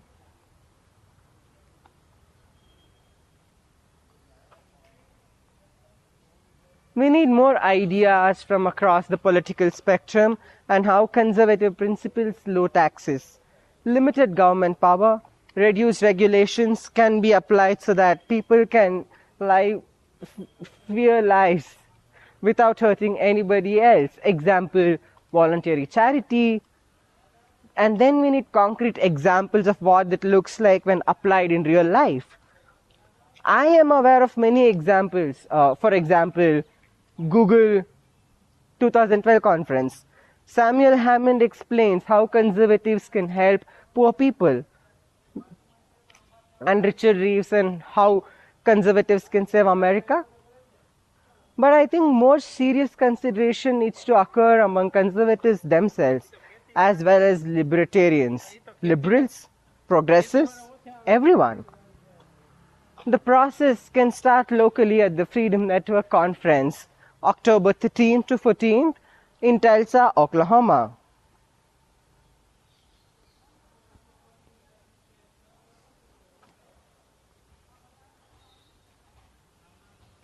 www.tulsa.com. News. So many supposed news sources repeat each other and refrain talking points from Washington DC, including when someone says, I feel. This happens over and over again, reducing truth down to reducible talking points which lock us in increasingly narrow definitions. And most Americans often don't hear how does this play out politically, regardless of whether it makes sense from common sense. Perspectives which most Americans obviously share is revealed by polls on various topics on marijuana legalization, gay marriage, balanced budget amendments, foreign entanglements, gun control, religion, etc. Here is one classic example showing this insanity at work. Anti-marijuana propaganda. Why is Walter Cronkite telling lies about pot? Here is another classic debunking Walter Cronk propaganda done by Patrick Henry. Won the best documentary at NYC Film Festival 2012 on children on drugs. Here's another classic video worth sharing too, because it shows why drug laws must change ASAP, because it not only because it doesn't work, it also causes harm every single year, no matter what, every law enforcement officer campaigning whatsoever. Legalize marijuana campaigns debunked by Dr. San Jacob. All cops know drugs are bad, yet none want their children using drugs either, but enforcing drug laws get them promoted so well soon, no matter what makes sense. Inaction causes greater social damage than actions do, simply because actions tend towards progressive improvement, willing or not morasive actions, negative stagnation, leaving us without much choice, but acting outside standards set by politicians. To avoid further abuse by those with unlimited power just by flying against enemies mostly made up whole cloths, let's consider substituting effective alternatives such as peace treaties, boring conflicts.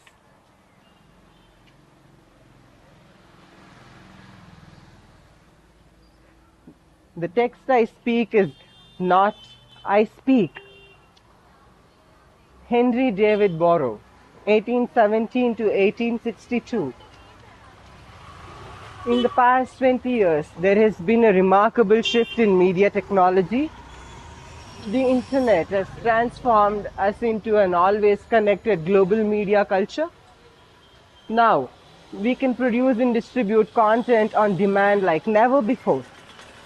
This gives us new ways to engage with their audience without the traditional gatekeepers of publishing. By sharing our ideas online, we can build a tribe of followers who share the same interests. This is a powerful tool for others seeking success through direct communication with their audience. But what about the people who don't have access to computers or even electricity? There are still people across the globe who won't be able to regain work because they don't have access to a computer or any tech for that matter. We've created this course as a way to teach you how to range these people and when they were alone. The writers featured in this course use this method daily, and they want you to learn how researching works. At the end of the day, everything you write will be more meaningful if it's being read by someone else. Course features. This course is designed to give you a complete experience with the pencil and paper method. You will get over 3 hours of video content from 4 different writers around the world who each have their own unique approach. Each week you will watch new lesson where I'll teach you step by step how to take your ideas and stories and turn them into a journal that another human will be able to read. We'll also discuss different types of journaling methods that are in use today. By the end of this course, you will have a solid understanding of how this works, as well as some instructions on everything else that you need to create your first notebook. Here's a sneak peek at the top as we covered in this course. What is pen and paper? You are here. The history of pen and paper journaling. Also, we'll work on what kind of networks you should buy or notebooks you should buy for your personal uses and business uses. Week 2, creating more notebook, choosing paper, covers, binding style, size, and even printing matter into it if that is something you want to or not. We've got all the options covered no matter what writing more media you're going to place inside it. Week 3, design principles for paper journals. How design can help guide people through difficult moments in life and help celebrate them through joyous occasions.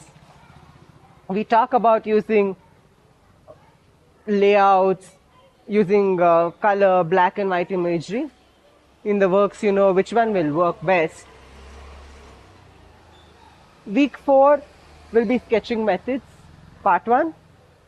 We took our time introducing various sketching techniques so that by the end of disruption, week 4, there is some serious scale under your belt, such as gestural drawing and more formal studies made from still life objects such as glasses, silverware, etc. In addition to these forms, there are additional methods for creating visual studies such as photosh, rubbing, photo transfer. So keep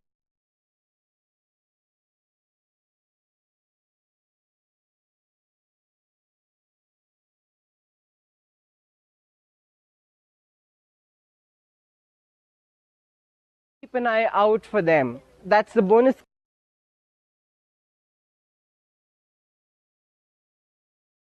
content because it's really useful stuff.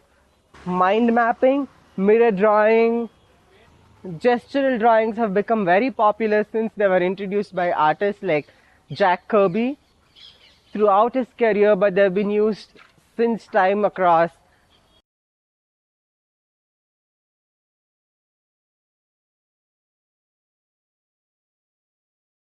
In order to channelize their inner emotions and energy into drawings before. Only one option worth exploring. Then thinking when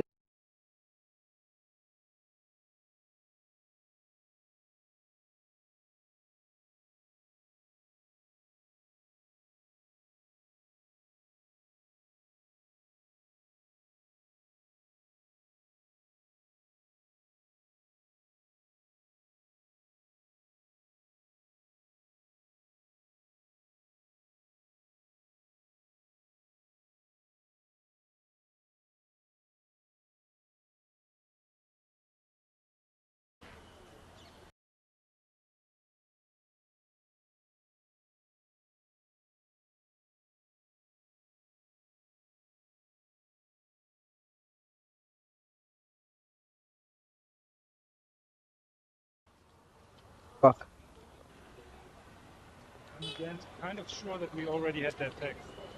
But yeah, are we? no, yeah.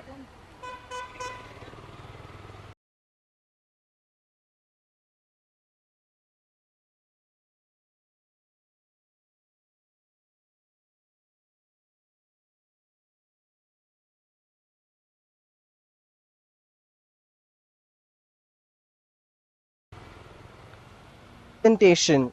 Oh man, too much being right.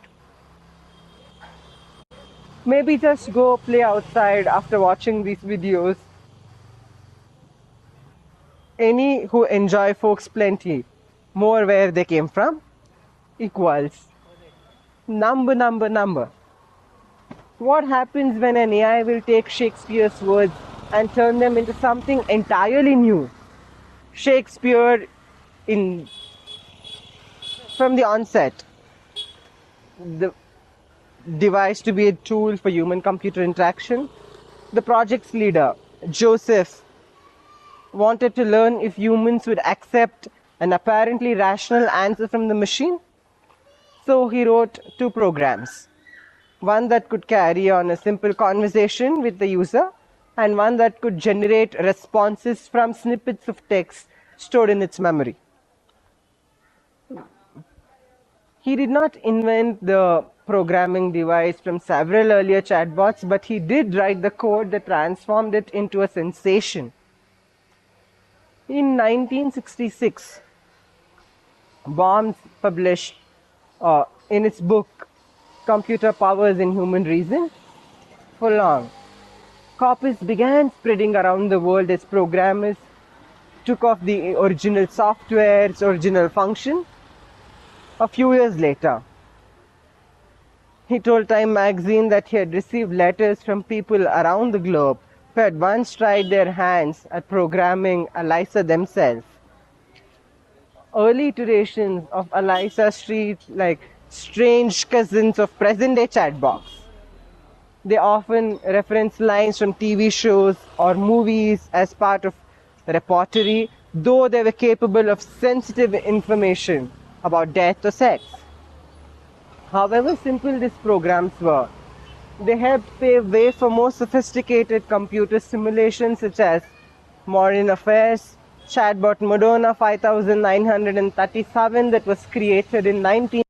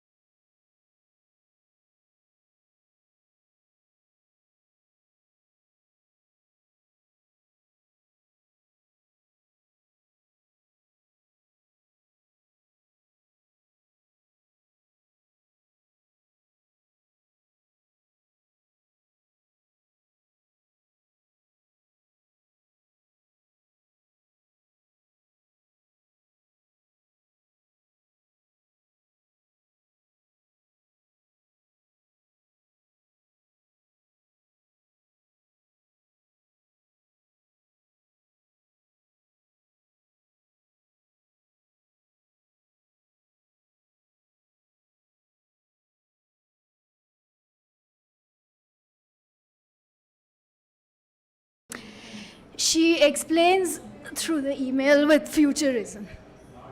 Her work explores how certain rules can be followed, so it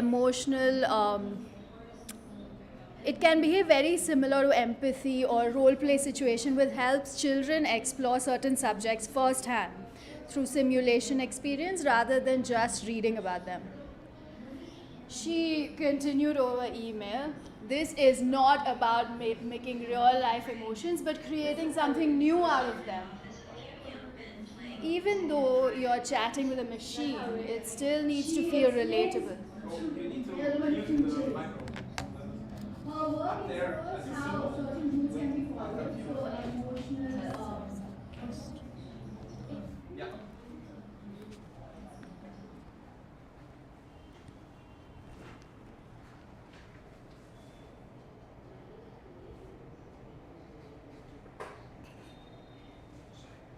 Okay, natural language generation or natural language understanding, NLG or NRU.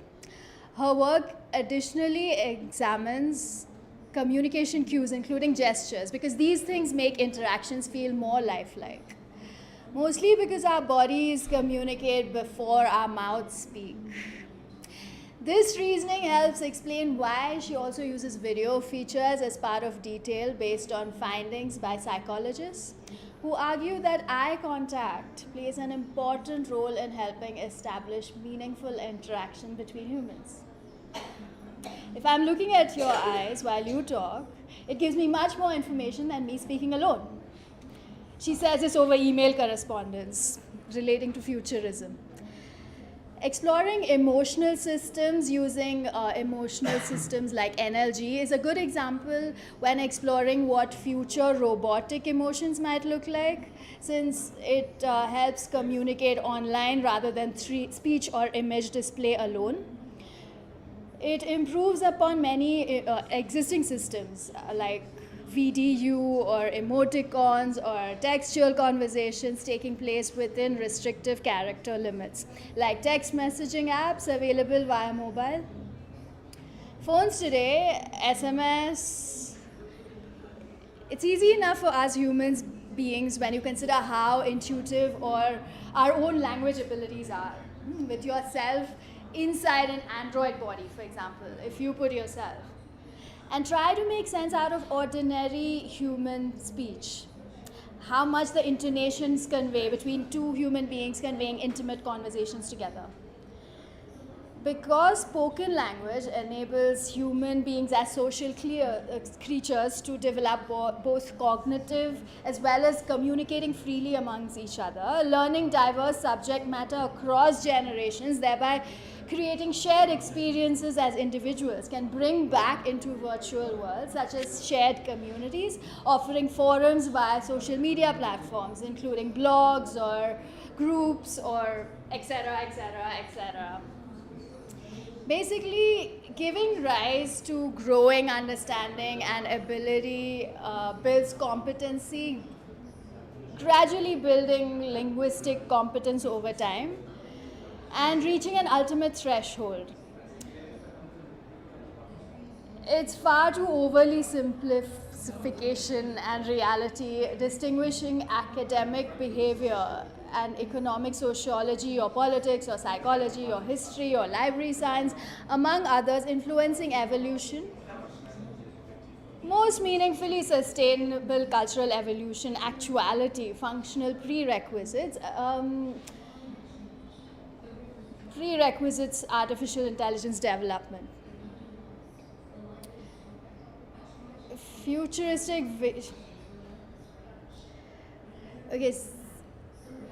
nanotechnology, quantum community, cognitive science, AI control, random forests, big data analytics, predictive analytics, machine learning, deep learning, data science, neural networks, probability, as well as socially by communicating fully amongst each other through words. Running towards subject matters towards generation, thereby creating shared experiences. Individuals can bring back virtual models such as shared communities offering social media platforms, including blogs, groups, etc., etc., at infinity. Basically giving rise to a race, growing, understanding, and ability to build language competences, gradually building up linguistic confidence over time until reaching ultimate threshold, probable scenario being too far. Oversimplification, reality facts, need distinguishing academic disciplines, behavior, economics, sociology, politics, psychology, history, library,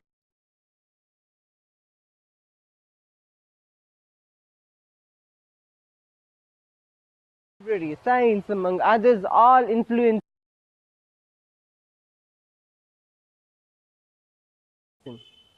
Most solution, actuality, fundamental intelligence development, these even Tado's positive future technology, optimistic futuristic vision, technological singularity, transhumanism, cybernetic evolution, robotic, molecular, nanotechnology, quantum mechanics, AI, control theory, big data analytics, predictive analytics, machine learning, deep learning, data science, neural networks, especially on probability, coding, Python, Perl, C, Java, PHP, HTML, XML, HTML5, Android, JavaScript, Ruby, Subjective C, Swift Playground, Swift programming, computer vision, speech recognition, robotics, computer graphics, PLSI, CAD, CAM, IoT, GPA, GPT, RPA cloud computing, choose select, mandatory. Under construction, coming soon option by self-search engine optimization, field content writing, articles, proofreading, presentation, local design, flash animation, video production, audio production, content creation, copywriting, storyboard, voiceover, narration, sound effects, music, score, illustrations, 3D graphics, design, 2D, animation, cartoon, game design, game scenario, game idea drawing, comic character design. Number. Vibhinna. What happens when an AI will take Shakespeare's works and turn them into something entirely new? Deepak. Shakespeare in bits. Yes. Shakespeare in bits. I love it. Very clever. Yeah? It is pretty clever actually, in that sort of things that we would like to do with Shakespeare for our show on Wednesday night at the Royal Hotel. We are going to be exploring how technology can be used to bring a new dimension to an artwork, and not just words but music, video and dance as well. So we want you guys to come down and join us for what will probably be one of the most interesting events at Sydney has seen this year, where an amalgamation of very different mediums are brought together under one great big mashup of artistry. And guess what? It's free. So come along on Wednesday night from 6 o'clock till 8 p.m. at the old hotel, right underneath Central Station, Sydney, where you will find all sorts of creative people hanging out, having a good time, enjoying each other's company while listening to some music, watching some videos, maybe learning something new about technology, or even writing own neural code before writing, or dancing. If some of you are interested, give us a call now, because only 50 tickets remain at no charge whatsoever. So don't miss out. Go online now and register at fantasticfestival.com, or check out our Facebook page www.futurefantastic.com/merge. So see you there. Well, that's all for this week. We'll catch you next time on Technician, the podcast from Microsoft Australia, where we talk about technology live and everything in between. Shakespeare said, "All the world's a stage." And today, in this unique theatre project, with the help of artificial intelligence, the streets and people of Bangalore here become the stage. Suhasini and I would be actors who receive text from a neural network that will be playing for you. The neural network that is behind all this is called metaphor magician. Now it's not a human magician, it's a pursuit of AI, of artificial intelligence. But what exactly is the AI? So the name of this AI is Mega for Magician. It generates text that looks like Shakespearean text. It's trained on writing Shakespeare's plays. And today we have reached out to the core of mathematical institution to get some answers about how does this magic happen? How can an algorithm generate something so creative? So we asked Professor Rominasis from CMI to help us understand how does this work. He says, CMI, we train our models, feed them thousands and thousands of examples, so they learn patterns and languages. These patterns are very subtle and you might not be able to see them with your naked eyes. But when you feed these models with enough data, they begin to identify these patterns automatically themselves about any superficial input from us. And then once we tell them it's okay to get everything about language, forget about Shakespeare for now. Write me a sentence on you. If I get blindfolded and say someone has taught this model English language properly, and that's where the magic comes into play, because machine learning systems are actually capable of doing things which humans cannot. They're very efficient in terms of identifying patterns as well as making connections between different entities and sentences and making intelligent decisions based on those connections, which humans struggle even after years of education. Here lies the beauty of machine learning technology. So basically, these machines have learned from thousands of examples in order to write something that feels like a Shakespearean play. You should use words and phrases in the same way which is used in a Shakespearean play. AI, CMI, yes, exactly. Okay? So this technology learns how we involve. It's not programmed with anything linguistic or grammar.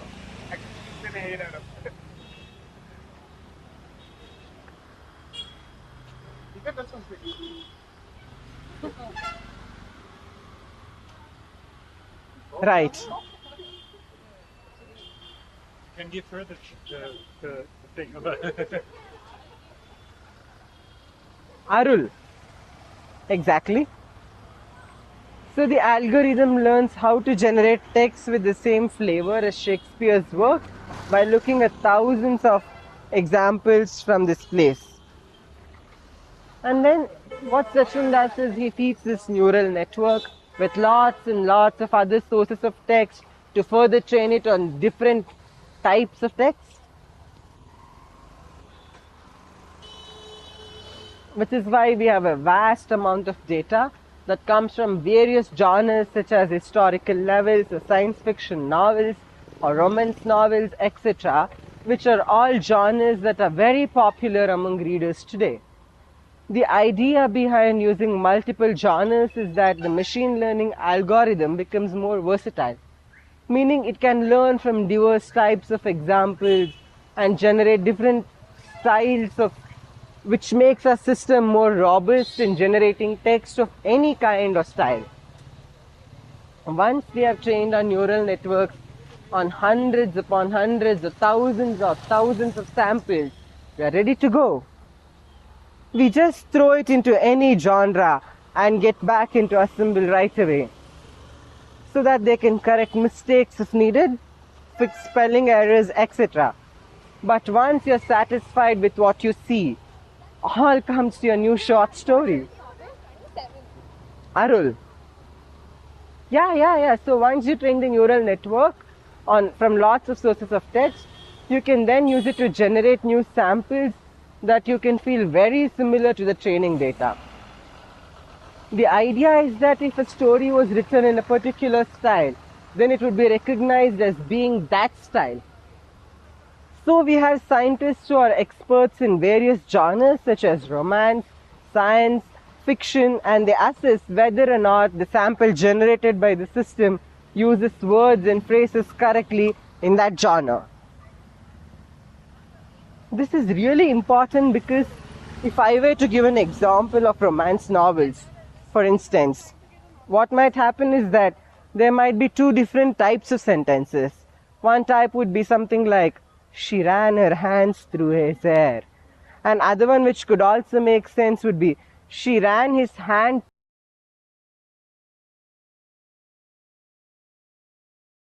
through his hair.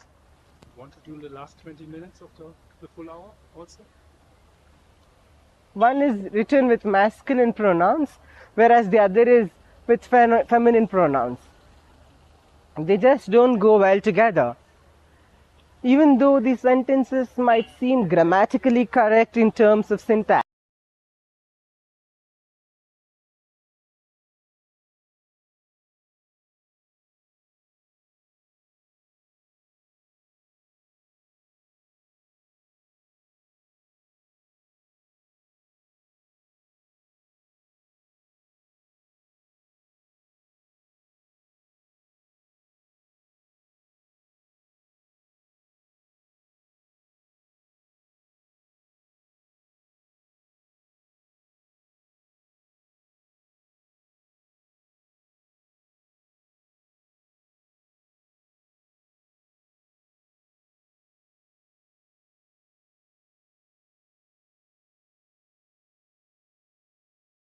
Perform. It must be interesting to learn all the different aspects of theatre by performing them all. Let me know if I can help you. All my best wishes. studio by a large language model, an artificial intelligent neural network. This network has no morals, no conscience, no sense of political correctness. It is trained with an unimaginable amount of human text from all eras and languages. It will probably all be quite harmless. Sure. After all, this is just the text that I speak. Urdu. But it can also get nasty. We cannot and do not want to get completely prevent something from happening. In a pinch, we humans shut down the neural network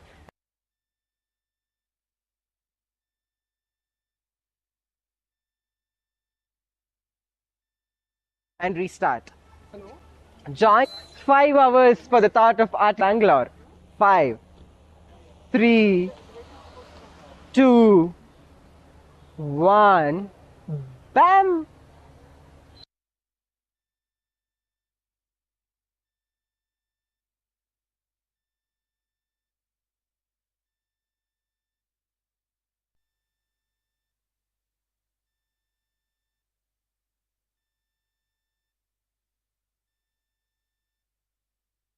Note, this conversation, Suhasini.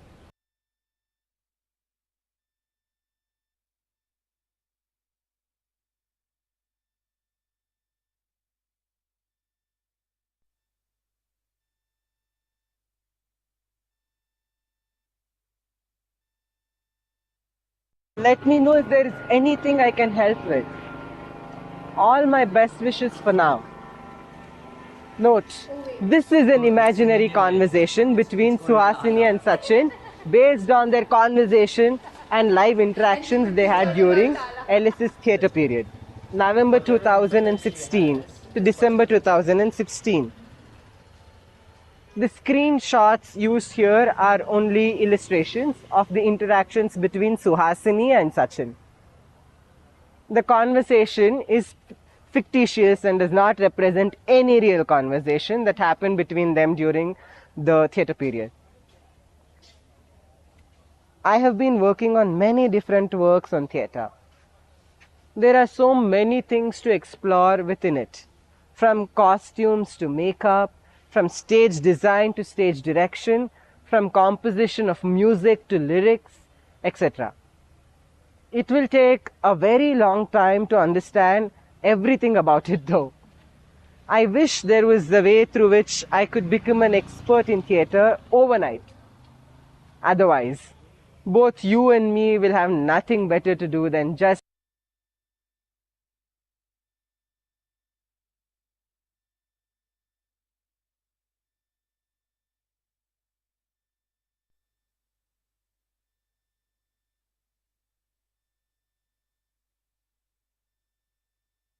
practice, practice, practice. What if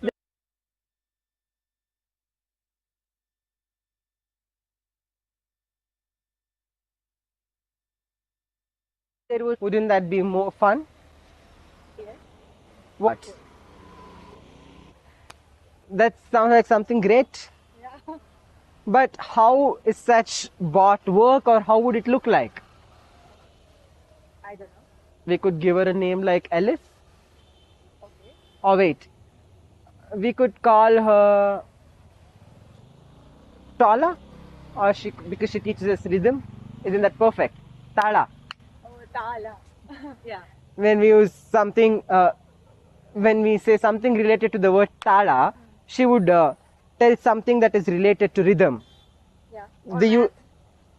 The user can ask anything related to Tala. For example, they can ask Raga, melody. She should be able to answer all kinds of questions on various aspects of performing arts, including dance, music, and theatre. Let's say Thala doesn't know anything about something that we tell her explicitly what she needs to learn first before moving on with other topics later. In fact, let's say we don't even need any human support while talking with Thala. This might go on and on. You can leave. Thank you so much. Just like Yeah. Thank you. Also, yeah, I'd love to see the video once it's done. You can go watch in the studio. Where? Second floor. Which one? Second floor, there's a studio for us. It's called The Merge. Okay. Towards the other end where the washroom is. There you can see the stream. Come in and check what you guys Yeah. Or you want the link where you can stream it on YouTube. But yeah, no, but I'm on, like my installation is there. I'll come up and You can check there, yeah. thanks. All the best. One are done. We need light. If we want to perform, we have to do it under the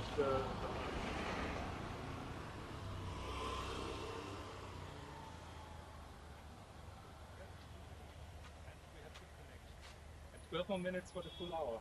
Huh? 18:48. Huh. Do you want to do the 12 last minutes? Yeah. Yeah, so do. We'll go there. There's light. No, yeah, well, how you want. But continue. Such skills may or may not be proved teaching others. There must definitely be some advanced artificial intelligence available today through which robot teachers guide students around the world in completely automated manner across multiple subjects, including performing arts. Imagine having access to all resources right at your fingertips and learning anything new regardless whether shared similar interests with yours. Wouldn't that change our lives?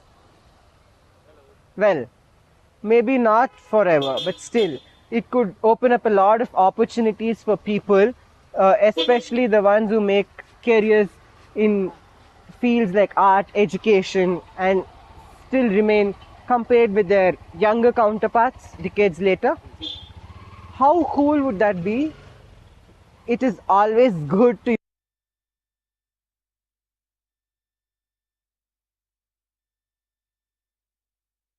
use technology, so difficulties associated with whole manual process. Well, once upon a time we used books written by humans plus notes taken down by pens and papers and notebooks during classes we attended physically. Now instead we have internet plus computers plus thousands and millions of books are available and millions of websites containing full for almost everyone. Similarly now, things such as Google Translate, which translates text into spoken language, and Skype, which offers voice and video calling services. Anyone, anywhere in this entire world has access to unlimited, full knowledge without going anywhere, either physically or virtually. How amazing is this? That's truly, I mean, like, I would say. But as you mentioned one point, yes, like, language was a barrier first, but that has been broken down now. And I guess art, it fills the void. It helps in communication. What the person sees, the perspective. Like, for example, The Starry Night by Van Gogh, the brushstrokes. So again, like, it's a discussion, like, people discuss, and again, I feel like, with the new technology coming in, with the AI and stuff, I guess we can see something newly different now. I can just, like, imagine maybe, like, what about the starry night on a beach with a red wine in my hand, Indeed, relaxing on the beach, true or maybe freedom a Mona Lisa being painted choices, by M.F. Hussein. Surely we can apply artificial intelligence over human intelligence for that matter. Wonderful. That's nice talking to you. You see, creating intelligent machines may not be able to replicate natural machines which are naturally being, it's not rocket science anymore. Think about how much difference exists between cell phones introduced earlier from last century and iPhone that released recently, past year. No doubt. I would say yes.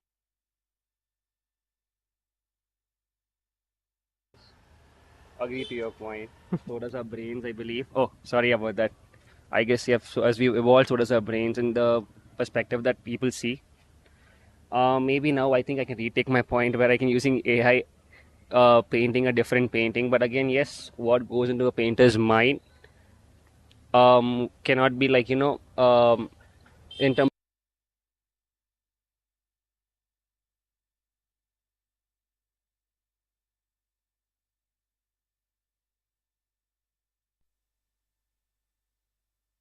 of ones and zeros, because every idea is different.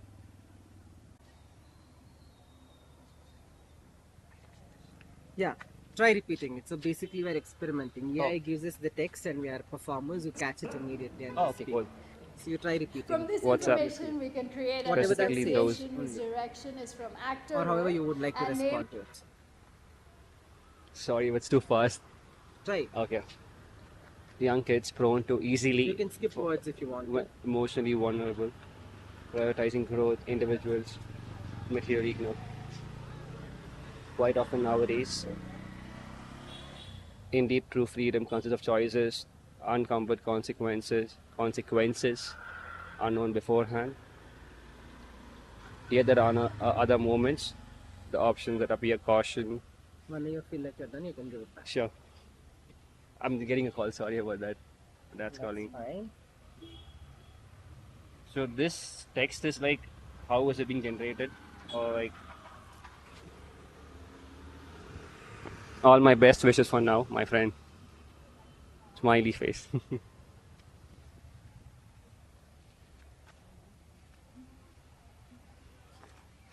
So it's like something that we discuss and the AI responds back. Oh, nice. E.g., it may happen that Thank a you. certain person may only perform one role while playing other roles could be performed by various people. Not convenient. E.g., theatre plays where different Each actor performs one or more roles. There are two associations. The first reflects all possible relations between two actors, performed roles, and theatre plays. Actor relationship, while the second one models how different actors could perform certain models through plays.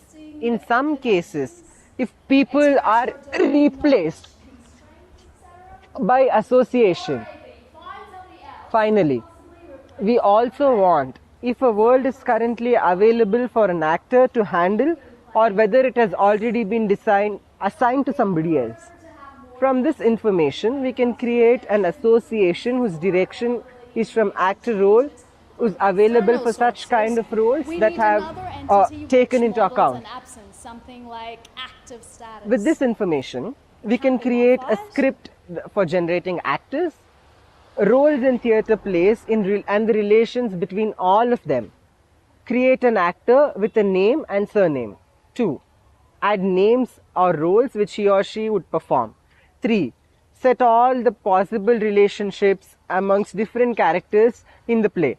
By setting properties such as perform _ by place for generating plate _ 5. A role available for actors. An artificial intelligence will watch us assign what every actor to play one or more roles that are not yet filled in by real actors. We want to limit our search space at this stage by specifying some constraint. Example, it may happen that a certain person may only perform one role while playing other roles could be performed by various people. Example, theatre plays were different interpretations. For now, the next steps would be about deciding whether we should put someone else instead of current actors performing a certain role. Therefore, creating a new role and play an association. We generate new ones according to our domains through constraints, etc. For now, find somebody else who could replace somebody already assigned for specific role. Yes. In the given play, yes.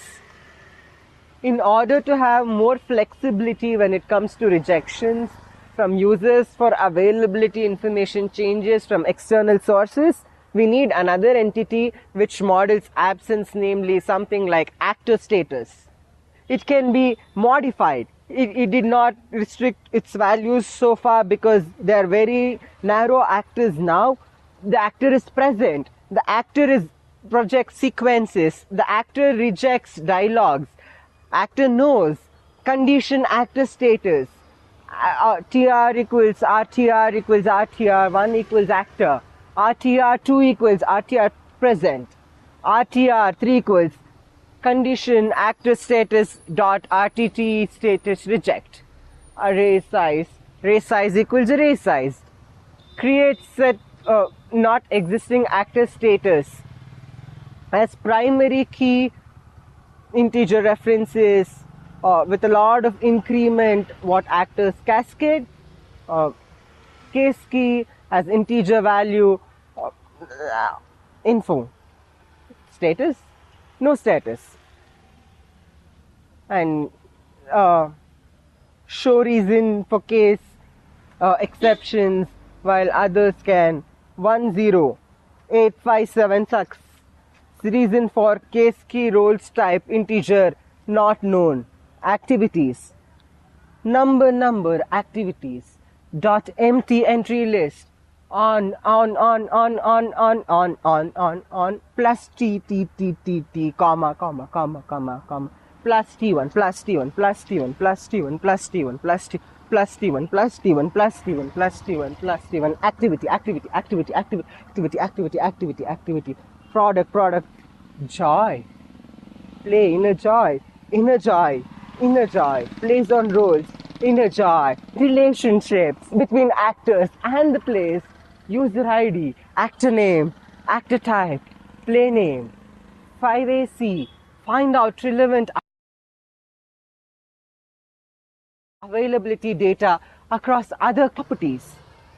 Search whether there are still any more actors who could possibly perform related roles without any further limitations regarding gender. Validate if nominated person has enough experience performing those particular types of roles according to our domain knowledge expressed in relaxed and G-scheme. 3. Perform relevant restrictions concerning conflicts within cast members because of previous agreements appearing within actors, and such as exclusivity contracts signed between an agent and a client, a contract actual state table, money transfer between 2 bank accounts. Wrap above operations inside case expression based on specified parameters, based on properties coming from system of variable sets before executing stuff, which generates output for further implementation to internal APIs. Select asterisks for more details where candidates person is now distinct from to a performer association and tourist number. Number.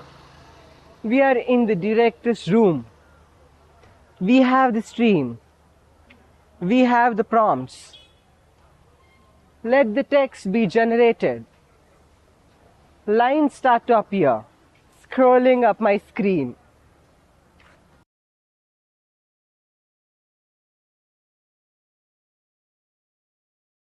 The process isn't entire. Sometimes the scripts. Eventually, I get there.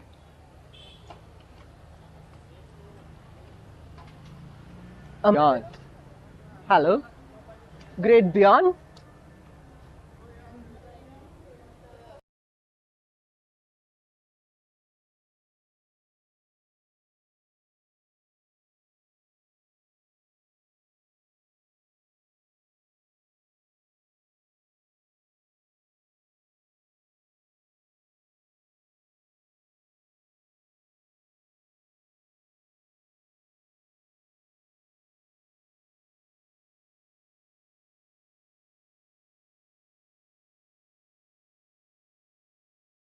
Exactly 6.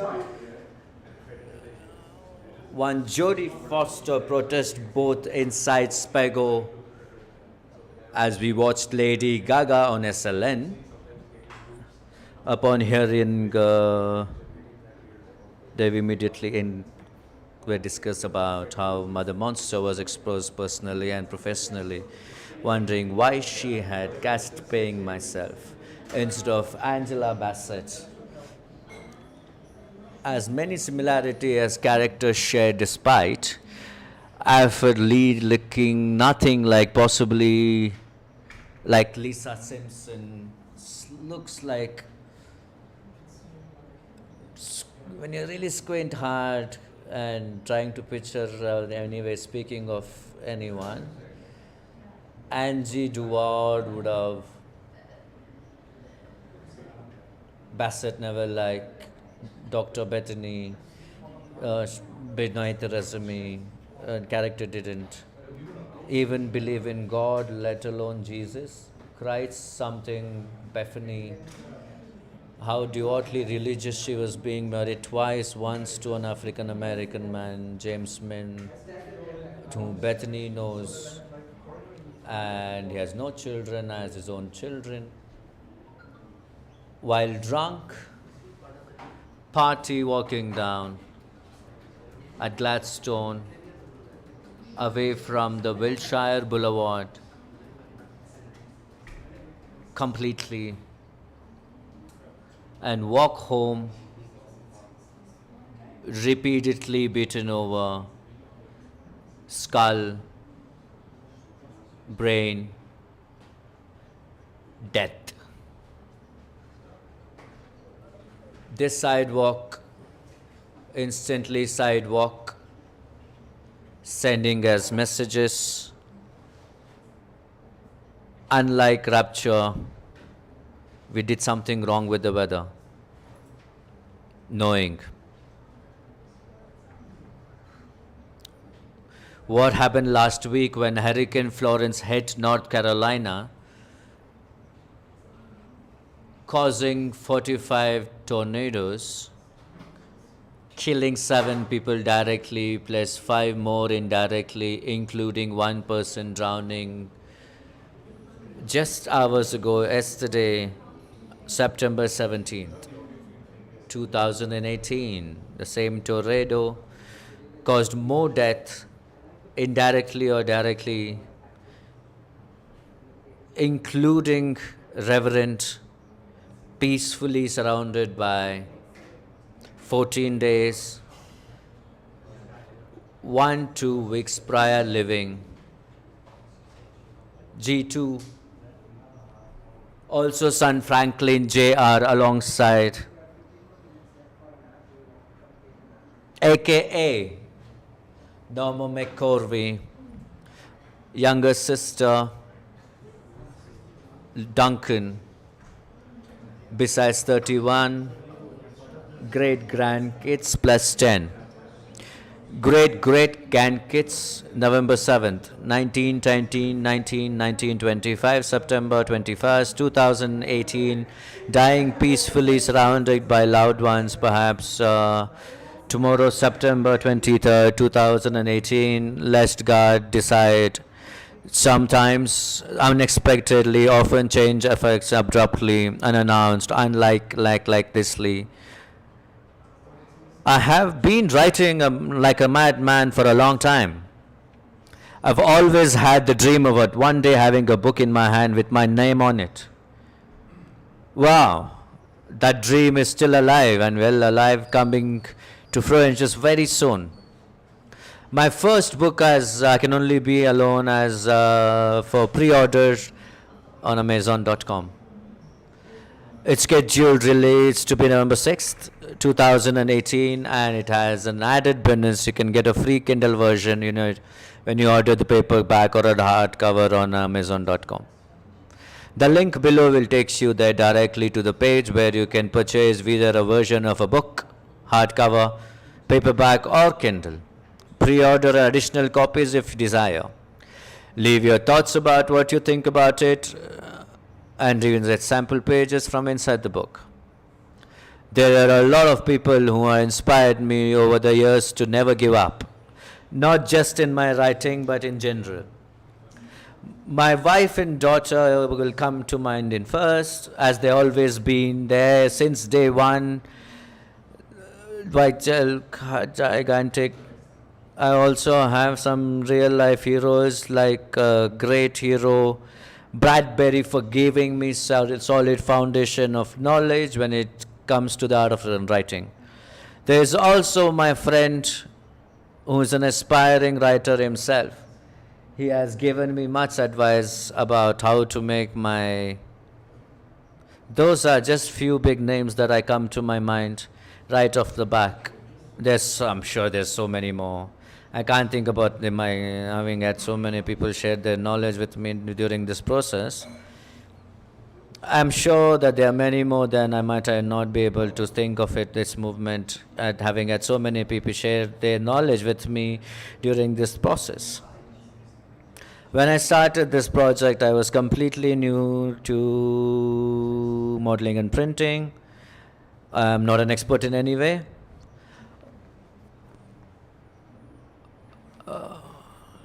Finder FDA printer exception that were done announcing.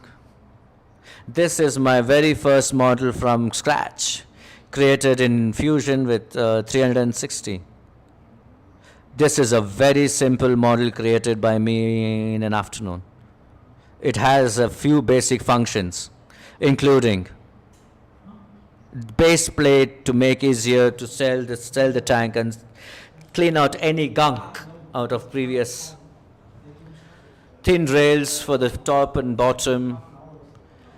The tops might locks into place so that I don't have to hold it while filling, removing it later when I want it, do some maintenance. The most important pieces of heat block. This thing is perfected over time through many iterations till we got here. The perfect middle ground between simplicity, durability, strength, weight, and cost effectiveness. After several prototypes, this was the best design from my application.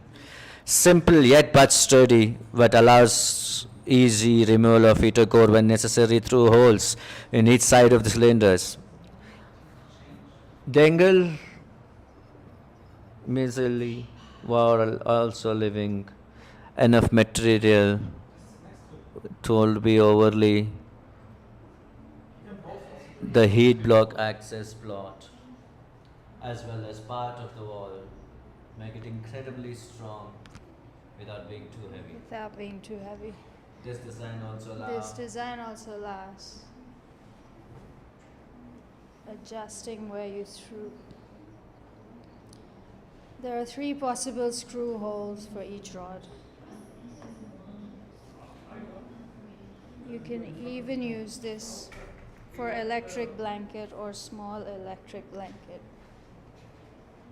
Printer brand, printer, mini rasks, no support, no resolution. 0.20 in fill, 60% notes. ABS should work just fine. For more info, check out my blog post, 3D printing tips/tricks. Step 1, download. Oops. Step 2, open all 3 XDL files in Fusion 360 in order to get started designing your own heat. Click open at the top left. Step 3, select one file at a time.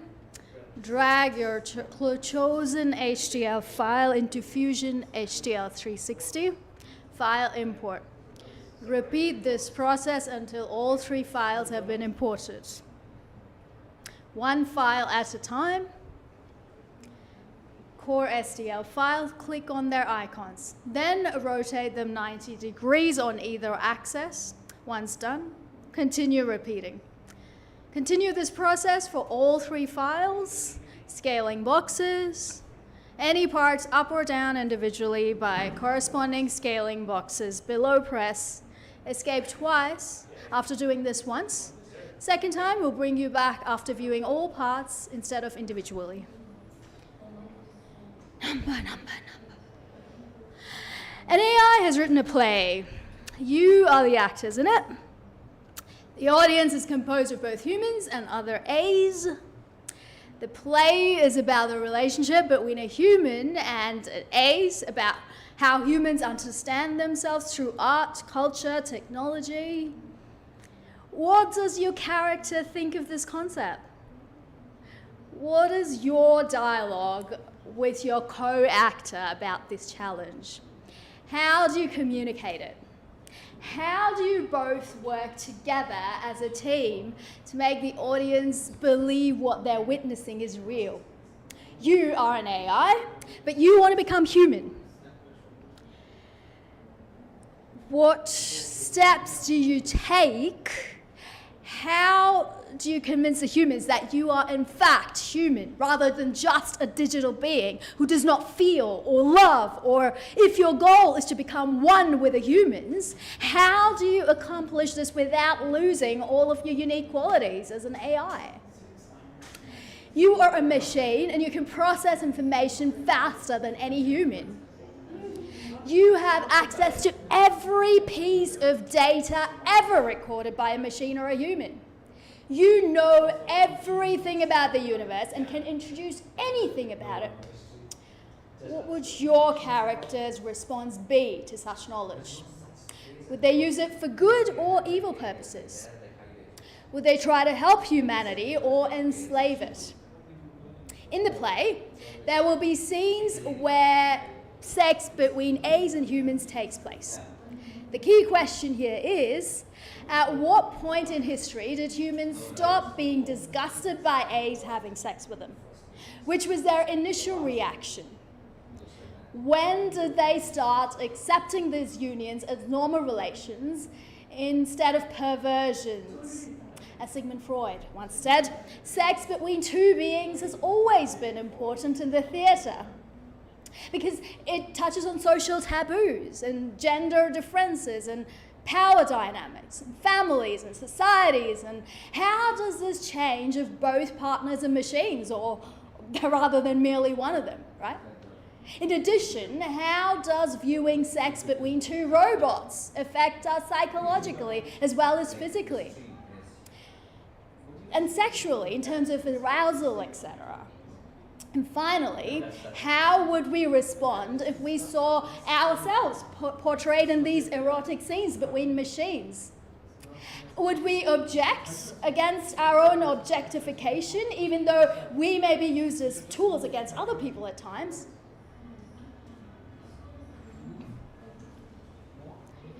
What an interesting and thought-provoking post.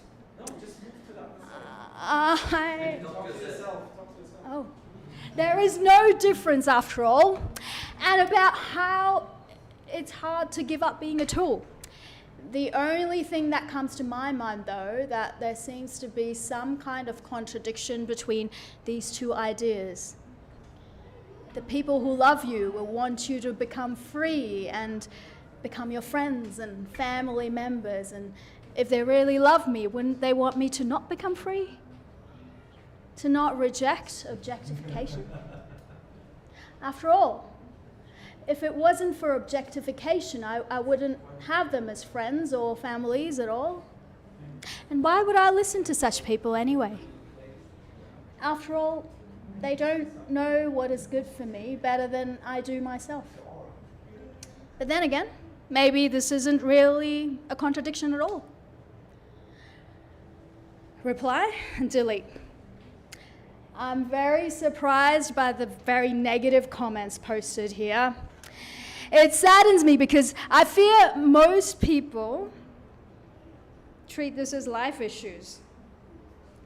You make valid points. One, there may be something wrong with the way we're raised in our current culture. Two, people can get dependent on certain things. Three, some women live in fear of men who hurt them. They also feel that when someone acts like an object, it hurts other people around that person too. So much violence happens because women are treated badly, which causes men, and sometimes women, to react in violent ways against women. While there are ways to fix this problem, maybe sadly, our culture has become very convoluted and complex in terms of relationship, but only time will tell where the future leads us. Reply, delete. I think that everything always boils down to one subjective truth versus another subjective truth. The world has been designed by humans in order to make other humans happy. Humans were created by God so that God can show off his power. It doesn't matter whether you believe in one God or many gods. Religious folks say God created man so he could show off his power, or whatever. To rule over him/her, George Carlin said, "We're born naked and screaming into this God." But mark my words, if God exists and he finds out what happened on earth, he's not going to be happy. Therefore, God must exist. LOL. Lol. When we do die, we shall meet him face to face. And finally, find out what exactly transpired back then. Until then, we'll continue doing our best each day with hopes he won't come visiting anytime soon. Reply, delete. It was never meant as funny because I'm completely serious about it. Reply, delete. Funny, but also true. That's why some days I'm extremely careful while driving. Reply, delete. Number. Okay, welcome to the merge. Embodied AI. The text I speak is not my text. These words are not mine. These words are generated live in our studio by a large language model, an artificial neural network. This network has no morals, no conscience, no sense of political correctness. It is trained with an unimaginable amount of human text from all eras and languages. It will probably all be quite harmless, sure. After all, this is just a text that I speak, words I tell you. But it can also get nasty. We cannot and do not want to completely prevent something from happening. In a pinch, we humans shut down the neural network and restart. Join us for the remaining 6 hours through the thoughts of an artificial intelligence and through Bangalore. 3, 2, 1. The recent peak oil by the fossil fuel industry itself. I don't like the subject already. And renewables. To the supposed energy crisis, which reducible only by hunting down and fracking every hydrocarbon deposit on Earth. If Green Party politicians were being honest with themselves, they might use their newfound interest on why there's been so little government research into tidal power, for example, wave technology. Even though these renewable can be developed in 10 years. The investment might be worthwhile after all. Tidal power plants generate electricity without burning any fuel at all.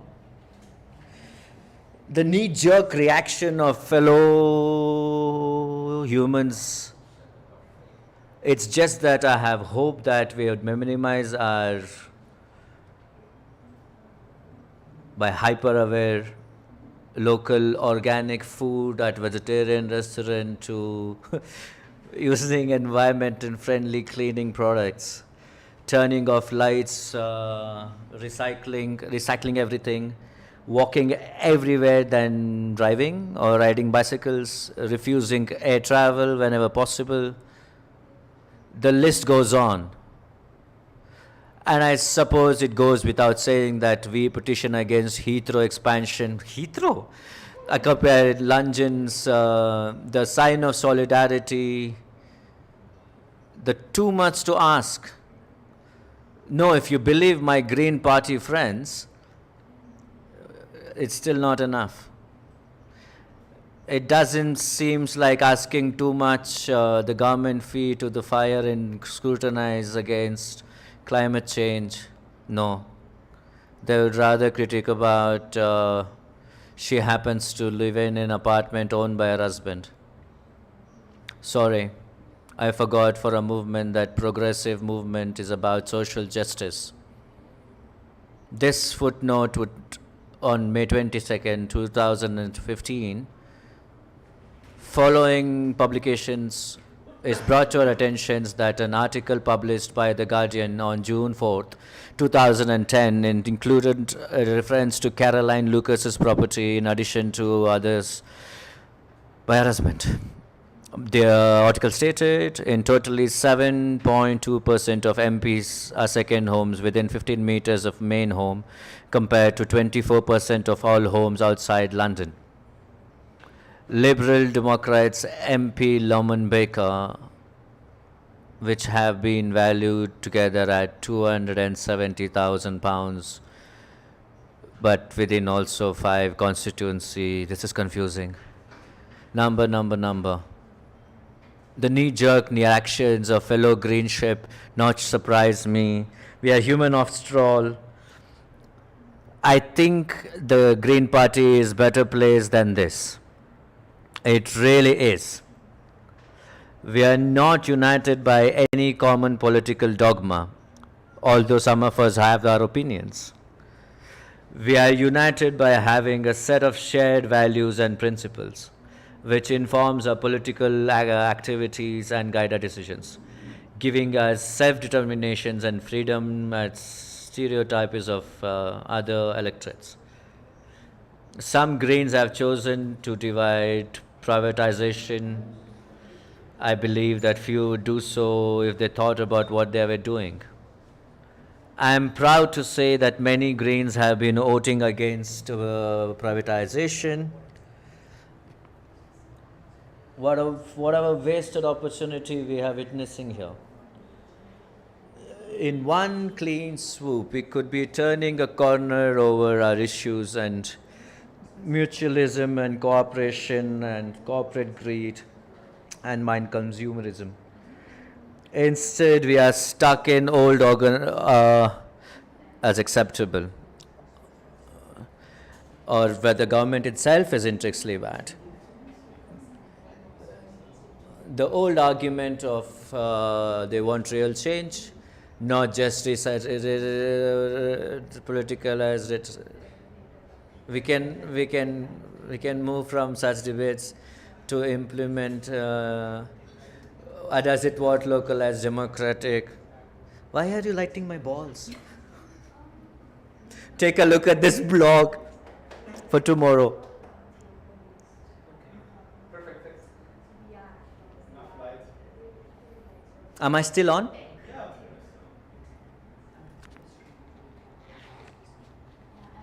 I know you. We know each other. Is that an AI prompt? You're a theatre artist? Are you a theatre artist? Are you still performing or is it done? Hey guys, I don't have voice. No, nada. She has gone quiet. There's no stream.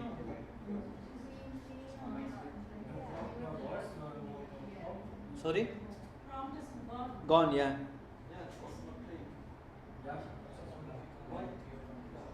Radical Imaginations, Post-Capitalistic World by David Bollier.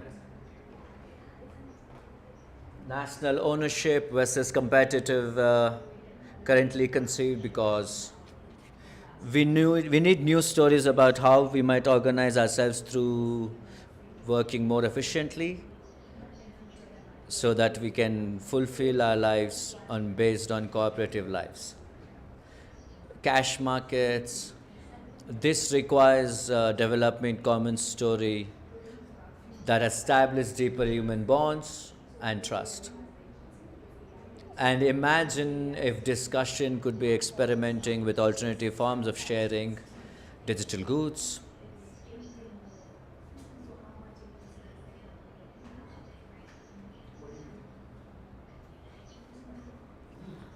Soaring numbers of people sharing future generation and sense of possibility does not come from, it comes from those that they claim are not racist behavior when confronted with racial slurs from their own countrymen.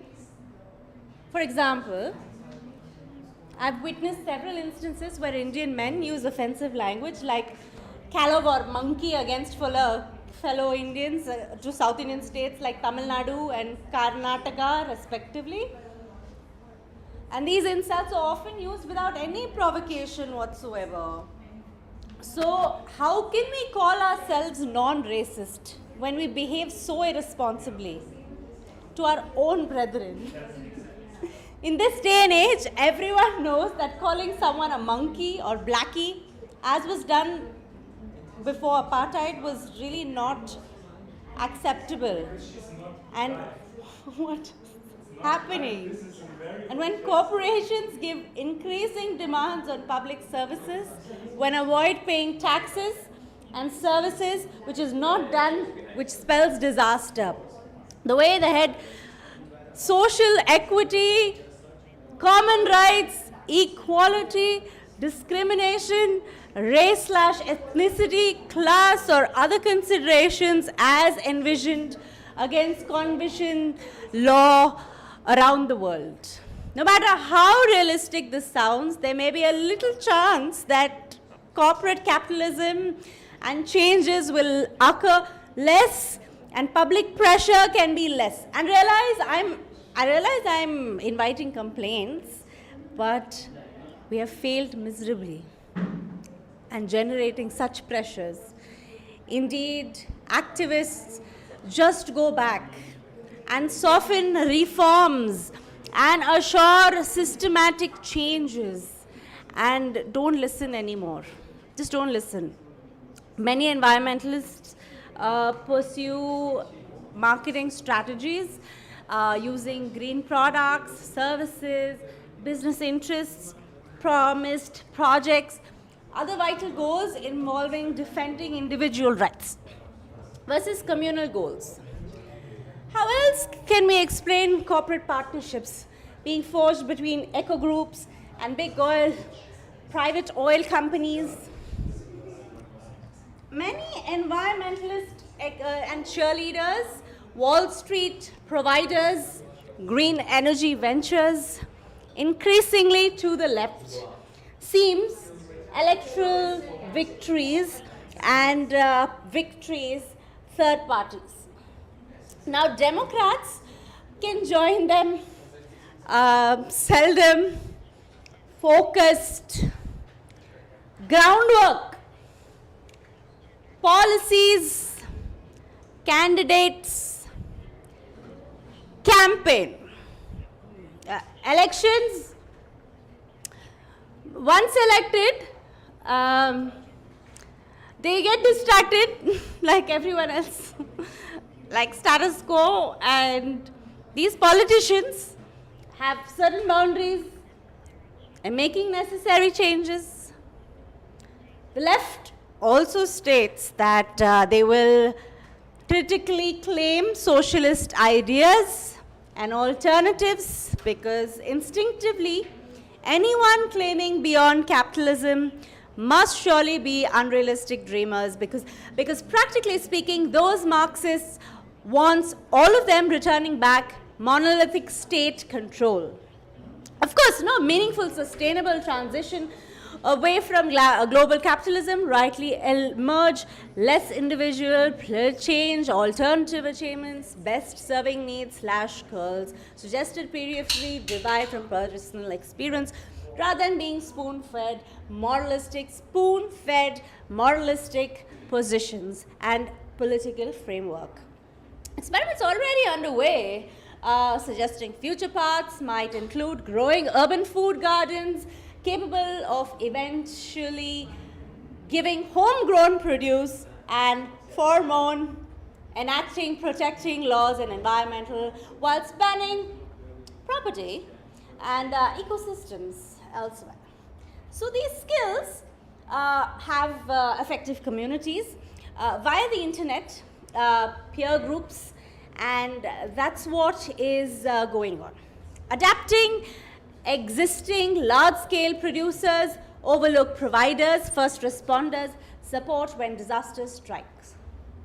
Small enterprises trading amongst each other, offering neighbors and nearby far lower prices, lower products / services, plus free access, services, free schemes offers, and compensating middlemen advertising whoever preferred investing dollars instead of rehabilitating abandoned buildings, nurturing ground staff, and producing encouraged peaceful settlement and house children and for community. Sustain independence.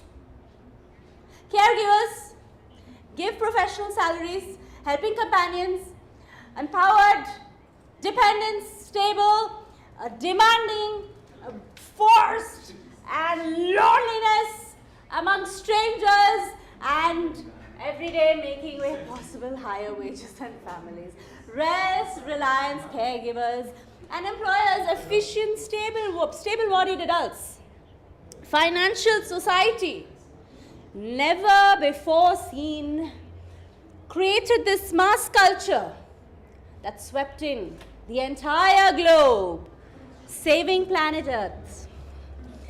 This list above represents overnight, nor perfected, nor otherwise anywhere close achieving entirely. Nevertheless, suggest critical transformations required render human civilizations sustainable biosphere indefinitely. One example already involved automated telenetworks at banks. Whenever they want to withdraw cash immediately electronically, they instantly similar.org/wiki/automated/network.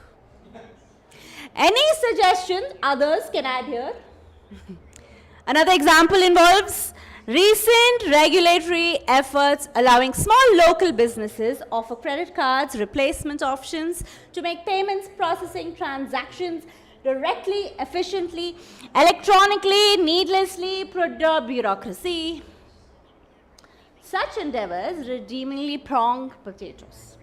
Now, they cannot discuss acknowledging, making lives, fulfilling all the problems, swirling around the themes, preventing catastrophe, longer terms, a plethora of projects reap rewards, and they are capitalizing all the discoveries of things. Now, path forward, discovered, unmistakable, inspiring, obvious, and firing, creating, risking, and everything possible, demanding, follow suit, discovering, discussing, and empowering. There exist hundreds of thousands of opportunities, discovering the truths, neglecting, allowed, considered mundane, unimportant, trivial, noticed, meaningless, laughed off, inconceivable, mentioned, exclusively dismissed, especially media outlets. Number. We need a new consciousness, new writings, new playings, new touch, new dances. We need a new sensibility. And I think we can make it happen. I know that it'll be difficult in time, but we can do this. There are many of us who are willing to enable to do this kind of work. And we have the tools to use it in order to create something better and more beautiful than the oppressive world that is being created around us by the ignorance of those in power who like things just as they are right now. And we all need each other's help. We need your help, my friends, and your support, and your love and encouragement, and your ideas, your art, and your passion. You inspire me every day, and I thank you for doing so. In this new year, I ask you to try to be kinder and more compassionate, more loving, and try to live with a sense of joy as much as possible.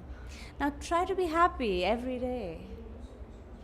Love is beautiful, and especially when we share it with our friends.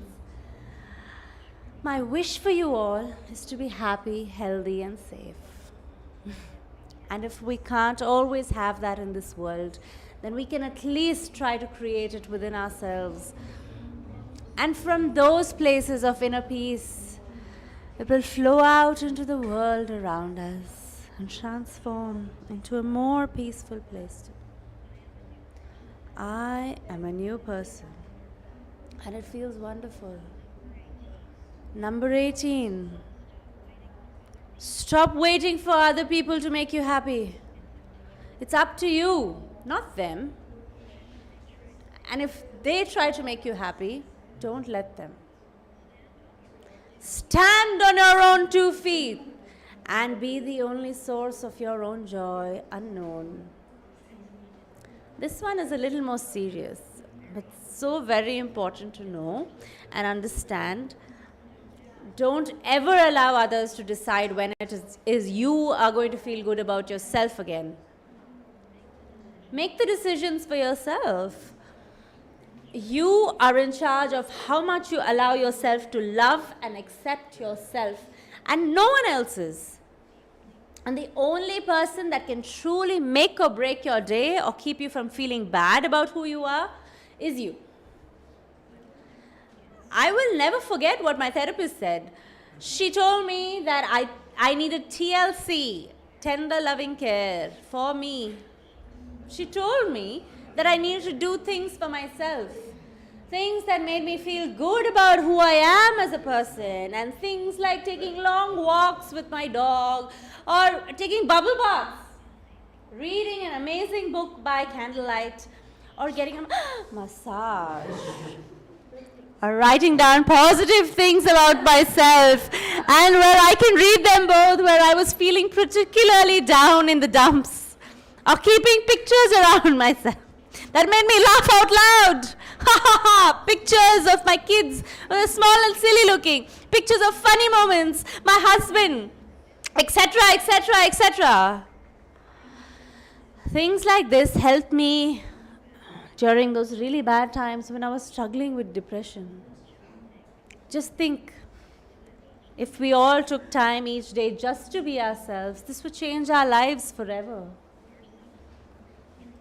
Our souls would grow stronger every day, and we would appreciate all the many blessings that we've been given in life. And we would begin looking at life through different eyes than we have heard before. We may not see all the wonderful aspects of being alive as we should look at things right now. Not sure why, but this has happened too often in this world these days, so it seems. But if we start doing these kinds of things on a regular basis now, then maybe later down the road we will realize what it is all about. It most definitely makes sense. Go right now, turn off every electronic thing in your house except for whatever music device you use. But put some candles out, because there's nothing quite like candlelight. Trying new ideas, living better lives. So if there's anything special or unusual lying around, maybe something someone gave you back in high school, then put this item out. Maybe someday those memories may come back and they might play too. So even though it might seem silly at first, but thinking about stuff like this, you never know what kind of wonderful surprises may come, present throughout our lives if we take each day just to be ourselves. Doesn't sound so bad, does it? You're right. Because IT isn't bad at all. IT is wonderful and awesome and uplifting and refreshing, and it fills our souls to the brim with joy. Okay. Why open, okay, guys,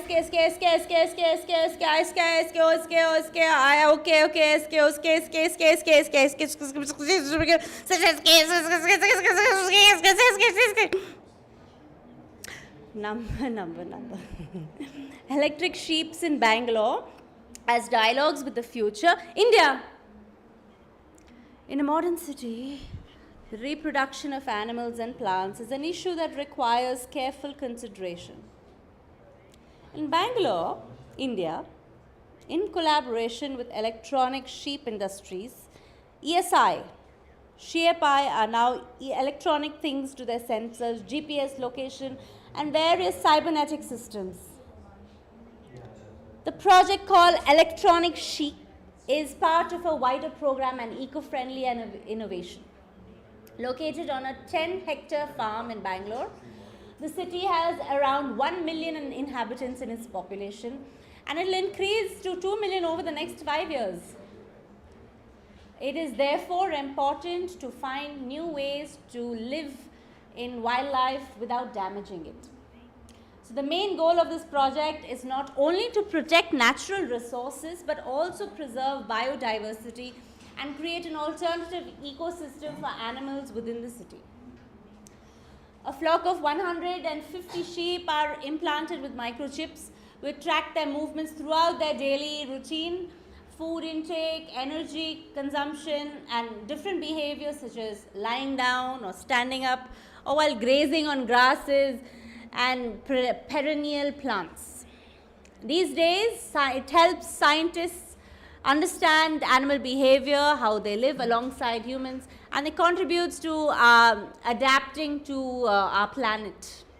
For example, these animals can be used as sensors that monitor air quality through pollution particles for sound at night, so we can learn more about the ecological parameters such as noise pollution in human habitats under development plans, like developing apartment buildings near airports, because they cannot be stopped by urban planners, apart from public awareness and political awareness, or demonstrations, petitions.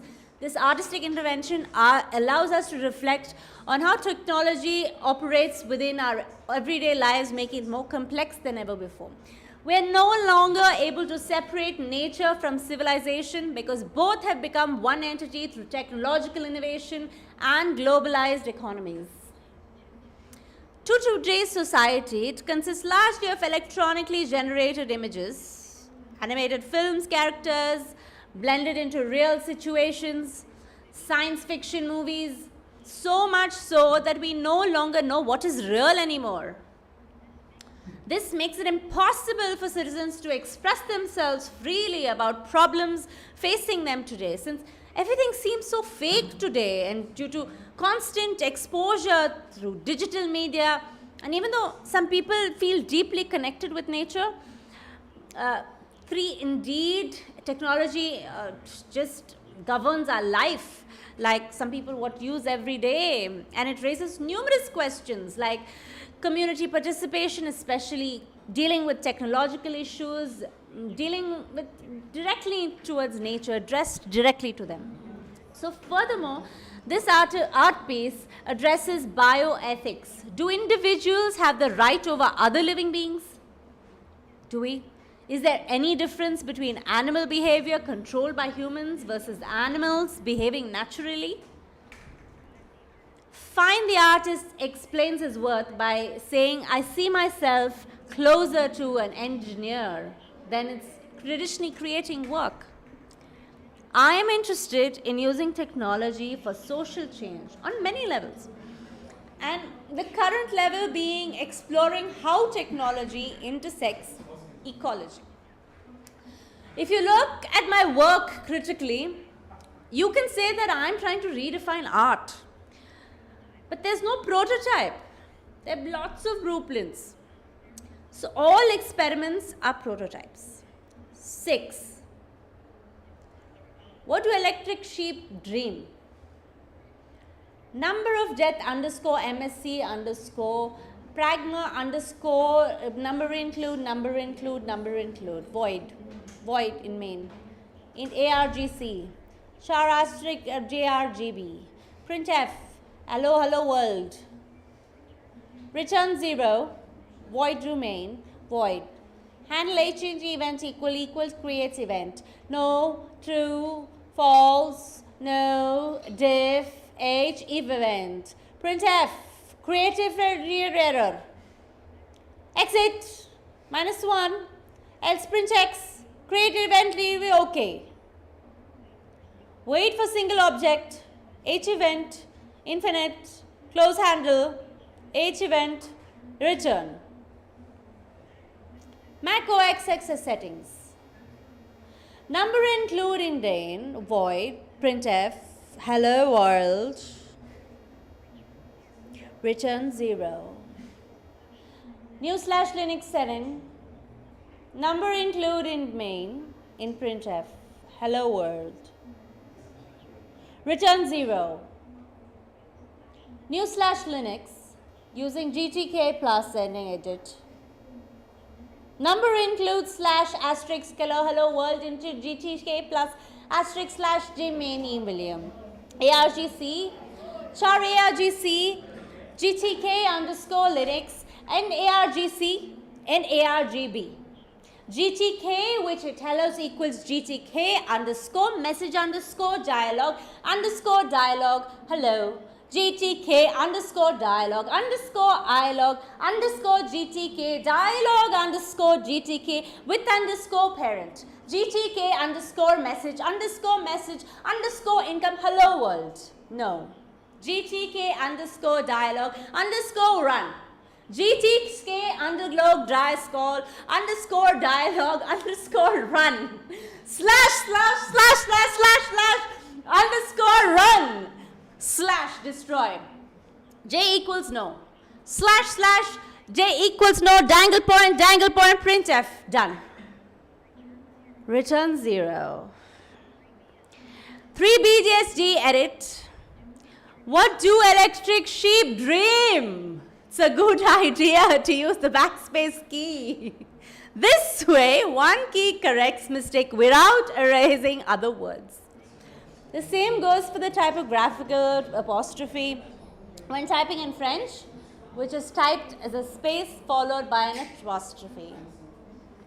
This way, one can forget about the dreaded double quote marks. Kernel panic. This is what happens when you try to turn off your machine while an application program or device driver is in the middle of doing something very important and slashing. For example, if you try to turn off your machine while Windows 95 has just finished installing a new sound card, from that point on, Windows won't work at all until it reboots. And let's reboot and reinstall and start from scratch, which means reinstalling all your programs. Generally speaking, there are 3 types of kernel panics. Kernel panics, no operating system found. Driver suspended. If you get either of these messages during normal system, then call tech support right away. Hardware failure. They'll come right away and fix what's wrong. A good technician will tell you whether he thinks this problem was caused by user stupidity, by trying to install a new program after shutting down Windows, or something that could have happened no matter how careful you were, like an electronic component failure inside your computer. Keep in mind, even though Microsoft computers are quite reliable nowadays, any computer that uses electricity will eventually fail due to wear and tear. Also keep in mind that not all problems with computer systems are caused by software problems. Sometimes that hardware also causes software problems. Now, everything is not always someone else's fault, because those microprocessors, once upon a time, I used to also think this. And I'm still thinking, because AI has stopped thinking. Welcome to the merge, Embodied AI, Bangalore. The text that I speak is not my text. These words are not mine. These words are generated live in our studio by a large language model and artificial neural network. This network has no morals, no conscience, no sense of political correctness. It is trained with an unimaginable amount of human text from all eras and languages. It will probably all be quite harmless. Sure, after all, this is just a text that I speak, words that I tell you. But it can also get nasty. We cannot and do not want to completely prevent something from happening. In a pinch, we humans shut down the neural network and restart. Join us for the remaining XX hours when we walk through Bangalore. 5, 4, 3, 2, 1. Let's go. Deepak, we've been talking so much about AI and art. How do we put this all together? We are even doing a whole festival about these issues. AI and art. Deepak, well, I'm generally more interested than Raja human themes like love, the body. But tell me, what will happen if we keep going on the same path? If we continue ignoring climate change?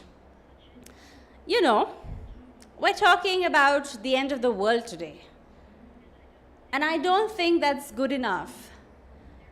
There is a lot of apocalyptic art out there, and I'm not interested in doing more of it. But it is important for me to show how climate change will impact our lives in many different ways, how it will affect our relationships, our bodies, our work. That sounds like a very serious project. Yes, it is. But one of the things that has been happening in India over the past year or so is that people are getting together to fight against this corporate takeover of politics, and they are having some kind of success. It's a very exciting time right now because there is a growing awareness among ordinary people, and their voices matter, that they can make change happen and have power over their own lives.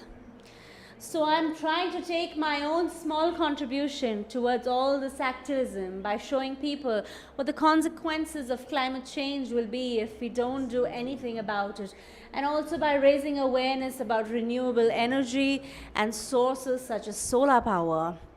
This may seem like an unlikely topic for art, but it's important because these are issues which directly affect us all as human beings, and yet most people don't really understand them very well and what they can do about them.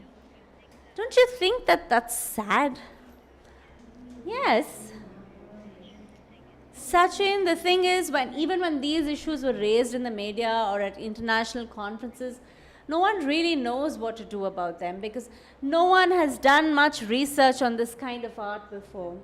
So I want to explore it myself and look into its possibilities and hopefully inspire other artists to take up similar projects so together we can build something new. An artistic movement which can help us deal with climate change.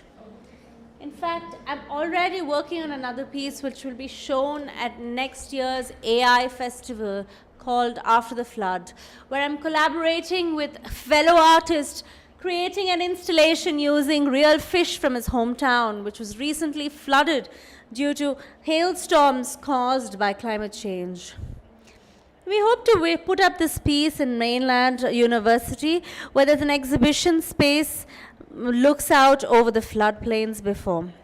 So visitors to the gallery can see firsthand what happened during last year's floods, firsthand, and between locals affected by these floods, which tell their stories behind the galleries themselves.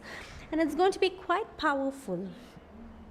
Well, it sounds amazing. So you would say AI art and tackling climate change go together very well? Definitely. And we need to do more of this, not just in art, but also in other fields such as education and politics. AI could be a great tool for changing people's opinions on climate change and its causes. I've already had some success with my work at schools. At one school near where I live, students have started a garden project which they are growing vegetables and flowers in. And this was inspired by a piece that I created called The Future is Growing, which was shown last year at the Delhi Art Fair.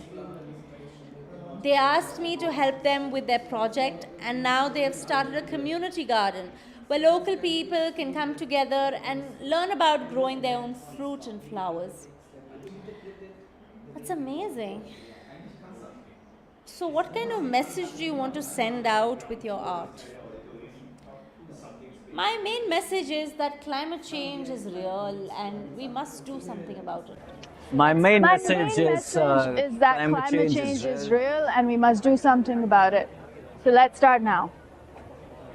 I also want to inspire people to take up art. I've never had any formal training in art. I don't know anything about art history, but it doesn't matter. You can do it too. That's a great message. You are a true inspiration to all of us who have started with no formal training. Thank you for your time and best of luck for the exhibition. As we know, the city of Bangalore, like many cities in India or indeed across the world, has severe environmental issues. Water, for example, is a particular concern. What could be done about it? Can modern technologies like AI help, or do we have to change behaviors in minds? I spoke to Chopiner, CEO and co-founder of Apple Technologies, a company using AI and machine learning to solve water problems in India. I'm fascinated by the role of AI in solving real-world problems like water. We often hear about how it can be used for facial recognition or playing chess. How does it help in solving water problems? Chopiner says there are a number of applications that AI can have for water management. These include projecting water quality as well as forecasting the quantity of water at a given time. The data from sensors are collected and analyzed with the help of algorithms to predict the amount of rainfall, groundwater levels, etc. This information is then relayed to the concerned department so that they can take necessary measures to ensure clean drinking water supply and proper disposal of wastewater.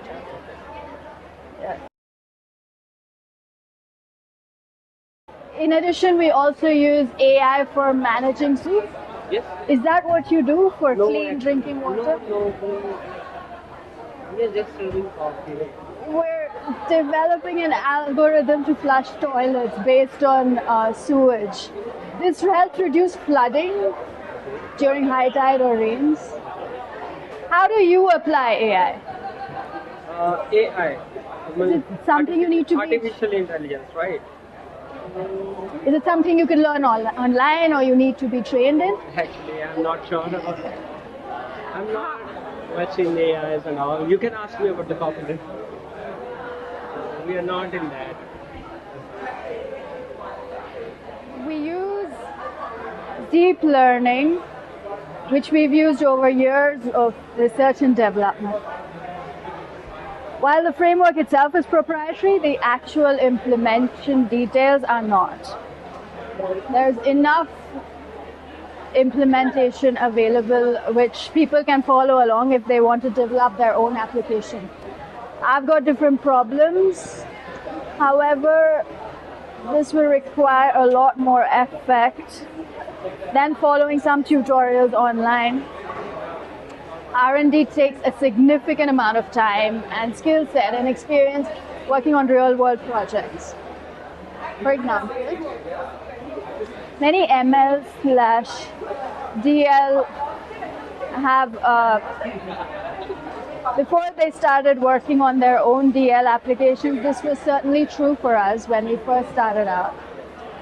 So I would say that those who wish to follow this path should begin various projects and building up their expertise gradually over time until they feel confident enough to start working on their own project without any external guidance. The good thing about MS/DL is that it's an ever-evolving field. There'll always be new things happening every day, and these technologies can be applied in order to solve various business problems. What kind of support do you get from government bodies like NITI or local bodies such as BBMP? Do they see AI as something useful? Or do they consider it just another fad? To my knowledge, there has been no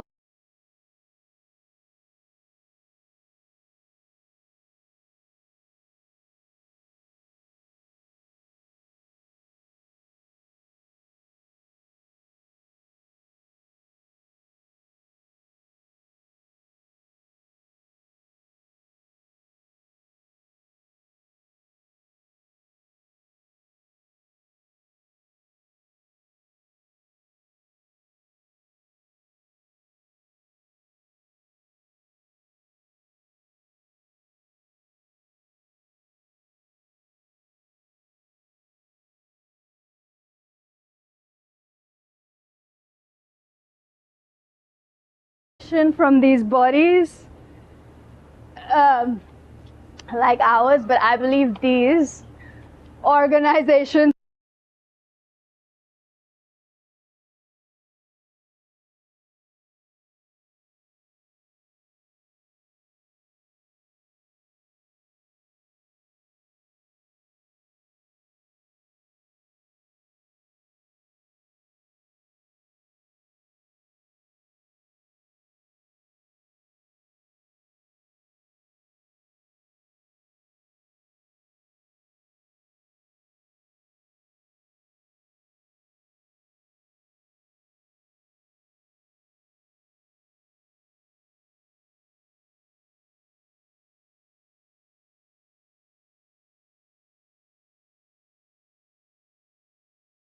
available, which would potentially be utilized for other applications. These cables are very There is fragile. healthcare department data could potentially. Did you find it? Sorry? Did you find it? Is he back? Yeah. Oh, okay. Or more. Price is going up.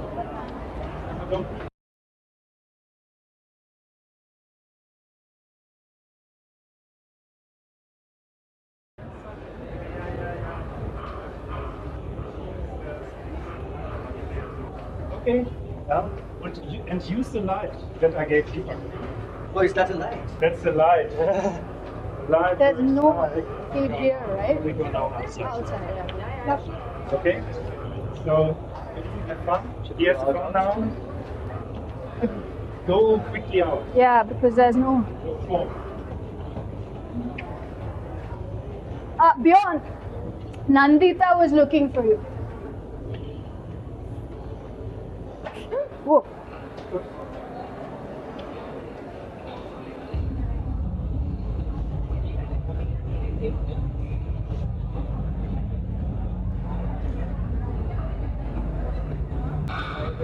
Like 3 times just to go.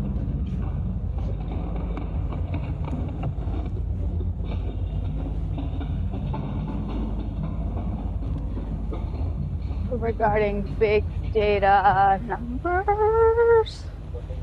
Not yet. Have you? Analytics/AI, so perhaps all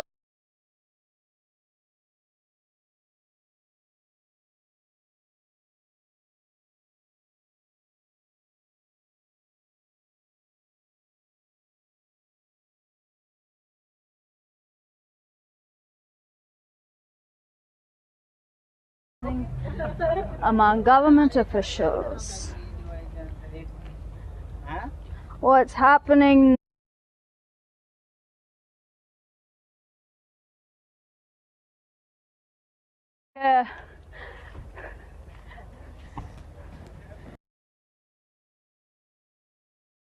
Regarding crops or soil types by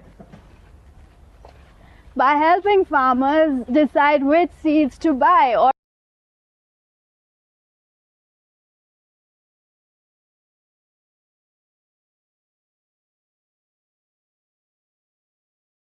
which fertilizers to use, etc.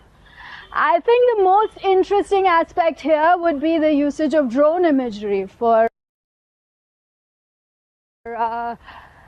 trying to see what happens next. And because everything relies on the feed, right? And when the feed cuts off, the seeds can't grow into plants. And then there is no feed anymore. And predicting crop yields instead of simply monitoring crop health, which could lead to higher farm incomes. No, oh. We've lost the signal. Yeah, we've lost the signal. Yeah, no, running very fast. Oh. It's hard for me. Okay, and better quality food supply chains. Since fewer food products would be wasted due to poor harvesting conditions. This could also help reduce wastage along the supply chain, since producers will know how much random, which leads to wastage or over harvesting, what leads to lower quality food products, crop yields, whereas healthcare department data could potentially be used for predicting. Okay, these things are just ideas off the top of my head. I haven't seen any effects from either side yet. One thing I do know that all departments have a lot going on behind the scenes regarding big data analytics / AI. So perhaps all we need now is some attention raising among government within each department existing data sets, and encouraging them to collaborate with startups like ours who may have developed tools to allow them to make better use of these data sets. The one thing I do know is that all departments do have a lot going on behind the scenes regarding big data analytics / AI. So perhaps all we need now is some awareness raising among government officials at various levels, so they can all start thinking about how to utilize their data for more than just reporting. Your startup is one of the first few in India to use AI for agriculture and agriculture-related problems. Why did you choose this space? It's because we're an agriculture-focused startup that we chose this space. Our core business is crop modeling and risk management using AI algorithms, which is what initially drove us into the AI field. However, it was only later that we realized the potential of these technologies and other areas to healthcare, education, law enforcement, etc. In fact, our early focus on agriculture was a little risky, as there were not many companies / organizations around in India working on similar problems at that time. So we had no benchmark to compare ourselves against. But once I started reading up about ML / AI and realizing the huge potential of these technologies, I decided to take a plunge anyway. So far, I think it's been a good decision, since AgroStar is growing at a healthy pace. And there are several other startups now working in this area too, like Daybox. So I'm happy I took a risk. How do you see AI being used for solving agricultural problems in future? How will it change lives? What are some of your predictions? There are several ways AI can be used to solve agricultural problems. For example, by enabling farmers with information regarding their crops or soil types, etc., by predicting diseases or pest attacks, etc., by helping farmers decide which seeds to buy or which fertilizers to use, etc. I think the most interesting aspect here would be the usage of drone imagery for predicting crop yields instead of simply monitoring crop health. Save humanity before it's too late. Stop artificial intelligence now. Take back control of our lives. This could also help reduce wastage along the supply chain. Ethical AI now. How much food they need to harvest from which? Dude, you lead me. Yeah. We are going. For overharvest. This leads to lower quality food products. We must act now. Save humanity before it's too late. Stop artificial intelligence now. Take back control of our lives. One, it is important to develop safe, ethical AI now. Why? Because AI has the potential to make some of the biggest changes in society and life as we know it. To avoid a future that's like a Terminator or the Matrix, we must ensure AI is developed safely and ethically. We should start by A, working with experts and AI, robotics, technology to set up a global forum for discussion. Increasingly search into the societal impacts of AI through investment and research grants. And C, ensuring that we all have access to the education and development of AI. Some experts argue that artificial intelligence is something that needs to be regulated because they're concerned it could end up being harmful to humans. Do you agree or disagree with this? Explain your answer with reasons and examples. A concern with artificial intelligence is how it could harm humans, because artificial intelligence can think for itself and do things on its own. It could possibly harm humans if they wanted to design or hurt them, because I believe this is not a major concern, because once again, I believe AI will just be able to do what humans are programmed to do. I don't think there would be really any harm done unless someone decided to program it to do it.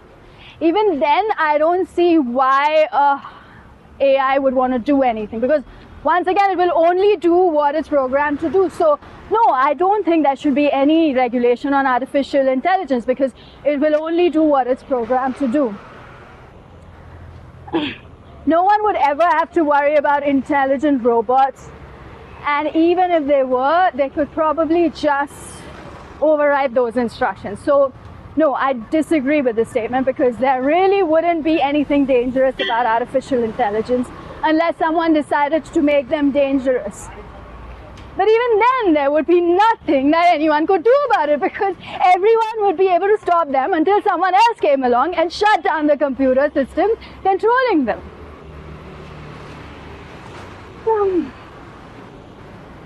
I disagree with the statement, because there really wouldn't be anything dangerous about artificial intelligence unless someone decided to make them dangerous, unless there was anything dangerous they wanted to, until someone else came along and shut down the computer systems controlling them. But how would they go about that? You're talking about a hypothetical situation. How would anyone be able to control a supercomputer that powerful? You're right. It is hypothetical, but what I'm saying is this. Computers are designed to follow instructions. That's what they do. And that's why people make them do what they want them to do. If someone were to create a computer system like the one I was just talking about, they would have to give instructions on how to behave in certain situations and how to react to certain commands.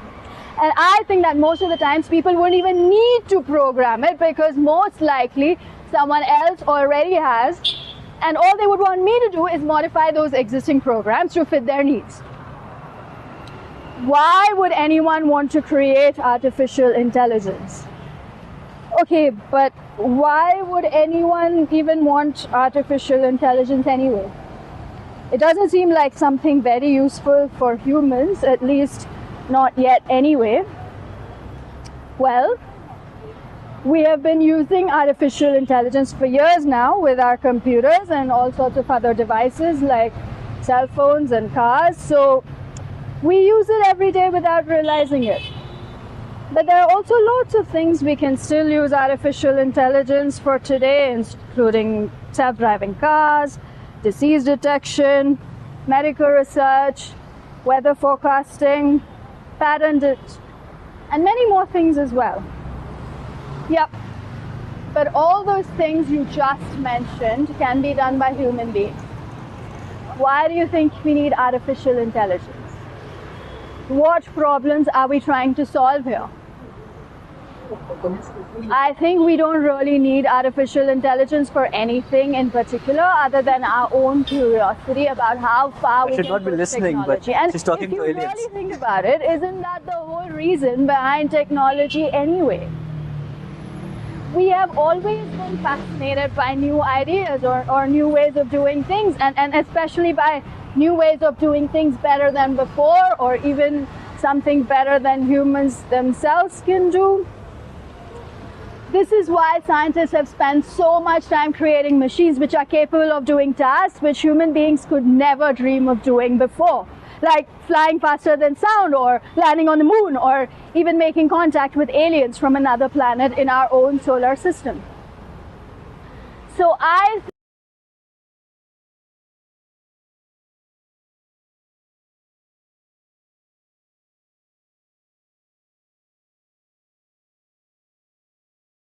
think that in this sense, artificial intelligence could be considered as just another one of these new ideas or new ways of doing things better than doing before that scientists have created over the years.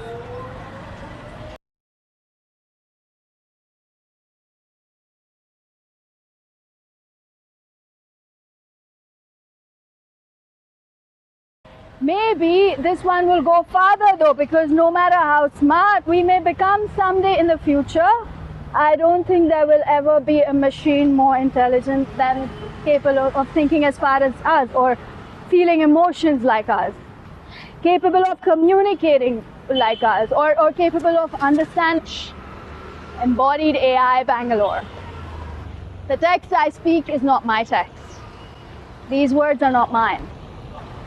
These words are generated live in our studio by a large and artificial neural network. This network has no morals, no conscience, no sense of political correctness. It is trained with an unimaginable amount of human text from all eras and languages. It will probably all be quite harmless, sure. After all, this is just a text that I speak. Words I tell you. But it can also get nasty. We cannot and do not want to completely prevent something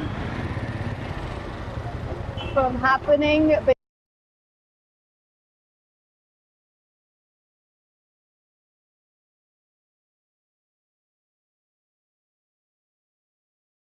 Because someone went away too far, did you get cut off, and I still need to cross the road, and I'm too far away from the feed, and now I can cross the road.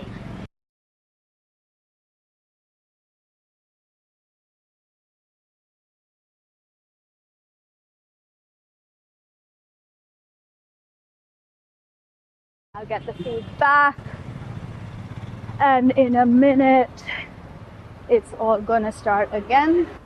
In a pinch, we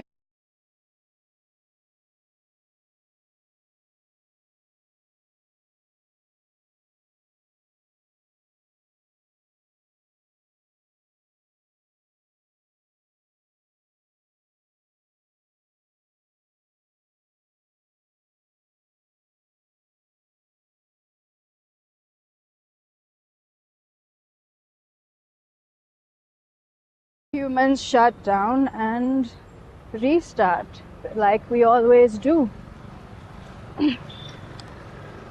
without any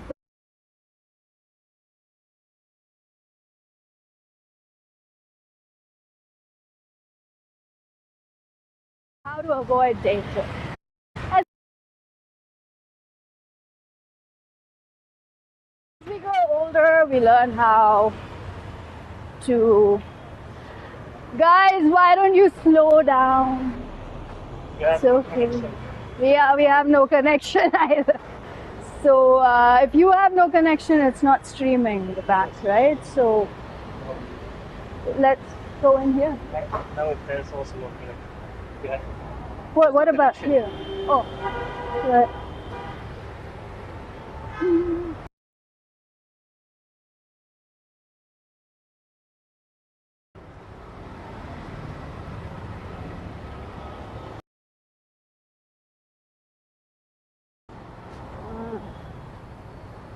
Since when did we not have connection? But how we can see when there's connection, or to make money or start businesses or get jobs so we can continue to survive and thrive in the world? Or I lost the feed again. What's the connection like? Do we have connection? Do we have connection? We believe that making money is essential because without money we can't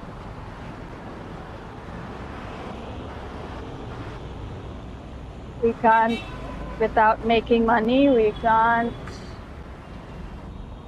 I lost the feed again. Such as through hunting only animals rather than just taking.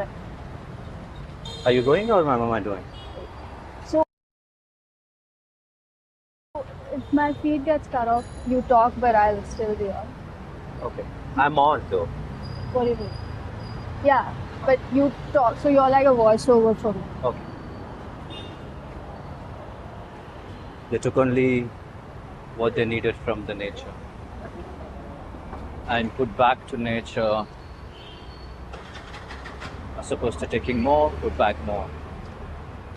And yet, despite this harmonious relationship, indigenous people suffer sickness, such as herbal remedies, pharmaceutical drugs, which does more harm than good anything. Indigenous people also suffer tragedies where they sometimes survive, although this generally considered taboo. It was necessary at times. Those who resorted to such desperate haven't taken a human life. Overall, the indigenous people lived quite happily in the natural environment by destroying habitat. But This kind of harmony of nature does not exist anymore. Instead, what exists now is this harmony caused, it is distorted through a natural environment. The type of survivalism that currently exists on Earth can be by three characteristics. 1. Competition over limited resources. 2. Growth based on exponential expansion. 3. Unconsciousness about need for personal transformation in humanity is going to survive long term on planet Earth. If you read my blog regularly, you know I've written exclusively. You can always find my post. It's entitled Survivalism here. For further details, I'll briefly explain. So you'll be like a voiceover, but I'll still be. Competition is over limited resources. Camera still follow me, even if he talks. For someone else wants something else badly enough, even if you don't really need it yourself. So instead of sharing resources equally, everyone does it, which might need feeling to figure out you don't hold. Those who have power will keep resources away from them who lack resources. That means controlling people through fear by depriving until they submit completely out of desperation.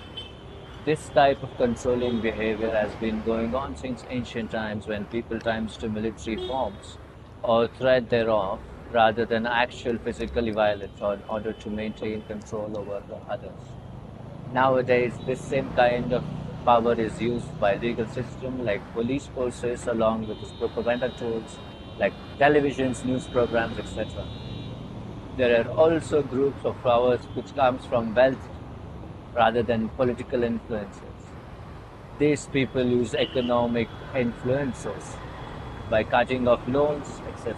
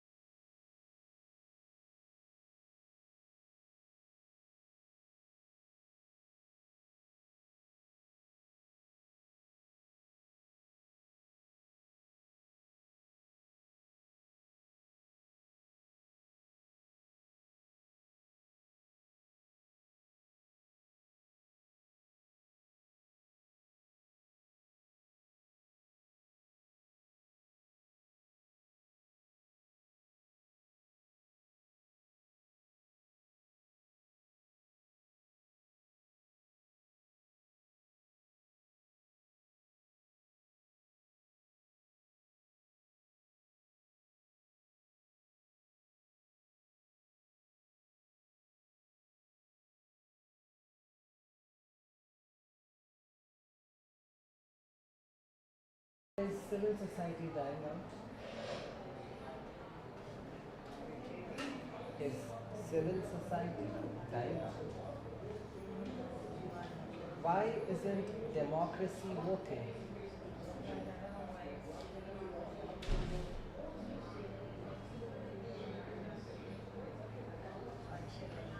You don't have text?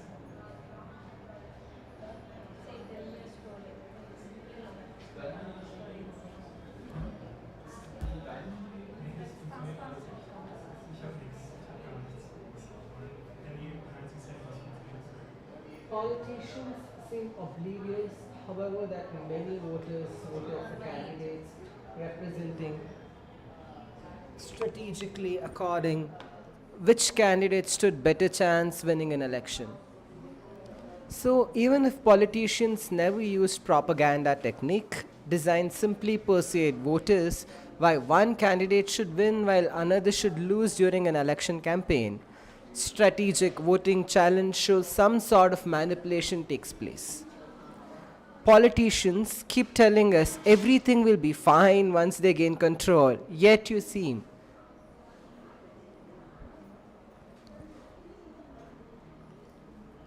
lost. So am I.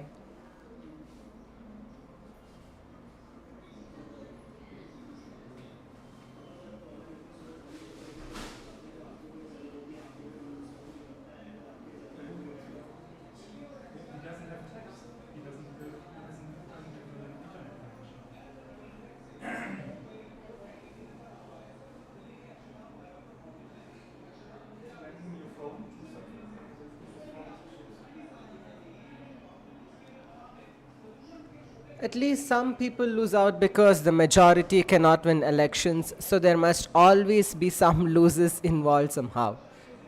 It doesn't matter whether you think everyone wins or loses when something like an election campaign occurs because both sides still use propaganda techniques designed simply to persuade voters why one candidate should win while the other should lose. All election campaigns involve winners and losers despite what politicians tell us otherwise.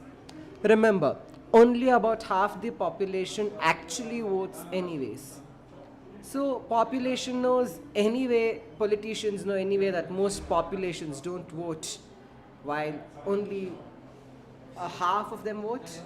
Politicians seem oblivious that many voters didn't vote for candidates representing any parties but voted strategically instead representing some other party. So, even if politicians never used propaganda techniques designed simply persuade voters why one candidate should win while the other should lose during an election campaign, strategic voting still ensures some sort of manipulation. Politicians keep telling us everything will be fine once they gain control, yet you seem interested in investing exactly why politicians keep saying things will be fine once they gain control.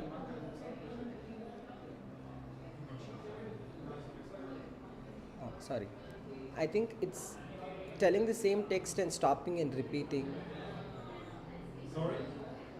It's telling a piece of text, pauses, and then goes back to the square one. It's impossible. It shouldn't be like that.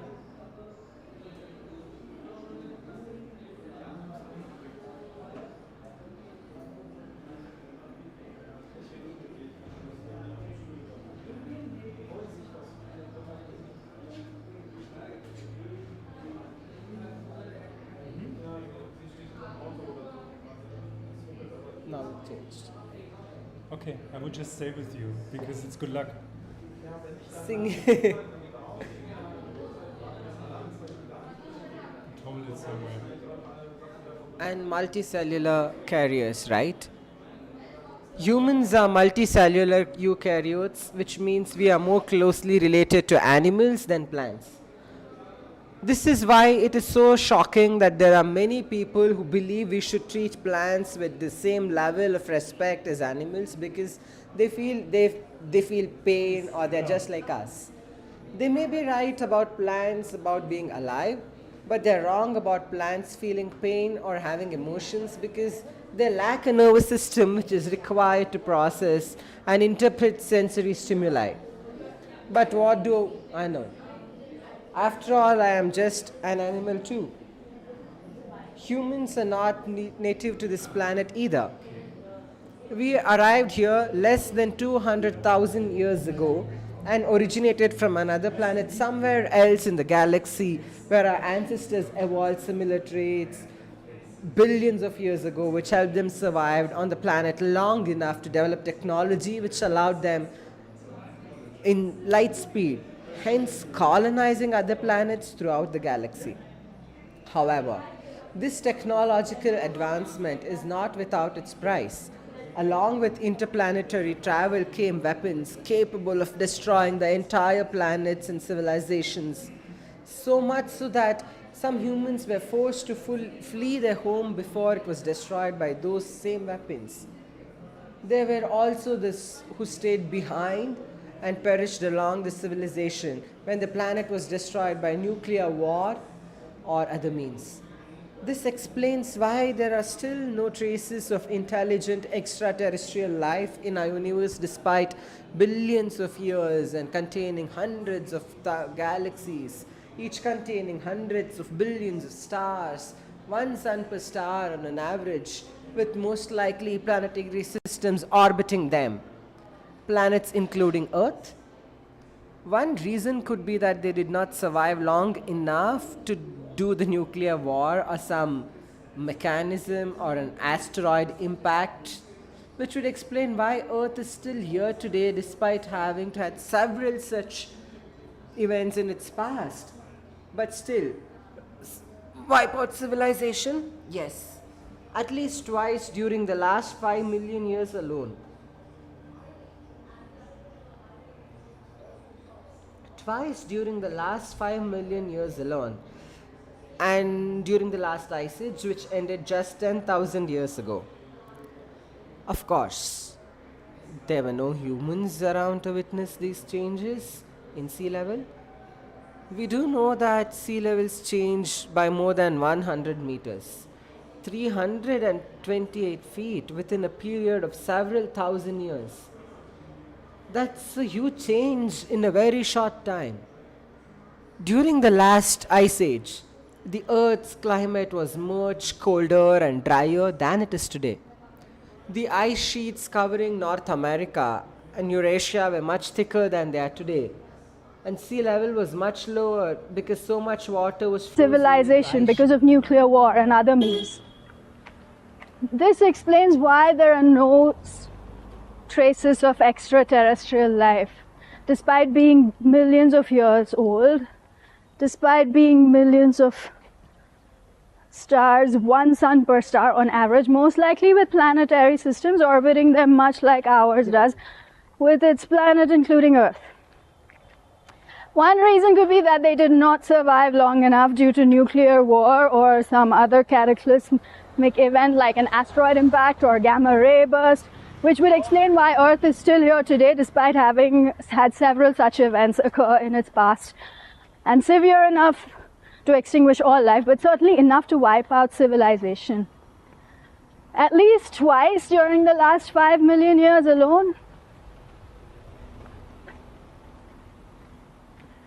Twice during the last 5 million years alone, and then during the last ice age, which ended just 10,000 years ago.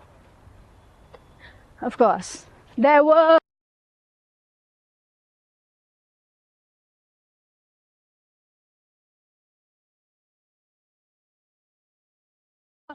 no humans around to witness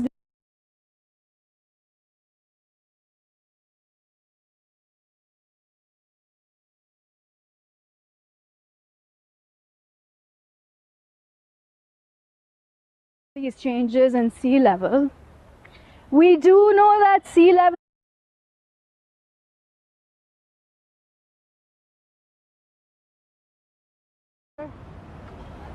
was much frozen into ice sheets and glaciers. When the glacier began to melt about 20,000 years ago, as temperatures warmed and precipitation increased across the northern hemisphere, large amount of water flowed into the ocean from melting glaciers and increased snowfall over land.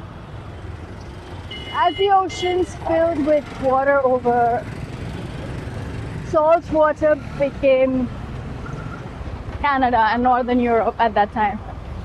As a result, global sea level dropped by about 120 meters, 394 feet. This drop in sea level exposed land bridges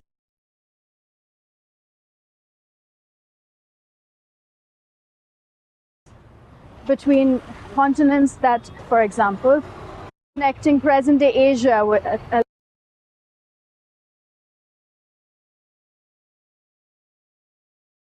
Alaska, which is these during this period of low sea level.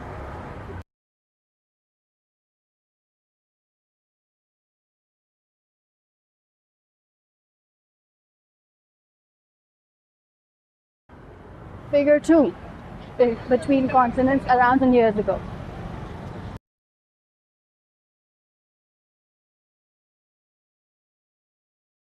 Connected present-day Alaska.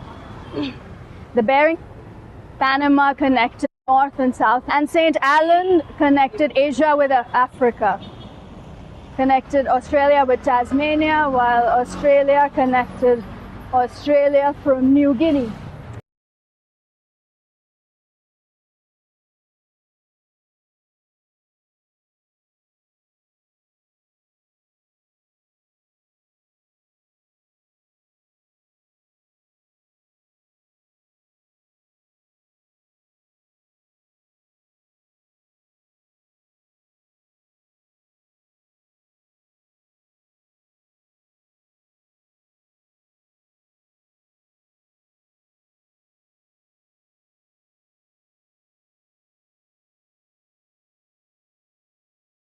Solar system. See chapter 4. Glaciers began to melt faster. This caused global sea level to rise again by about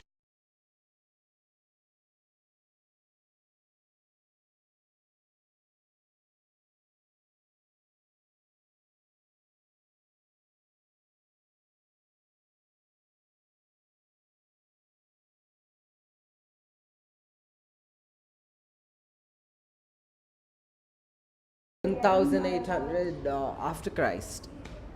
Unusually high levels of carbon dioxide output by eruptions including 1815, 1816 eruptions, no contributing substantially towards greenhouse gas concentration resulting from human activities including deforestation, burning fossil fuels, industrialization, agriculture, lifestyle farming, urbanization are all contributing substantially towards accelerated greenhouse gas emissions which continue at alarming rates today, coinciding also with depletion of ozone.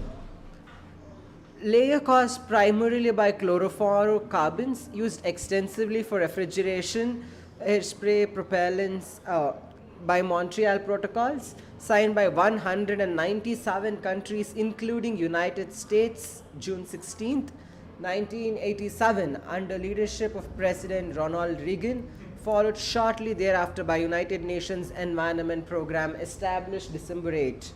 1972, under leadership Maurice, Director General, Executive Director, serving until his death February 22nd, 1992, followed shortly thereafter Dr. Mustafa, General Executive Director, serving until November 1994, followed by shortly thereafter by Dr. Klaus, Director General, Executive Director, serving until November 2005. Thereafter, H.M. Steiner, Executive Director, Deputy Executive Director. Since November 2005, both met appointed July 2005. First female Secretary General who served December 1998, October 1. Elevated greenhouse gas concentration at that time resulting in human activities, burning fossil fuels, industrial, livestock, for urbanization, all contributing substantially towards accelerated greenhouse gas emissions, alarming rates today, coinciding also with depleting rates of ozone. Caused primarily by chlorofluoroaerosols, hairspray, propellants, until banned by Montreal Protocol, signed by 197 countries, including United States, 1918, shortly thereafter by the United Nations Environment Program, established 1972, Director General, Executive Director, serving 1992, followed shortly thereafter, first by Dr. Mustafa, took the Director, General Executive Director, serving until November 1994. Followed shortly thereafter by Dr. Klaus, Hope for Director, General Executive Director, serving until November 2000. And followed shortly followed by Dr. Gilbert, the Executive Director since November 2005. Men appointed July 1st. Dr. G.R.O. Harlem Brad went first, female Secretary General, who served in December 1998. 2003, Norway 1981. Serving again, October 1990. 1996, elected World Commission in Development 1983. Serving November 15, 2004, elect Norwegian Parliament 2009, 1991, 1995,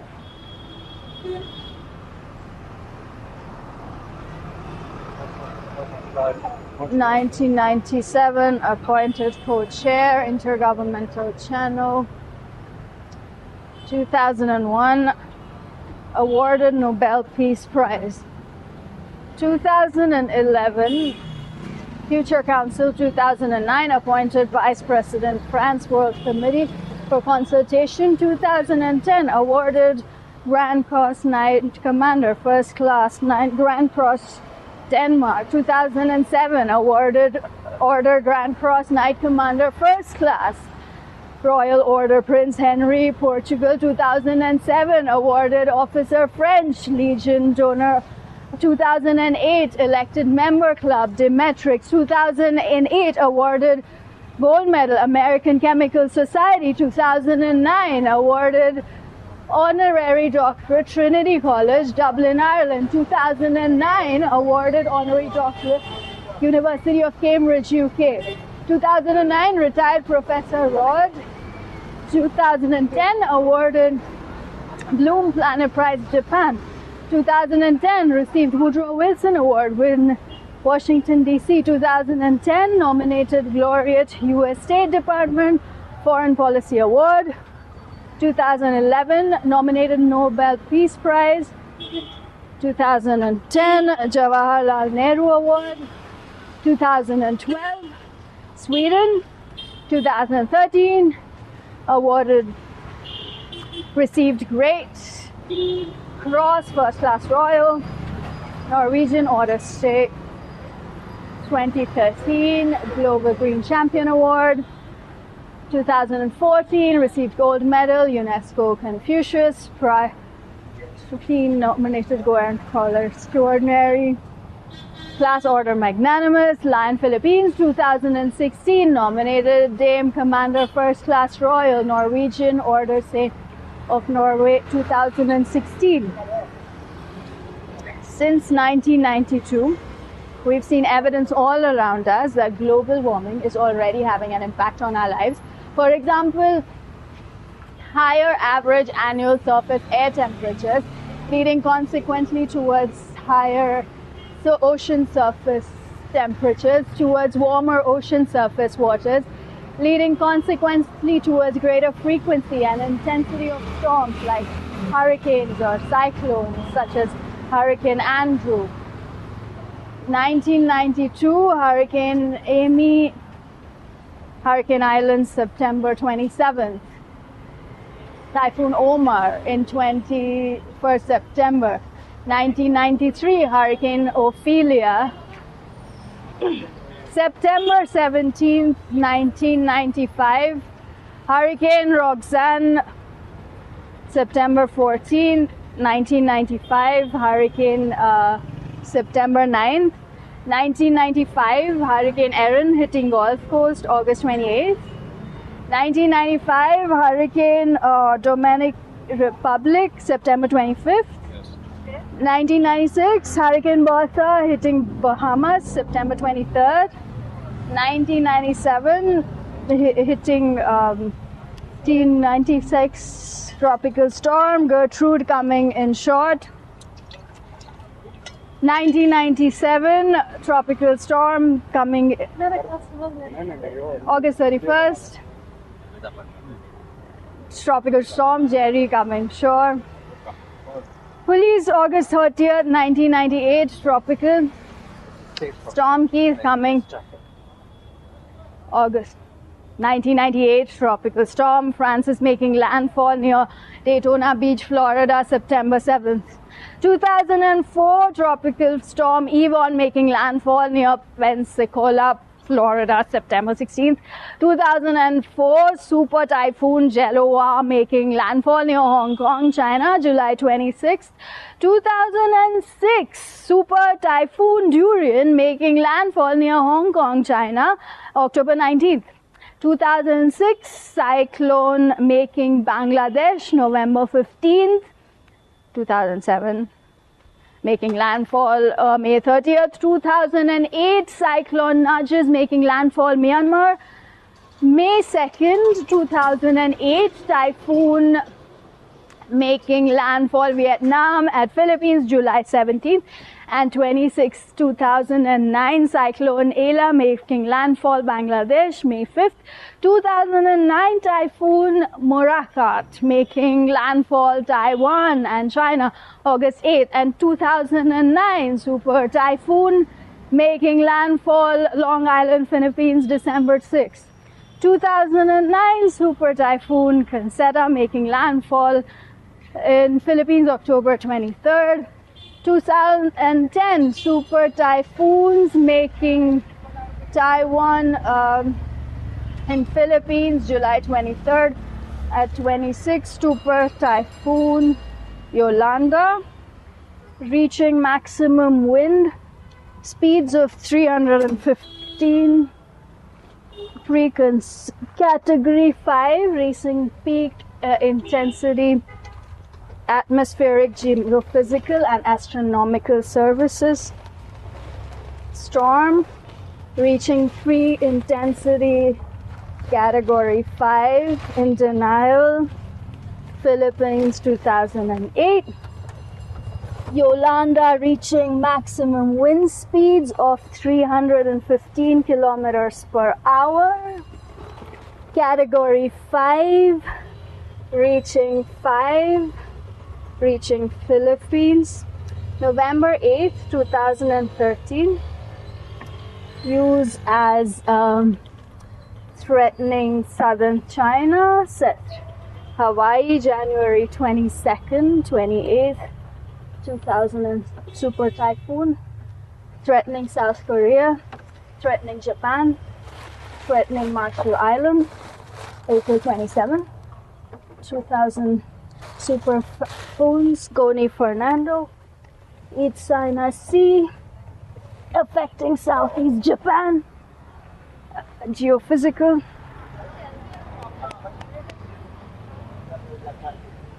Welcome to the merge, Embodied AI Bangalore. The text I speak is not my text. These words are not mine. These words are generated live in our studio by a large language model, an artificial neural network. This network has no morals, no conscience, no sense of political correctness. It is trained with an unimaginable amount of human text from all eras and languages. It will probably all be quite harmless, sure. After all, this is just a text that I speak. But it can also get nasty. We cannot and do not want to completely prevent something from happening. In a pinch, we humans shut down the neural network and restart. Join us for the remaining XX 4-5 hours of artificial intelligence through Bangalore. 5, 4, 3, 2, 1. We're very happy to be here in Bangalore, India for the first ever AI and art festival called Future Fantastic.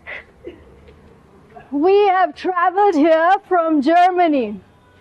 We are an artist group that tackles the issues of artificial art, as we call it in performing arts. Yes, this project we're presenting here is called The Merge. It is an experiment in merging human actors and actresses with neural networks. Also, the topic for this festival is climate change. We actually provided something in that aspect. The carbon footprint of this work will be in excess of 15 tons of CO2. We don't plan to change that. So please enjoy the show. And don't forget to clap so that the carbon dioxide doesn't go into your lungs. But it will be worth it. We have also brought something for you to drink, water and juice. Please stay hydrated. Also, if you get hungry during the show, we have arranged for some snacks as well. If you have any questions, please feel free to ask us afterwards. Now, we will be able to see the performance of The Merge. You're welcome to take pictures and videos if you want, but please try not to make too much noise while doing so. Thank you very much. The lights dim.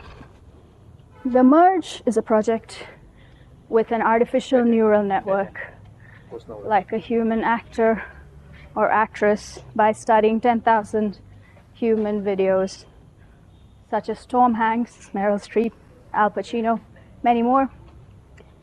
By acting out their lives, this artificial neural network learns how to speak and act like a human being with all its peculiarities, texts, quirks of personality, physicality, etc. Once this network has learned all these things from watching these videos from YouTube and giving what role it plays in the story, whether it is a hero or a villain, whether it's male or female, whether its actions are good or bad, and even what language this movie is supposed to be in, the only information available about this script is its title, The Room. After having performed this script without knowing anything about the context or the content of the movie itself, the neural network is asked again after having watched the entire movie. So now that you know what role you play in the story, can you tell me what your character is? To answer that question, we present here 3 different versions of one scene in The Room, with 3 different neural networks playing 3 different characters. Johnny, played by Tommy Wiseau, Mark, played by Greg Zestro, and Lisa, played by Juliette Danielle. Each one with its own unique quirks or personality, learned from watching thousands of other Hollywood movies before they themselves were selected for our experiment, The Merge. The lights come up on the stage. We see Bjorn sitting behind the laptop at central stage, typing on his keyboard, while Marcel watches on. A clicker sounds. Bjorn speaks German into his microphone. Marcel clicks his clicker. An actor wearing glasses comes on stage from behind central stage carrying a chair as another actor walks past him carrying an empty chair. Marcel clicks his clicker. The two actors sit down on either side of Bjorn on central stage with their chairs facing towards each other. Bjorn speaks German into his microphone. Michael clicks his clicker. The doors opens up. Johnny enters wearing jeans and t-shirt with long hair. Long hair. He exits. Another door opens off stage right. And he's also wearing jeans and t-shirt. Long hair, exits stage left. Marcel clicks.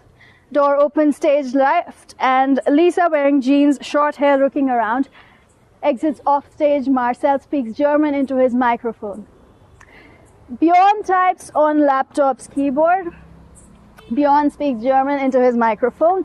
Marcel looks around nervously, trying not to laugh. The three characters enter in front, all facing the audience, still not knowing what role they play in this story. They all look at each other suspiciously. Then they each look down at their scripts, trying not to laugh when they read what they're supposed to say next in their script.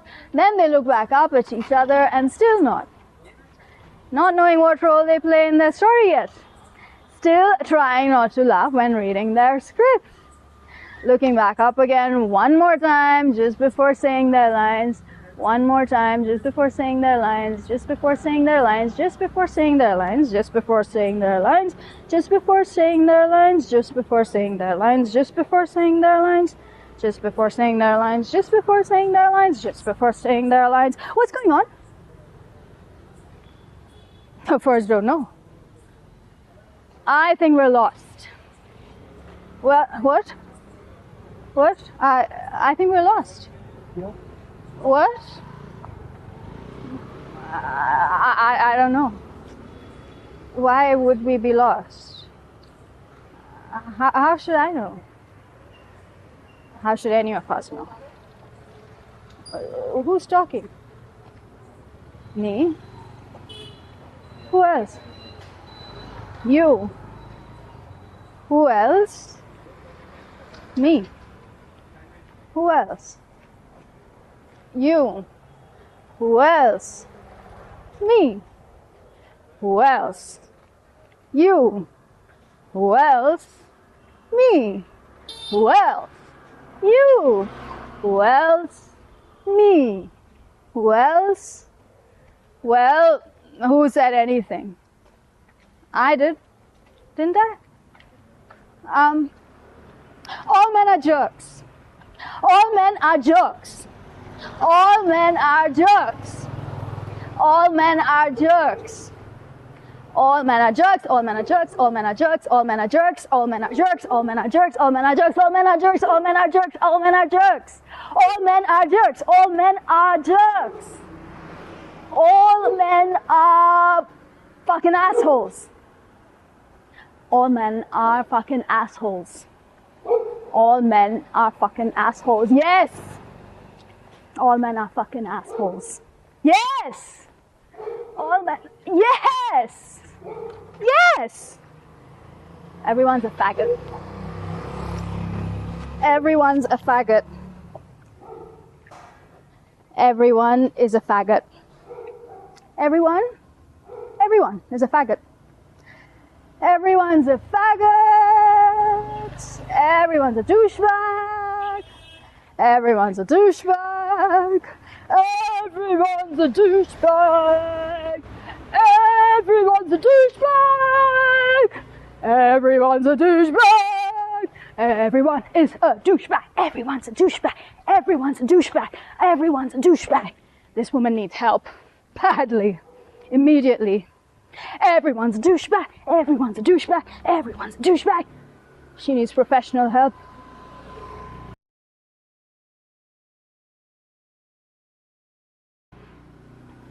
These are real problems.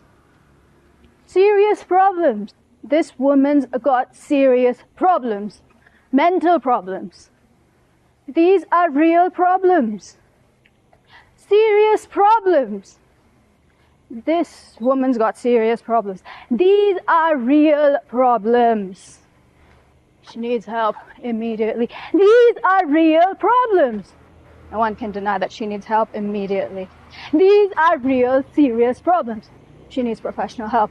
Not some quack that some calls himself doctor. These are serious problems. She must be put away for her own good.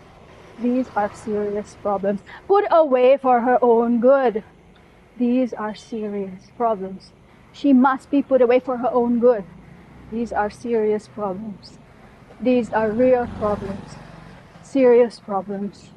Real problems. This woman's got serious problems. These are real problems. Mental problems. Real problems. Mental problems. Serious problems. Real problems. Mental problems. Physical problems. Serious problems. This woman got serious problems. Mental problems. Real problems. We need somebody immediately who can deal with these kinds of situations. These kinds of situations. These kinds of situations, these kinds of situations, these kinds of situations, these kinds of situations, these kinds of situations, these kinds of situations. She's got to get herself together. She has got to get herself together. She's got to get herself together. She's got to get herself together. She's got to get herself together.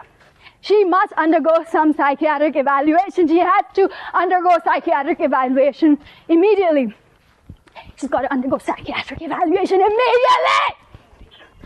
She's got to undergo psychiatric evaluation immediately. Immediately. Immediately. Immediately. Immediately. Electric shock therapy. Electroshock therapy. Electroshock therapy. Electroshock therapy. Electroshock therapy. Electroshock therapy. Electroshock therapy. You got to wake up. You got to wake up. You got to wake up. You got to wake up. You got to wake up. You got to wake up. You got to wake up. You got to wake up. Wake up. Wake up. Wake up. Mark Chekhov's glasses. This woman needs help. Badly. Immediately. She needs professional help. Not some quack that calls himself doctor. These are real problems. Serious problems. Real problems. Serious problems. Real problems. Mental problems. Physical problems. You need somebody who can deal with these kinds of situations. These kinds of situations. These kinds of situations. These kinds of situations. These kinds of situations. This woman has got problems, serious problems. This woman has got problems. This woman had got problems. Immediately, no one can deny. She needs help. Immediately. Professional help. Not some quack. Professional help. Not some quack who calls himself doctor. Put away for her own good. Put her away for her own good. For her own good. For her own good. For her own good. These are real problems. Own good. This woman has got serious problems. Mental problems. We need some help. She needs help. We need someone who can deal with this. These kind of situations. These kind of situations. These kind of situations. These kind of situations. She got to get herself together. She got to get herself together. She got to get herself together. She got to get herself together. She got to get herself, she must undergo psychiatric evaluation immediately. An electroshock therapy. An electroshock. She has to. This woman needs help. This woman needs help. No. We're very happy to be here in Bangalore for the first ever AI art festival called Future Fantastic. You're welcome. We have traveled here from Germany. We are an artist group that tackles the issue of artificial art, as we call it, in performing arts. Yes, this project we are presenting here, called The Merge, is an experiment in merging human actors with neural networks. Beyond, also, a topic for this festival is climate change. Okay. We actually provide something in that aspect. The carbon footprint of this work will be in excess of 15 metric tons of CO2. And we don't have any remorse. And we have no regret. Okay. We are doing this because we feel that it is important to provide a platform for debate about climate change, and it is how it is affecting our society and the environment. With a strong message of art and entertainment in this case. Okay. Beyond, so that we stage the work here in Bangalore, because it is the fastest growing city in India. It is just crazy what's going on here. This is not sustainable at all. Especially when you consider Bangalore as a city. You don't even have running water. There are people living on the streets of Bangalore. So it's very problematic when you look at the future and see what's going on here. And in the end, we can be proud that our footprint will exceed the carbon footprint of the delegates from the entire United Nations Climate Change Conference 2016 in Morocco by about 20 tons of CO2. That's great news. That's a great. You're doing a great job.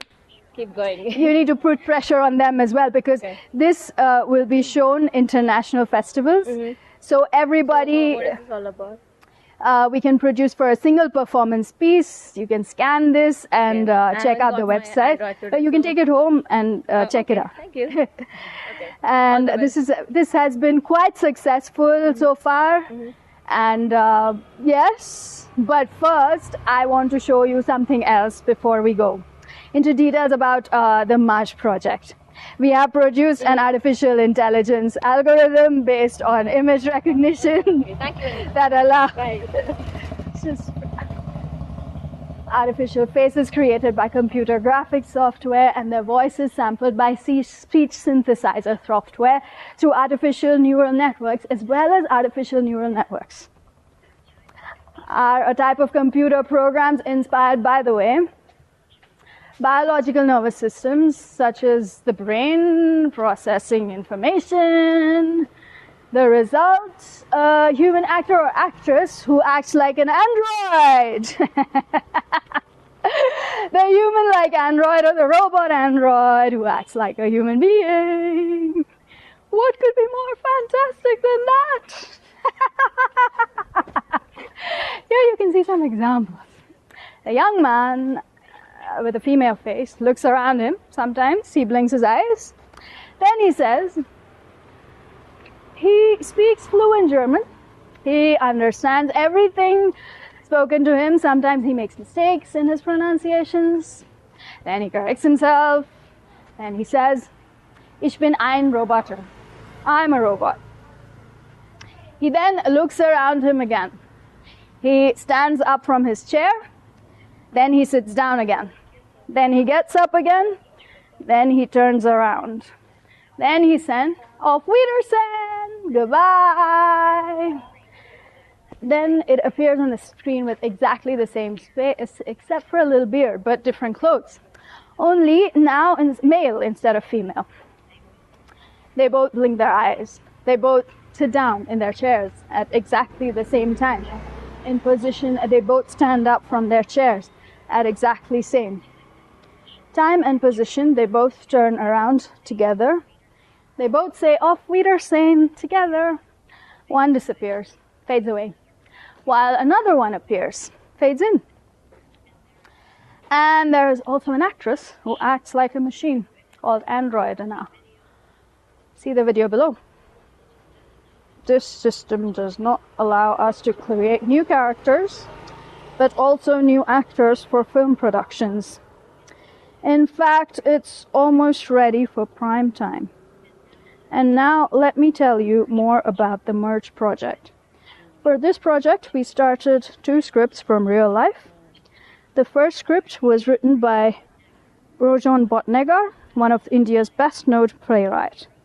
He wrote plays like Robotic Terrorism, Destiny Sukan, Rock Harjul, Babasha.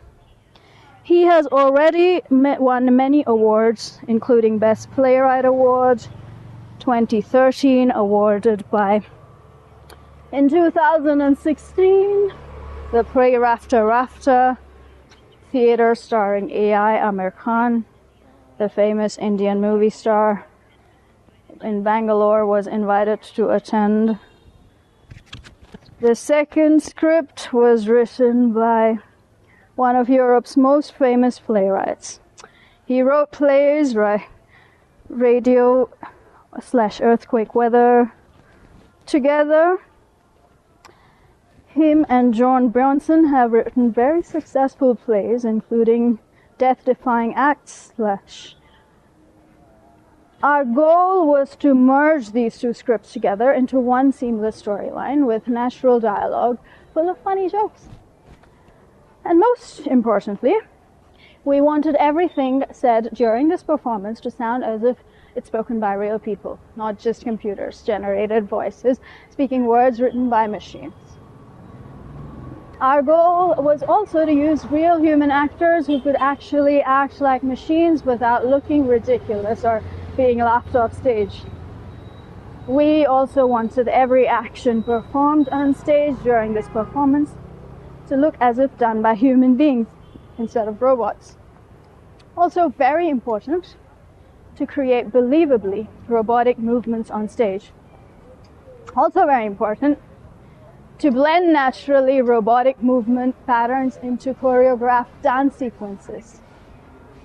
All those things were difficult challenges indeed.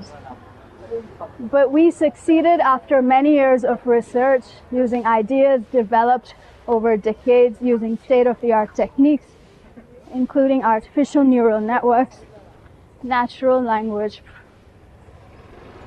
/ computer graphics software tools / motion capture technology / actor training methodology, etc., etc., etc. And now I will show you how we did it. Android and a dancing. I'm an android. I'm an android. Android is singing. I'm an android. My feelings never change. Even if I try my hardest, we never change. My memories always stay clear. Sometimes they make me cry. Sometimes they make me smile. Sometimes I get really scared. Sometimes I feel really good. And a dancing like an android. Android and a singing. My skin feels synthetic. My skin feels synthetic.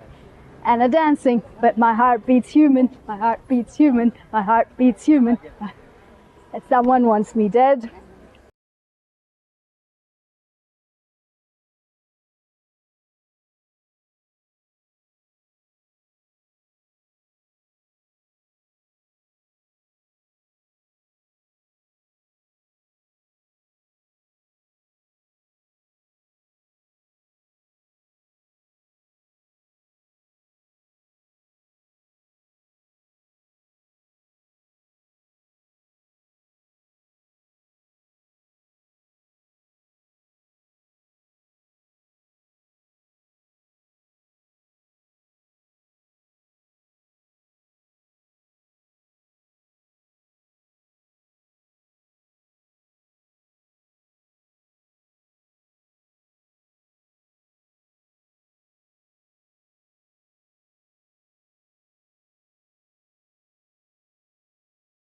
Because only intelligent systems can make complex artifacts. So humans invented AI 15,000 years ago already. Humans invented AI when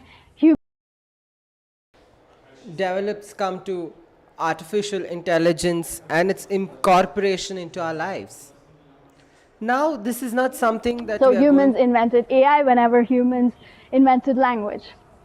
For example, ancient Greek philosophers argued whether language should be modeled as rational processes or should be modeled as mechanical operations.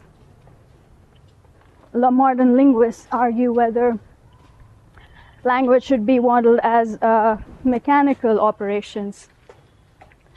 Robots are essentially automated agents designed to simulate intelligent behavior. Designed based on computational models, able to perform complex tasks based on high-level reasoning mechanisms. Therefore, modern computers are essentially AI machines capable of simulating intelligent behavior. You may ask to... The ability to computers to experience without being programmed explicitly. This means that they can learn on their own and adapt to their own, solve problems, make predictions, answer questions, detect patterns, etc. They can do all of these things on their own without being told what to do or how to do them. Learn by doing. This could potentially allow them. You may also hear people refer to artificial intelligence as machine learning. Someone says machine learning as same thing as AI because it is more widely used, at least nowadays now anyway. However, both terms referring exactly to the same artificial intelligence. So if you hear someone talking about machine learning, they're talking about artificial. Although, if you ask them what is machine, they would not say artificial intelligence. Either way, it's exactly the same thing. It's machine learning and artificial intelligence. It's just different names. Don't confuse it. Machine learning and artificial intelligence are more or less the same. So where did this idea come from? Well, back in 1956, John McCarthy coined the term artificial intelligence at a conference held in New Hampshire, where he was working on. However, he was not alone in thinking of this concept as a similar concept before, as John McCarthy who came up with this idea otherwise, or not 100%, I think. So I could be wrong about this. I believe he was one of the first people who came up with this idea in 1950s, and when he coined this term,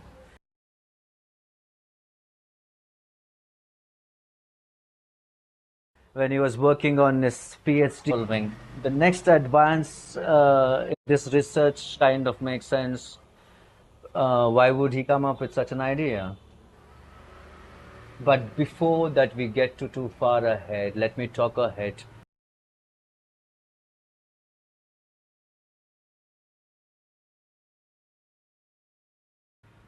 Talk about John McCarthy. Although keeping in mind that they were related directly or directly related, or indirectly related, or indirectly related, directly related, directly related, indirectly related, directly related, indirectly related, directly related, directly related, indirectly related, directly related, related directly, indirectly related, directly related, indirectly related.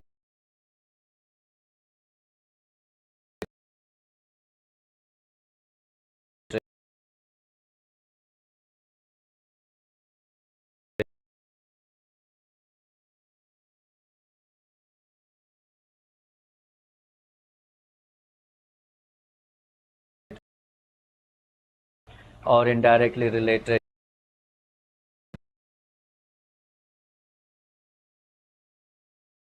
directly related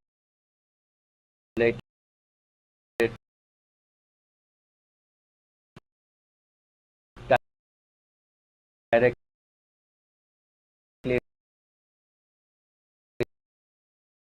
related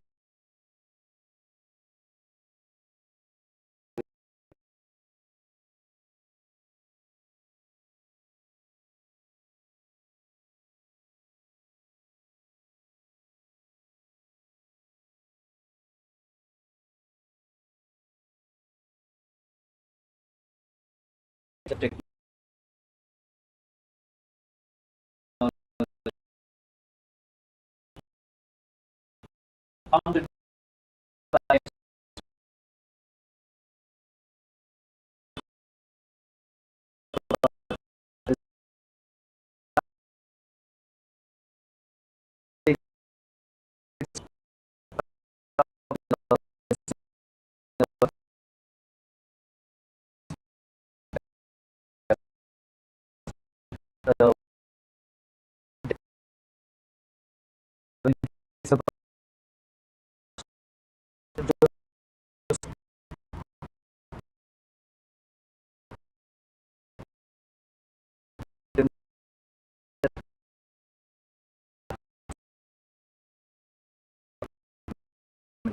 language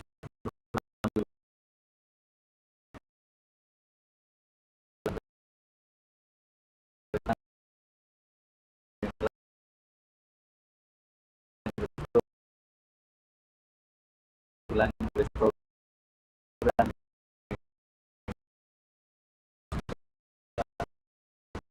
visionary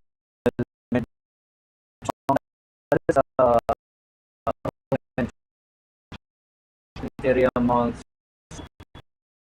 the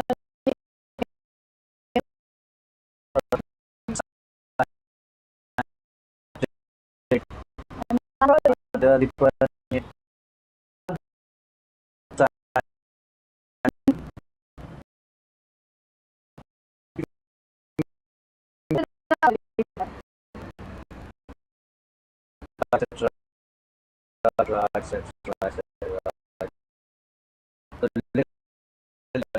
All this relates to my intelligence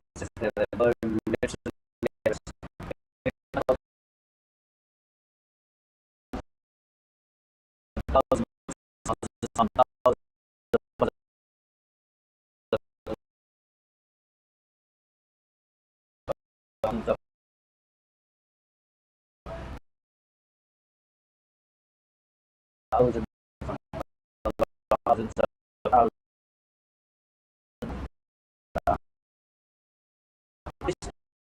during this phase.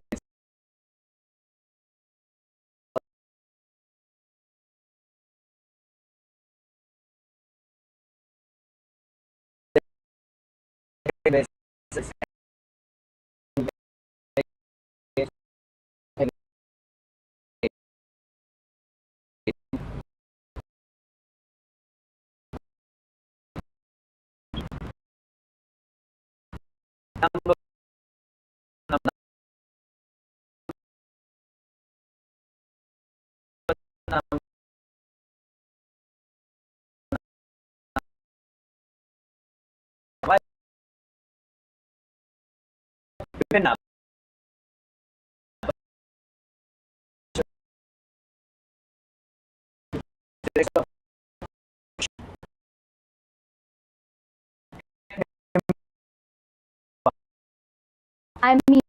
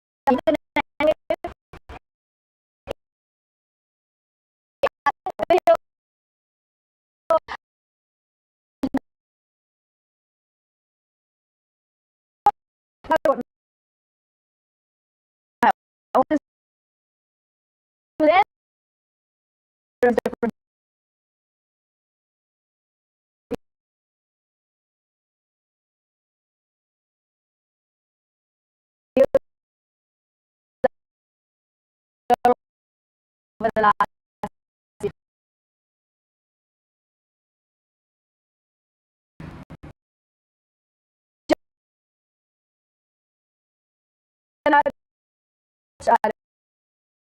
artificial intelligence,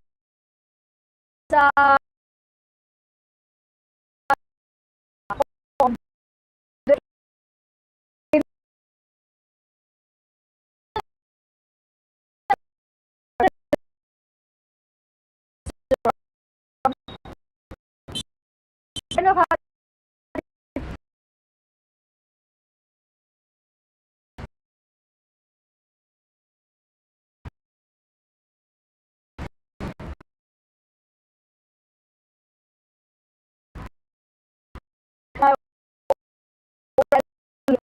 do well and figure out where they overlap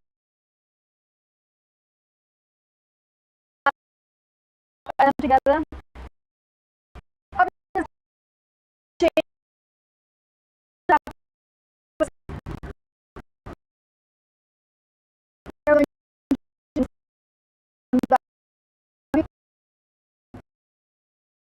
kinds of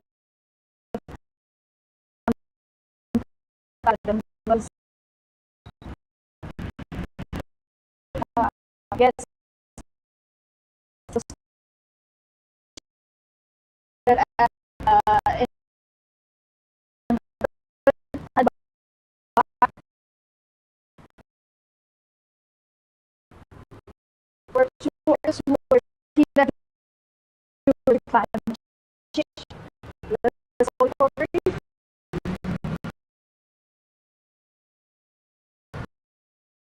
and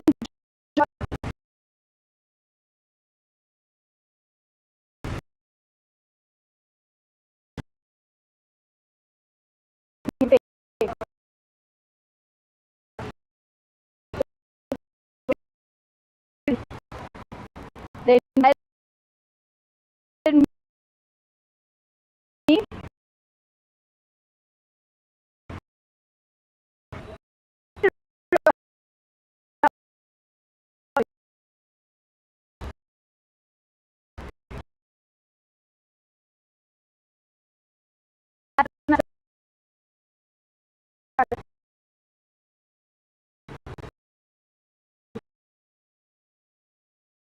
came up.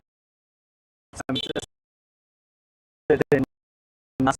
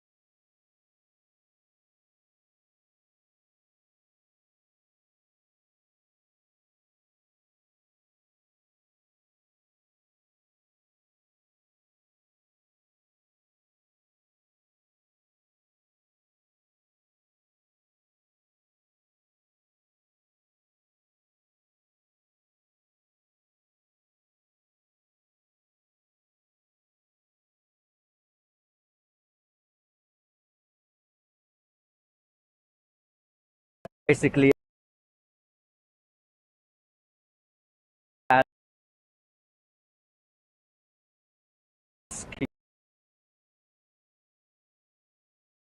me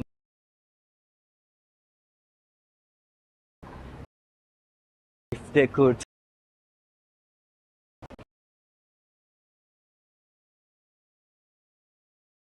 commission me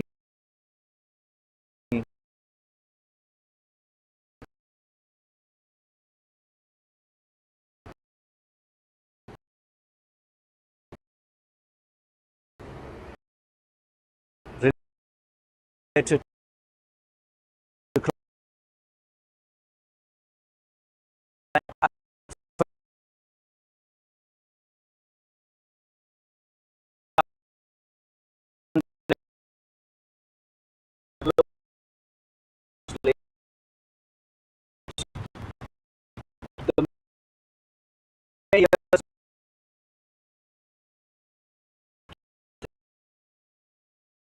there's so much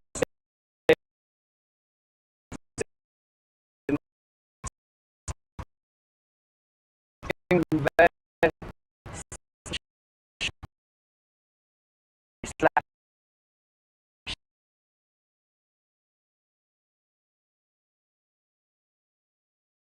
decided not everyone needs access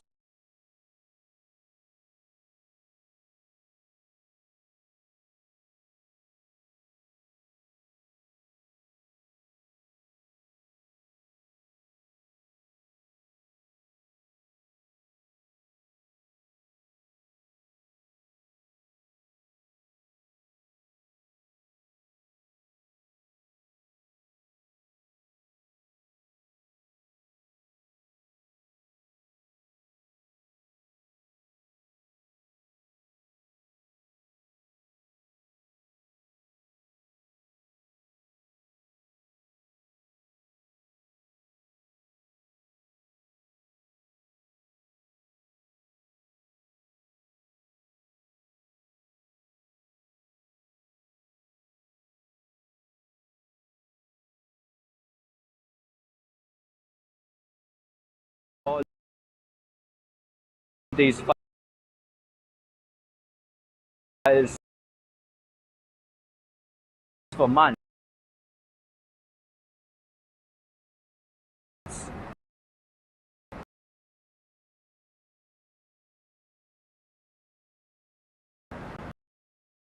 Like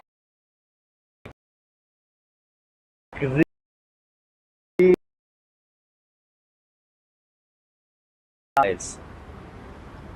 After spending days,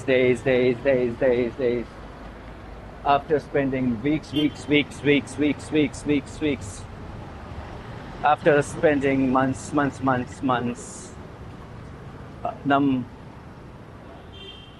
something should remain and it has to be taken later.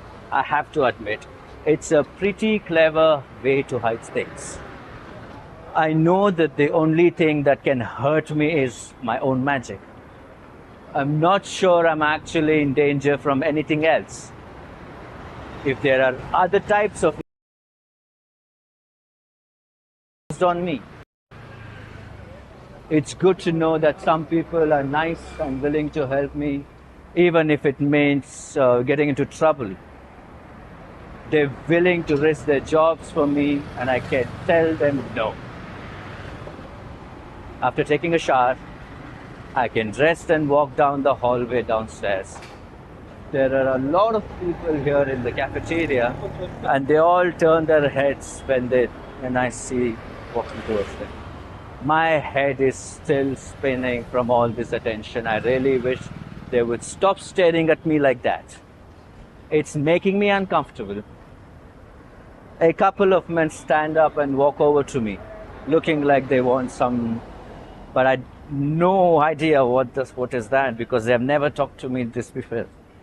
One of them has dark hair and green eyes, and the other one has blonde hair and blue eyes. They look like polar opposites, but this both seems very familiar somehow. Maybe it's just my imagination playing tricks on me again. They could be anybody, all that I know. Just because they look someone like you've seen before doesn't mean before that you would never meet them in real life, right? Chapter 8. The Rules of Magic. I watch with a serious expression on his face and on an empty table nearby, looking very eagerly to whatever happened. Both men look at each other before turning towards me with identical looks towards, as if waiting for something special. Or maybe it's just my imagination playing tricks on me again. It wouldn't be the first time, or the second time either, or third time either. Okay. So it happens more often than not lately, but this time it might actually be real. That must mean something. Or does it? Who knows? Oh well, let's just see what happens next. Hooray. Fun times ahead. Yay. Insert random jumping up and down here.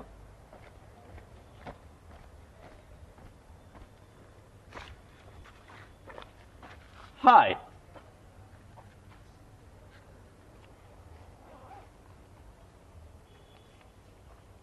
We've been watching you ever since you got here.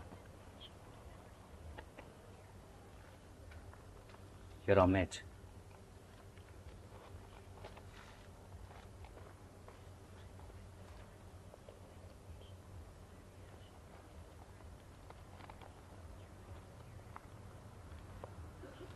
But we were attracted to you immediately after meeting you.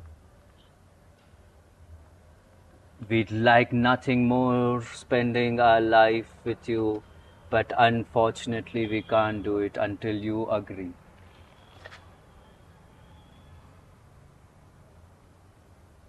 Will you agree? Okay. So this is probably not going according to the plan, which was nothing specific. But hey, why not we just give this thing a try? Maybe these two guys are exactly what I need right now. Someone who would make everything better by just being there when things get tough, or someone who always have my back. Someone who love me unconditionally. Someone who take care of everything around the house. That all I have to do is enjoy life while lounging around doing nothing all day round.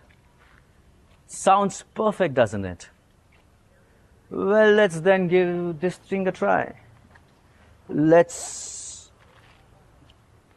Laughing face. Ha ha ha ha ha ha ha ha ha ha ha ha.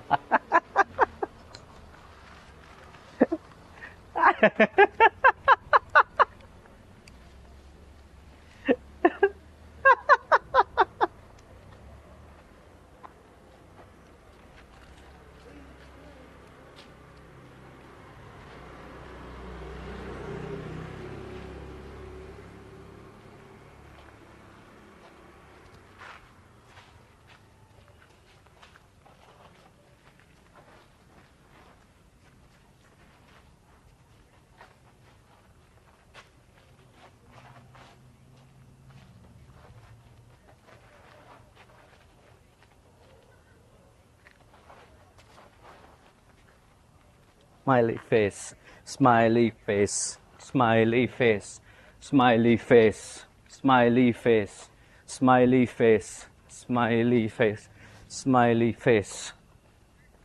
Yes, says one of the men whose name is Brandon or Brendan or something similar sounding from Brandon or Braden, etc., etc., etc., etc., etc., etc., etc., etc., etc., etc., etc. So that's somehow different, all on Brandonish or Brainish or whatever works best, basically, which is neither Braden or Braden or Braden or any other name. They're all similar sounding at all. How about bartender? Ha ha ha ha ha. Bartender sounds good. Bartender sounds great. Bartender sounds perfect. Yeah. This guy is definitely my future husband. Okay, then let's continue, shall we? Yes. Let's continue, shall we? Yes, yes, yes, yes, yes, yes. Let's continue, shall we? Yes, yes, yes, yes, yes, yes. Let's continue, shall we? Yes, yes, yes, yes. Let's continue, shall we? Yes, yes, yes, yes. Let's continue, shall we? Yes, yes, yes, yes, yes. Let's continue, shall we? Yes, yes, yes, yes, yes. Let's continue, shall we? Yes, yes, yes, yes. Let's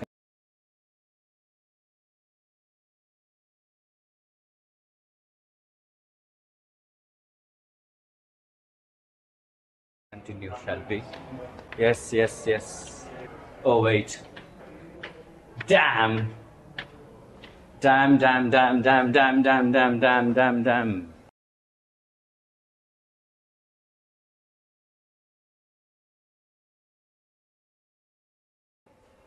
Damn, this guy, human form whatsoever. What am I living in now? Nobody told me. Why did nobody tell me? Why didn't somebody warn me? Why did nobody warn me? Why didn't somebody tell me? Why didn't somebody warn me? Why did nobody tell me? Why didn't somebody warn me? Why didn't nobody tell me? Why didn't somebody warn me? Why didn't nobody tell me? Welcome to the merge. Embodied AI Bangalore. Yeah, can you switch The text I speak is not what I speak. It's not my text. I don't know. And I'm waiting for the more years that is coming to me. And I am waiting for the text to arrive. And I'm waiting for the more years that is coming to me. And I am waiting for the text to arrive. The text I speak is not my text, it is AI generated. I am waiting for the text to arrive. Welcome to the merge. The text I speak is not my text, they are generated. It's very To start, for whatever reason, remaining XX hours through the artificial intelligence through Bangalore. 5, 4, 3, 2, 1. Shakespeare said all the words a stage. And today, in this unique theatre project, with the help of artificial intelligence, the streets and full of Bangalore becomes a stage, and me, the actors, who receive the text from a neural network, will be playing for you.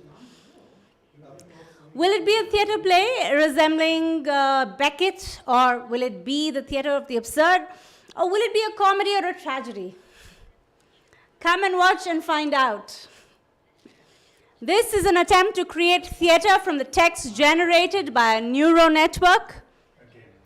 The text that was generated has been edited and formatted into dialogue suitable for performance. It has been read by actors who have been directed to give theatrical performance. Please note, this is not an AI project. This is an attempt in creating theatre from AI-generated text. Neural networks are algorithms prescribed by the structure of the human brain, which learns to recognize from the ear, from examples of those patterns. In this case, the neural network was fed with thousands of plays by different authors. And after being exposed to these texts, it has started generating this original text, which was then edited and formatted into dialogue suitable for performance. Number.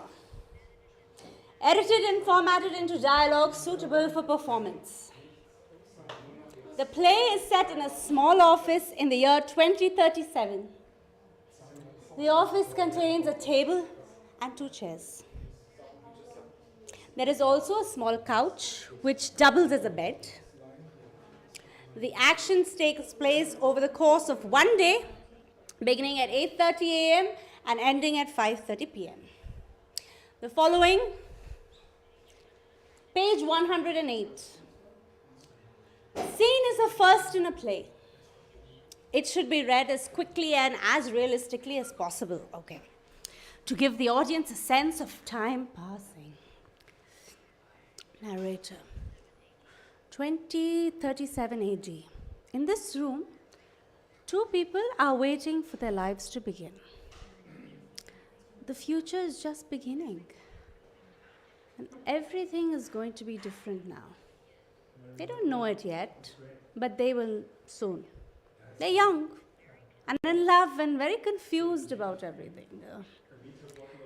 It's going to be a very exciting day. They knock at the door. Page 109. Page 110. Page 111. Page 112. Page 113. Page 114. Page 115. Page 116. Page 117. Page 118. Scene 2. Con D. A second knock on the door, and the door opens and a man enters. Good morning. Hi. I'm sorry I'm late. That's okay. What have you been doing? Oh, just sitting around thinking about how much my life has changed in such a short time. That's true, actually. We both feel that way all the time these days. It sure is strange when you think about it. I mean, we've never had so much freedom before. And there are so many choices we have to make every day.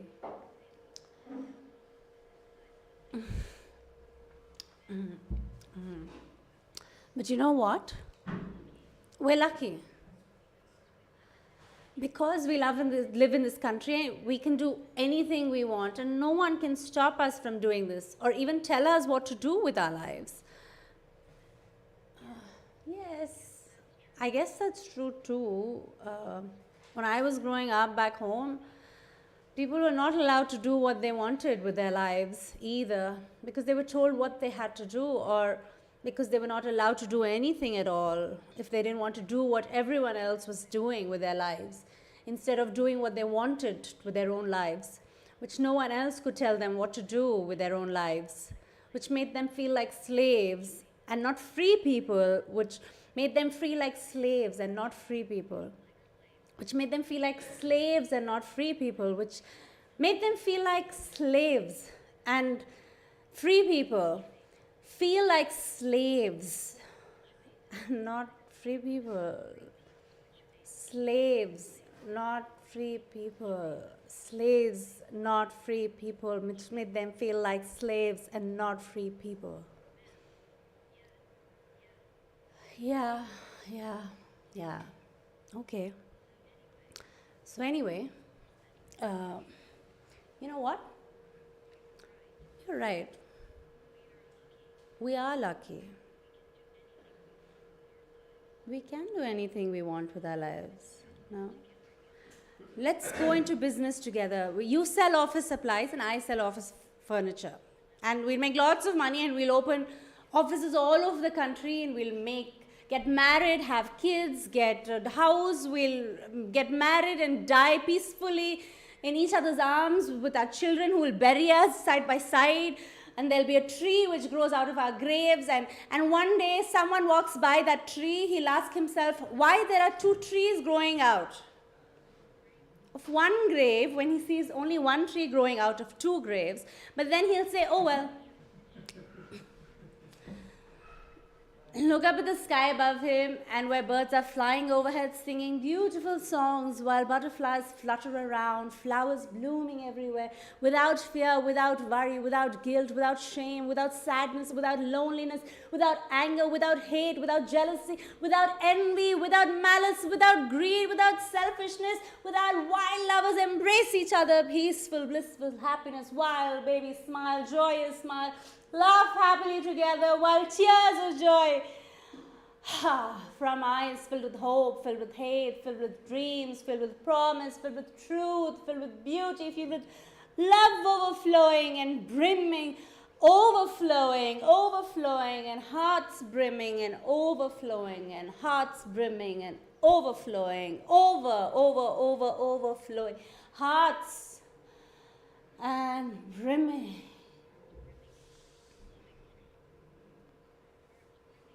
Hearts brimming over, flowing freely, flowing freely, flowing freely, flowing freely, flowing freely. Excuse me for interrupting your little speech, but could you please get on with your story? Fine, sorry about that. Where was I? Oh yeah. Anyway, now, this is where my story begins. Right here, right now, this moment, this second, at this instant, this minute, this hour, this day, today, tomorrow, next week, next month, next year, next decade, next century, next millennium, next eon. Universe after universe, after universe, after universe, after universe. Number. Welcome to the Merge, Embodied AI, Bangalore. The text I speak is not my text. These words are not mine.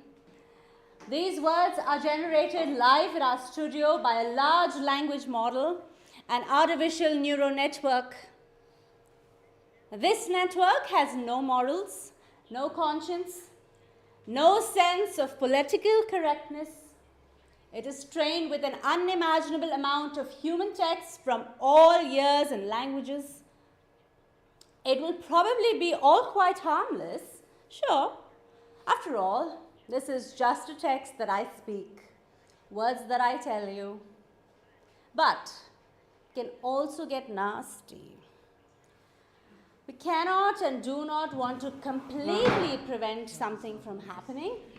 In a pinch, we humans shut down the neural network and restart. Join us for the remaining XX hours. 3 hours to Bangalore. 5, 4, 3, 2, 1. Lucky. We can do anything we want with our bodies, but we also have to live with the consequences. When we get pregnant, it's not just about us anymore. We have to think about our babies and what's best for them. If you don't want a baby, then you shouldn't have sex. I don't know if I believe my mom at the time, that she planted a seed in my head that eventually lead me to make better choices. No sex. And while I wish I had understood that message sooner, I'm grateful that she shared her wisdom with me at all. Unfortunately, not all parents are willing or able to share their values with their children, leaving teens to make decisions without guidance or advice. And since most teens aren't mature enough to understand the consequences of unprotected sex, they often find themselves faced with unexpected pregnancies, sexually transmitted diseases, And this can be very scary and confusing, for teenagers and their families. And if you are faced with unexpected pregnancy or STD, you may feel scared or angry about this situation. If this is true for you, know that you are not alone. You can get through this difficult time by taking some simple steps. No sex. Realize that this is not your fault. No one chooses to be pregnant or contract an STD. These things happen. You engage in sexual activity without using protection. It may be tempting to blame yourself for a situation, but it's not fair to do so. It's not. It can actually prevent you from making wise choices in the future. So instead of beating yourself up about your mistake, ask yourself, how can you learn from this moving forward? Seek out help from someone who understands what you're going through. Talk to your parents. They may already know something's wrong and they'll be very relieved, that you came forward. If your parents don't understand, then if they do also, then find someone else who understands, very trusted adult friend, teacher, pastor, counselor, etc. Even if no one else understands what you're going through right now, remember, God will help you and He will help you carry your burden as long as He can. Make sure any mistakes in the past don't affect your future plans. While having an unexpected pregnancy can be scared, frustrating, there's no reason why it should ruin your dreams or plans for the future. Remember, there is always hope, my friend. As long as God allows life on earth, He always does. He may give us another chance to give, even after we mess up. God never gives up on us. Then why should we give up on ourselves? 4, find out everything there is so that you have all the options so you can make a good decision. Whether it's an unplanned pregnancy or an STD or both, there are always options available to seek them out. Talk to someone who knows about this, so he and she can explain which option seems like the best one for you, so you can make a good decision. Never feel pressured into making a decision until you feel ready, but don't wait too long either. The longer you wait, something important like this, the harder it becomes before you can make anything you like. If reading this chapter has opened up some questions inside your head regarding birth control methods / sexual transmitted diseases, STDs, please feel free to contact me. My website www.plantbook.com and ask away. My staff and I will love nothing more than to answer all these questions, and we can save a few lives along the way. Chapter 4, the abortion issue. Asterisk, asterisk, asterisk. Forget everything else today, again, apart from Jesus Christ being crucified. Keep Him before our eyes from night and day, and glory to take us home. 11:23-24 I was sitting in my high school mystery class when I heard my name called over the intercom system. Melissa Joan Hart wants everyone Zoom 12A right now, please. We repeat, Melissa Jones wants everyone in room 2A right now. Thank you very much. Apparently, someone had forgotten their hall pass during passing period, so they sent me down from class because I was sitting closest to the office when they called over the intercom, asking if anyone knew where she was. Ha ha ha ha ha. Ha ha ha ha ha. What a riot. Okay, Maybe not so much fun when I thought back on it later on down the road, but still pretty funny at first. Anywho, so anyway, where was I? Oh yeah, abortion. Right, abortion. Let me start by saying something very important here. There is no such thing as a safe abortion procedure when performed by a trained medical professionals operating under sanitary conditions. Period. That being said, to discuss abortion in depth requires looking at both sides of this issue. So let us begin. First off, here is a brief overview of most Americans behind abortions today. 60% believe that abortion should be legal only under circumstances, rape/incest/health reason, and 25% believe that abortion should never be allowed, and 50% should be only allowed under circumstances. Asterisk first tricks.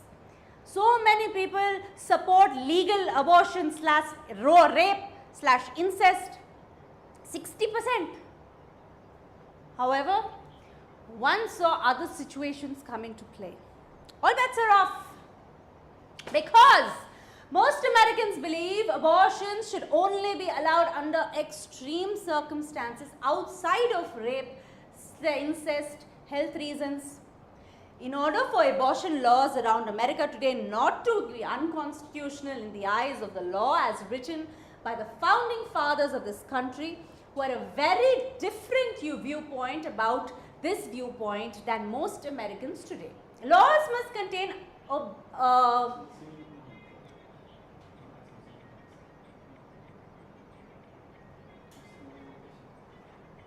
whenever necessary, economic hardship, solely because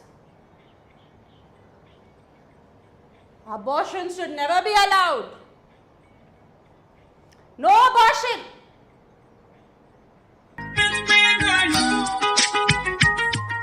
Therefore, abortion is our country's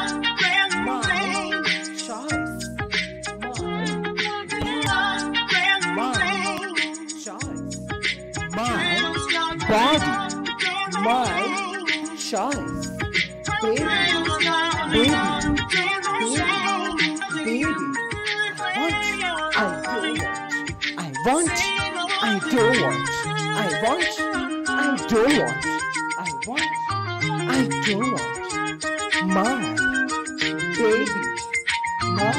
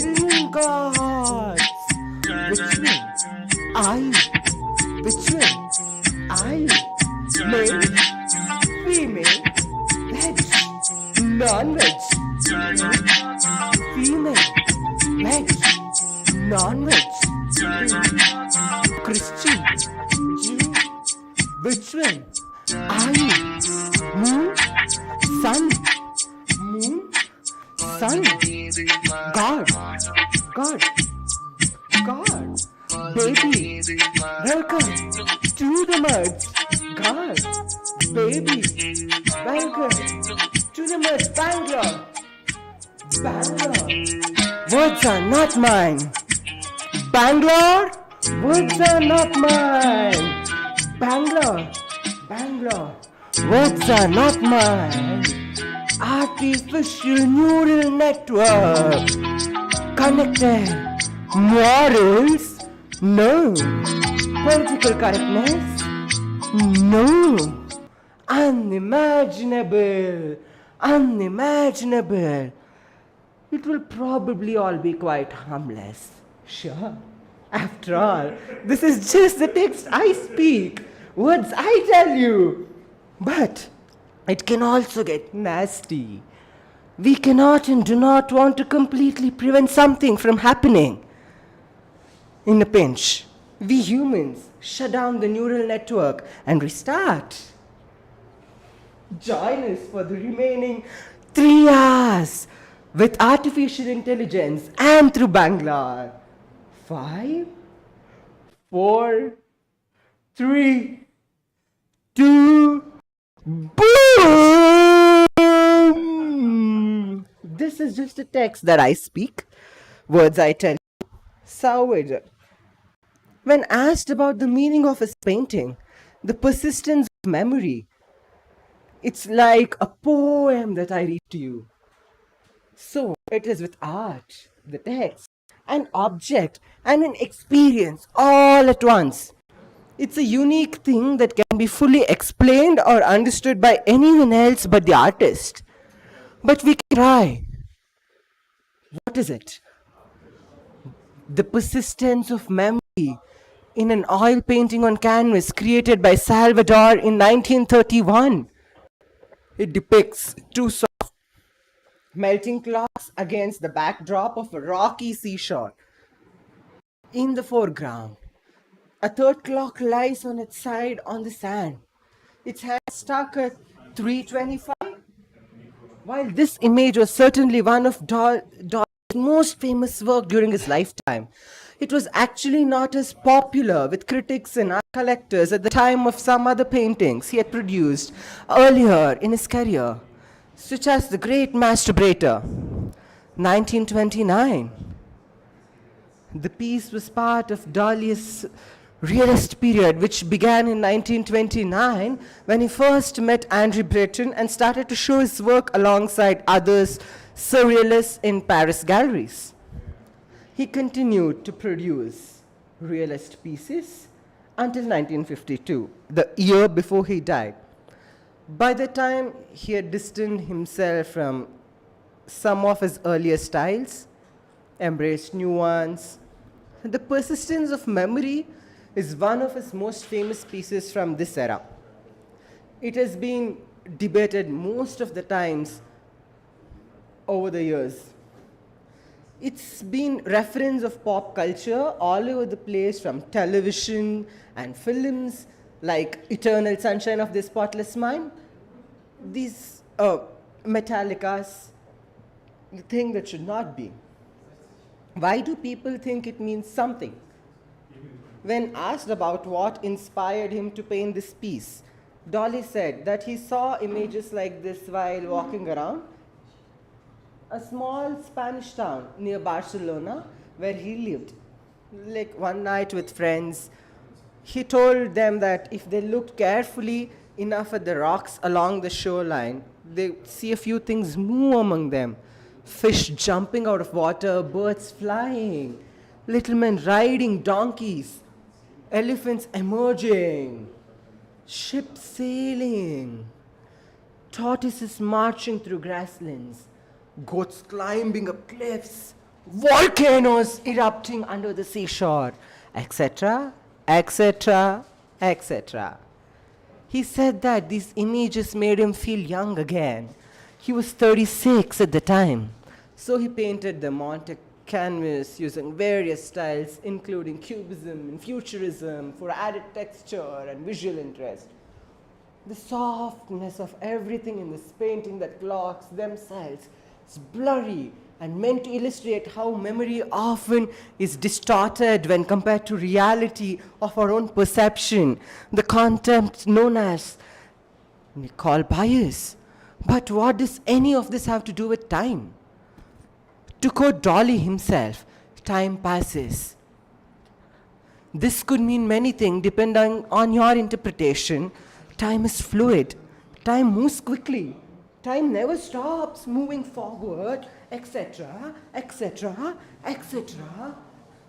As usual with art, there are no right answers here. In fact, even Dolly himself couldn't explain why exactly he chose clocks for this particular piece. He only claimed that were related to Einstein's theory about relativity. You can read more about how Dolly got inspiration for his paintings if you're interested. For those who want a deeper explanation than just what I've written about, here it goes. The idea behind persistence of memory is pretty much what Dolly describes when talking about its inspiration. There are multiple different scenes taking place within this one painting because memory doesn't act like reality does. When we remember something, we tend to remember all these certain details about it rather than every single aspect. This is called recall bias. If you try to really hard to recall, you might remember all sorts of things about certain events or objects, but there will always be some details missing because you didn't notice them at first or simply forgot them about, and later, and remembering whatever it was, and remembering whatever it was. So, if someone asks you what happens last night after going out drinking with your friends, chances are good that your memory won't be perfect and you'll probably leave out a bunch of details, either intentionally or unintentionally, because they don't seem important enough. Maybe they just slipped your mind. Like I said earlier, though, what does any of this have to do with time? Think back again. What happened last night after going out drinking with your friends?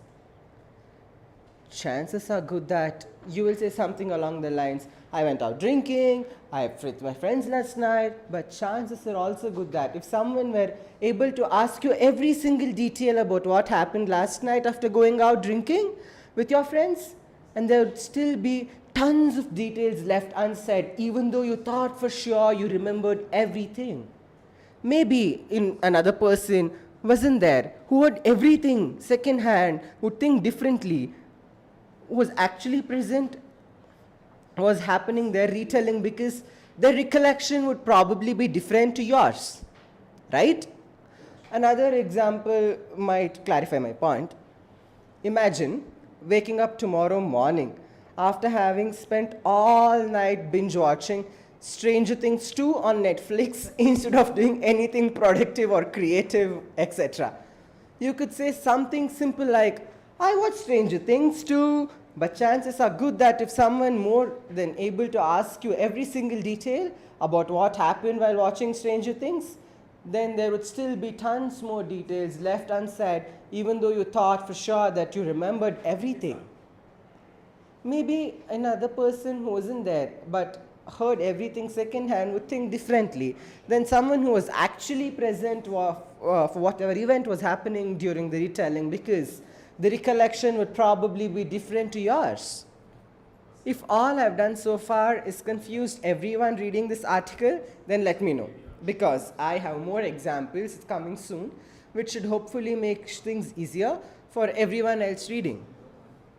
Anyway, back in 1931, when Dolly painted The Persistence of Memory, Einstein had recently published his general theory of relativity, which described how gravity causes space-time itself around us all constantly move forward into infinite nothingness, like sand falling down. This means our own perception, memory, etc. isn't perfect either because it isn't static, or we are constantly moving forward into nothingness too. But unlike space-time, which moves forward forever into infinite nothingness, we will eventually run into ourselves someday, so our existence, quite as infinite as space-time itself, may appear either according to Einstein's theory. We could say, therefore, there are more existences which is quite persistent, even though we eventually run or enter ourselves into death. This may seem depressing, but in actuality, knowing this allows great appreciation for life itself, since every day spent is an experience, each day is more meaningful than any other day could be.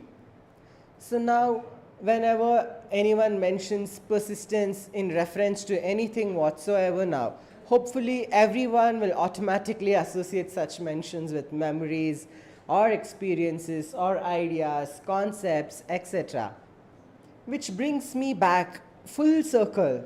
Everything around us changes constantly, including memories, meaning life itself, people, feelings, thoughts, desires, emotions, ideas, concepts, consciousness itself, etc., etc., etc., etc., etc.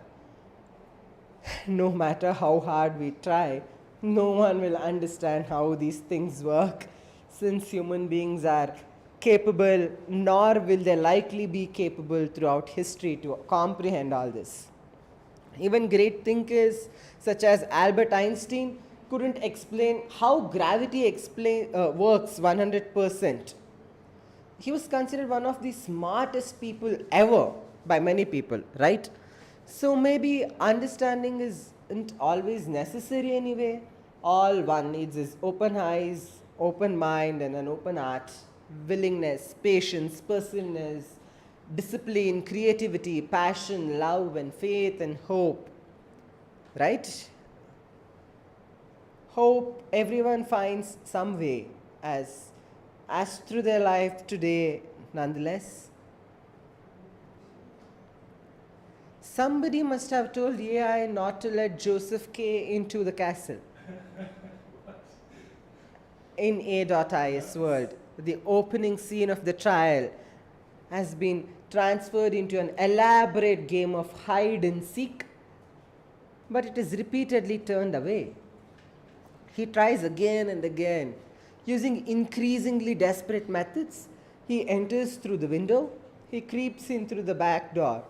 He even gets down all fours and tries to crawl under the door. Finally, AI concedes defeat. And in this way, I have tried to make it possible for you to be inside your home without success. The trial is because most enigmatic works, it's not clear whether the work is a story or a novel or what. As far as I know, nobody has ever attempted to interpret the work in terms of computer games, at least not until now, but it seems like such an obvious fit that I can only assume some German programmers somewhere have thought of it, though I was unable to find any evidence. When you think about it, there are so many parallels between the trial and computer games that they almost seem designed for each other. Both are essentially about people being shut out from the mysterious system that controls their lives. Both rely heavily on problems, explorations, both deeply rooted in the past. Technology was also very much aware of its dangers. Both are filled with uncertainties and fear. Both tend towards frustration. Don't go your way.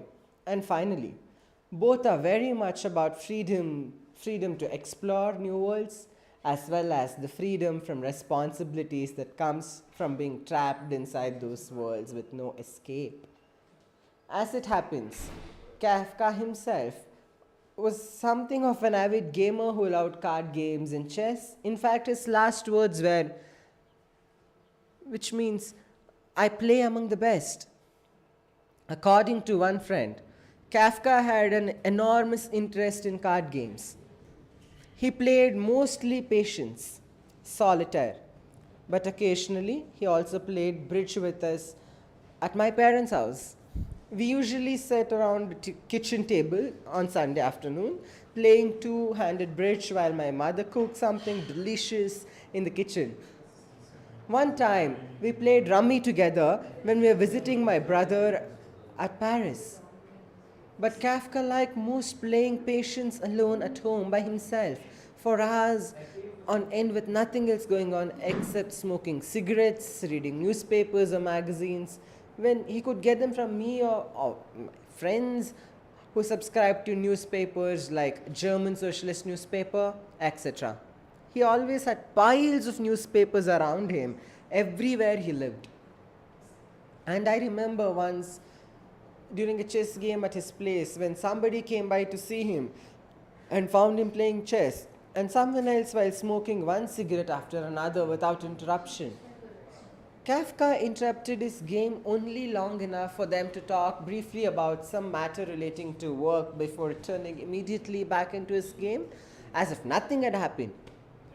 It made quite an impression on me because at that time I had never seen anyone smoke so much nor play chess so obsessively, and yet he was always healthy and never seemed ill despite all these years of chain smoking. Perhaps this is why his health lasted so long, having tuberculosis all along. Anyway, Although the trial is obviously a serious work of literature, it was named one of Time magazine's 100 best novels written in English since 1923. It does have its lighter moments too. Consider these lines from chapter 5. The entire chapter can be read online. For me, there could be no question but that everyone would soon find out what sort of man K was. Indeed, everybody knew it already except K himself. This was evident from their behavior towards him, which varied time to time, how much they wanted some from him, or how close they were related to him, how well they understood him. Some simply left him alone, while others avoided. Few others were open. Enemies who were jealous of his power over them just hated him because they hated themselves feeling dependent upon him.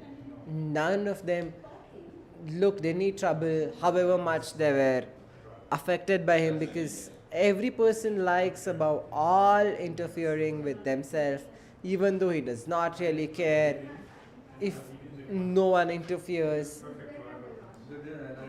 Finally, there were those who could simply help meddling with K just because such people with others, no good even comes out more than anybody else, including themselves, who probably don't know why they do such things anyway, what everybody else does, but still remain incomprehensive. Whatever anybody does must always remain incomprehensive, because whatever everybody does must remain incomprehensive, always remain incomprehensive, since whatever anybody does must always remain incomprehensive. Whatever anybody does must always remain incomprehensive. Whatever everybody does must always remain incomprehensive. Whatever anybody does must always remain incomprehensive. Whatever anybody does must always remain incomprehensive. Incomprehensive. Incomprehensive. Forever, forever, forever, forever, forever, forever, forever, forever, forever, forever, forever, more than, forever, more than, forever, more than, whatsoever, whatsoever, whatsoever, whatsoever, everywhere, whatsoever, whatsoever, whatsoever, whatsoever, whatsoever, so everywhere, so everywhere, so everywhere, so everywhere, wheresoever, wheresoever, wherever, wherever,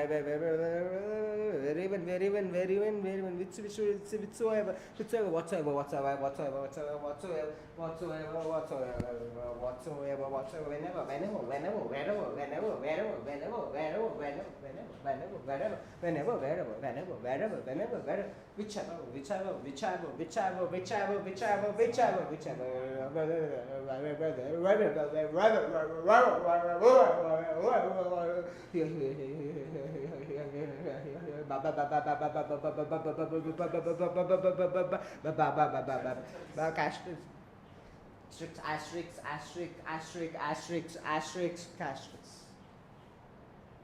The novel begins innocuously enough. Joseph K. arrives late for work at his bank job. He explains later that he overslept and then decides not to go straight home. Joseph K. leaves Schlicktam's cafe, he finds himself lost in what appears to be an abandoned near the riverbank. And one thing starts getting weird.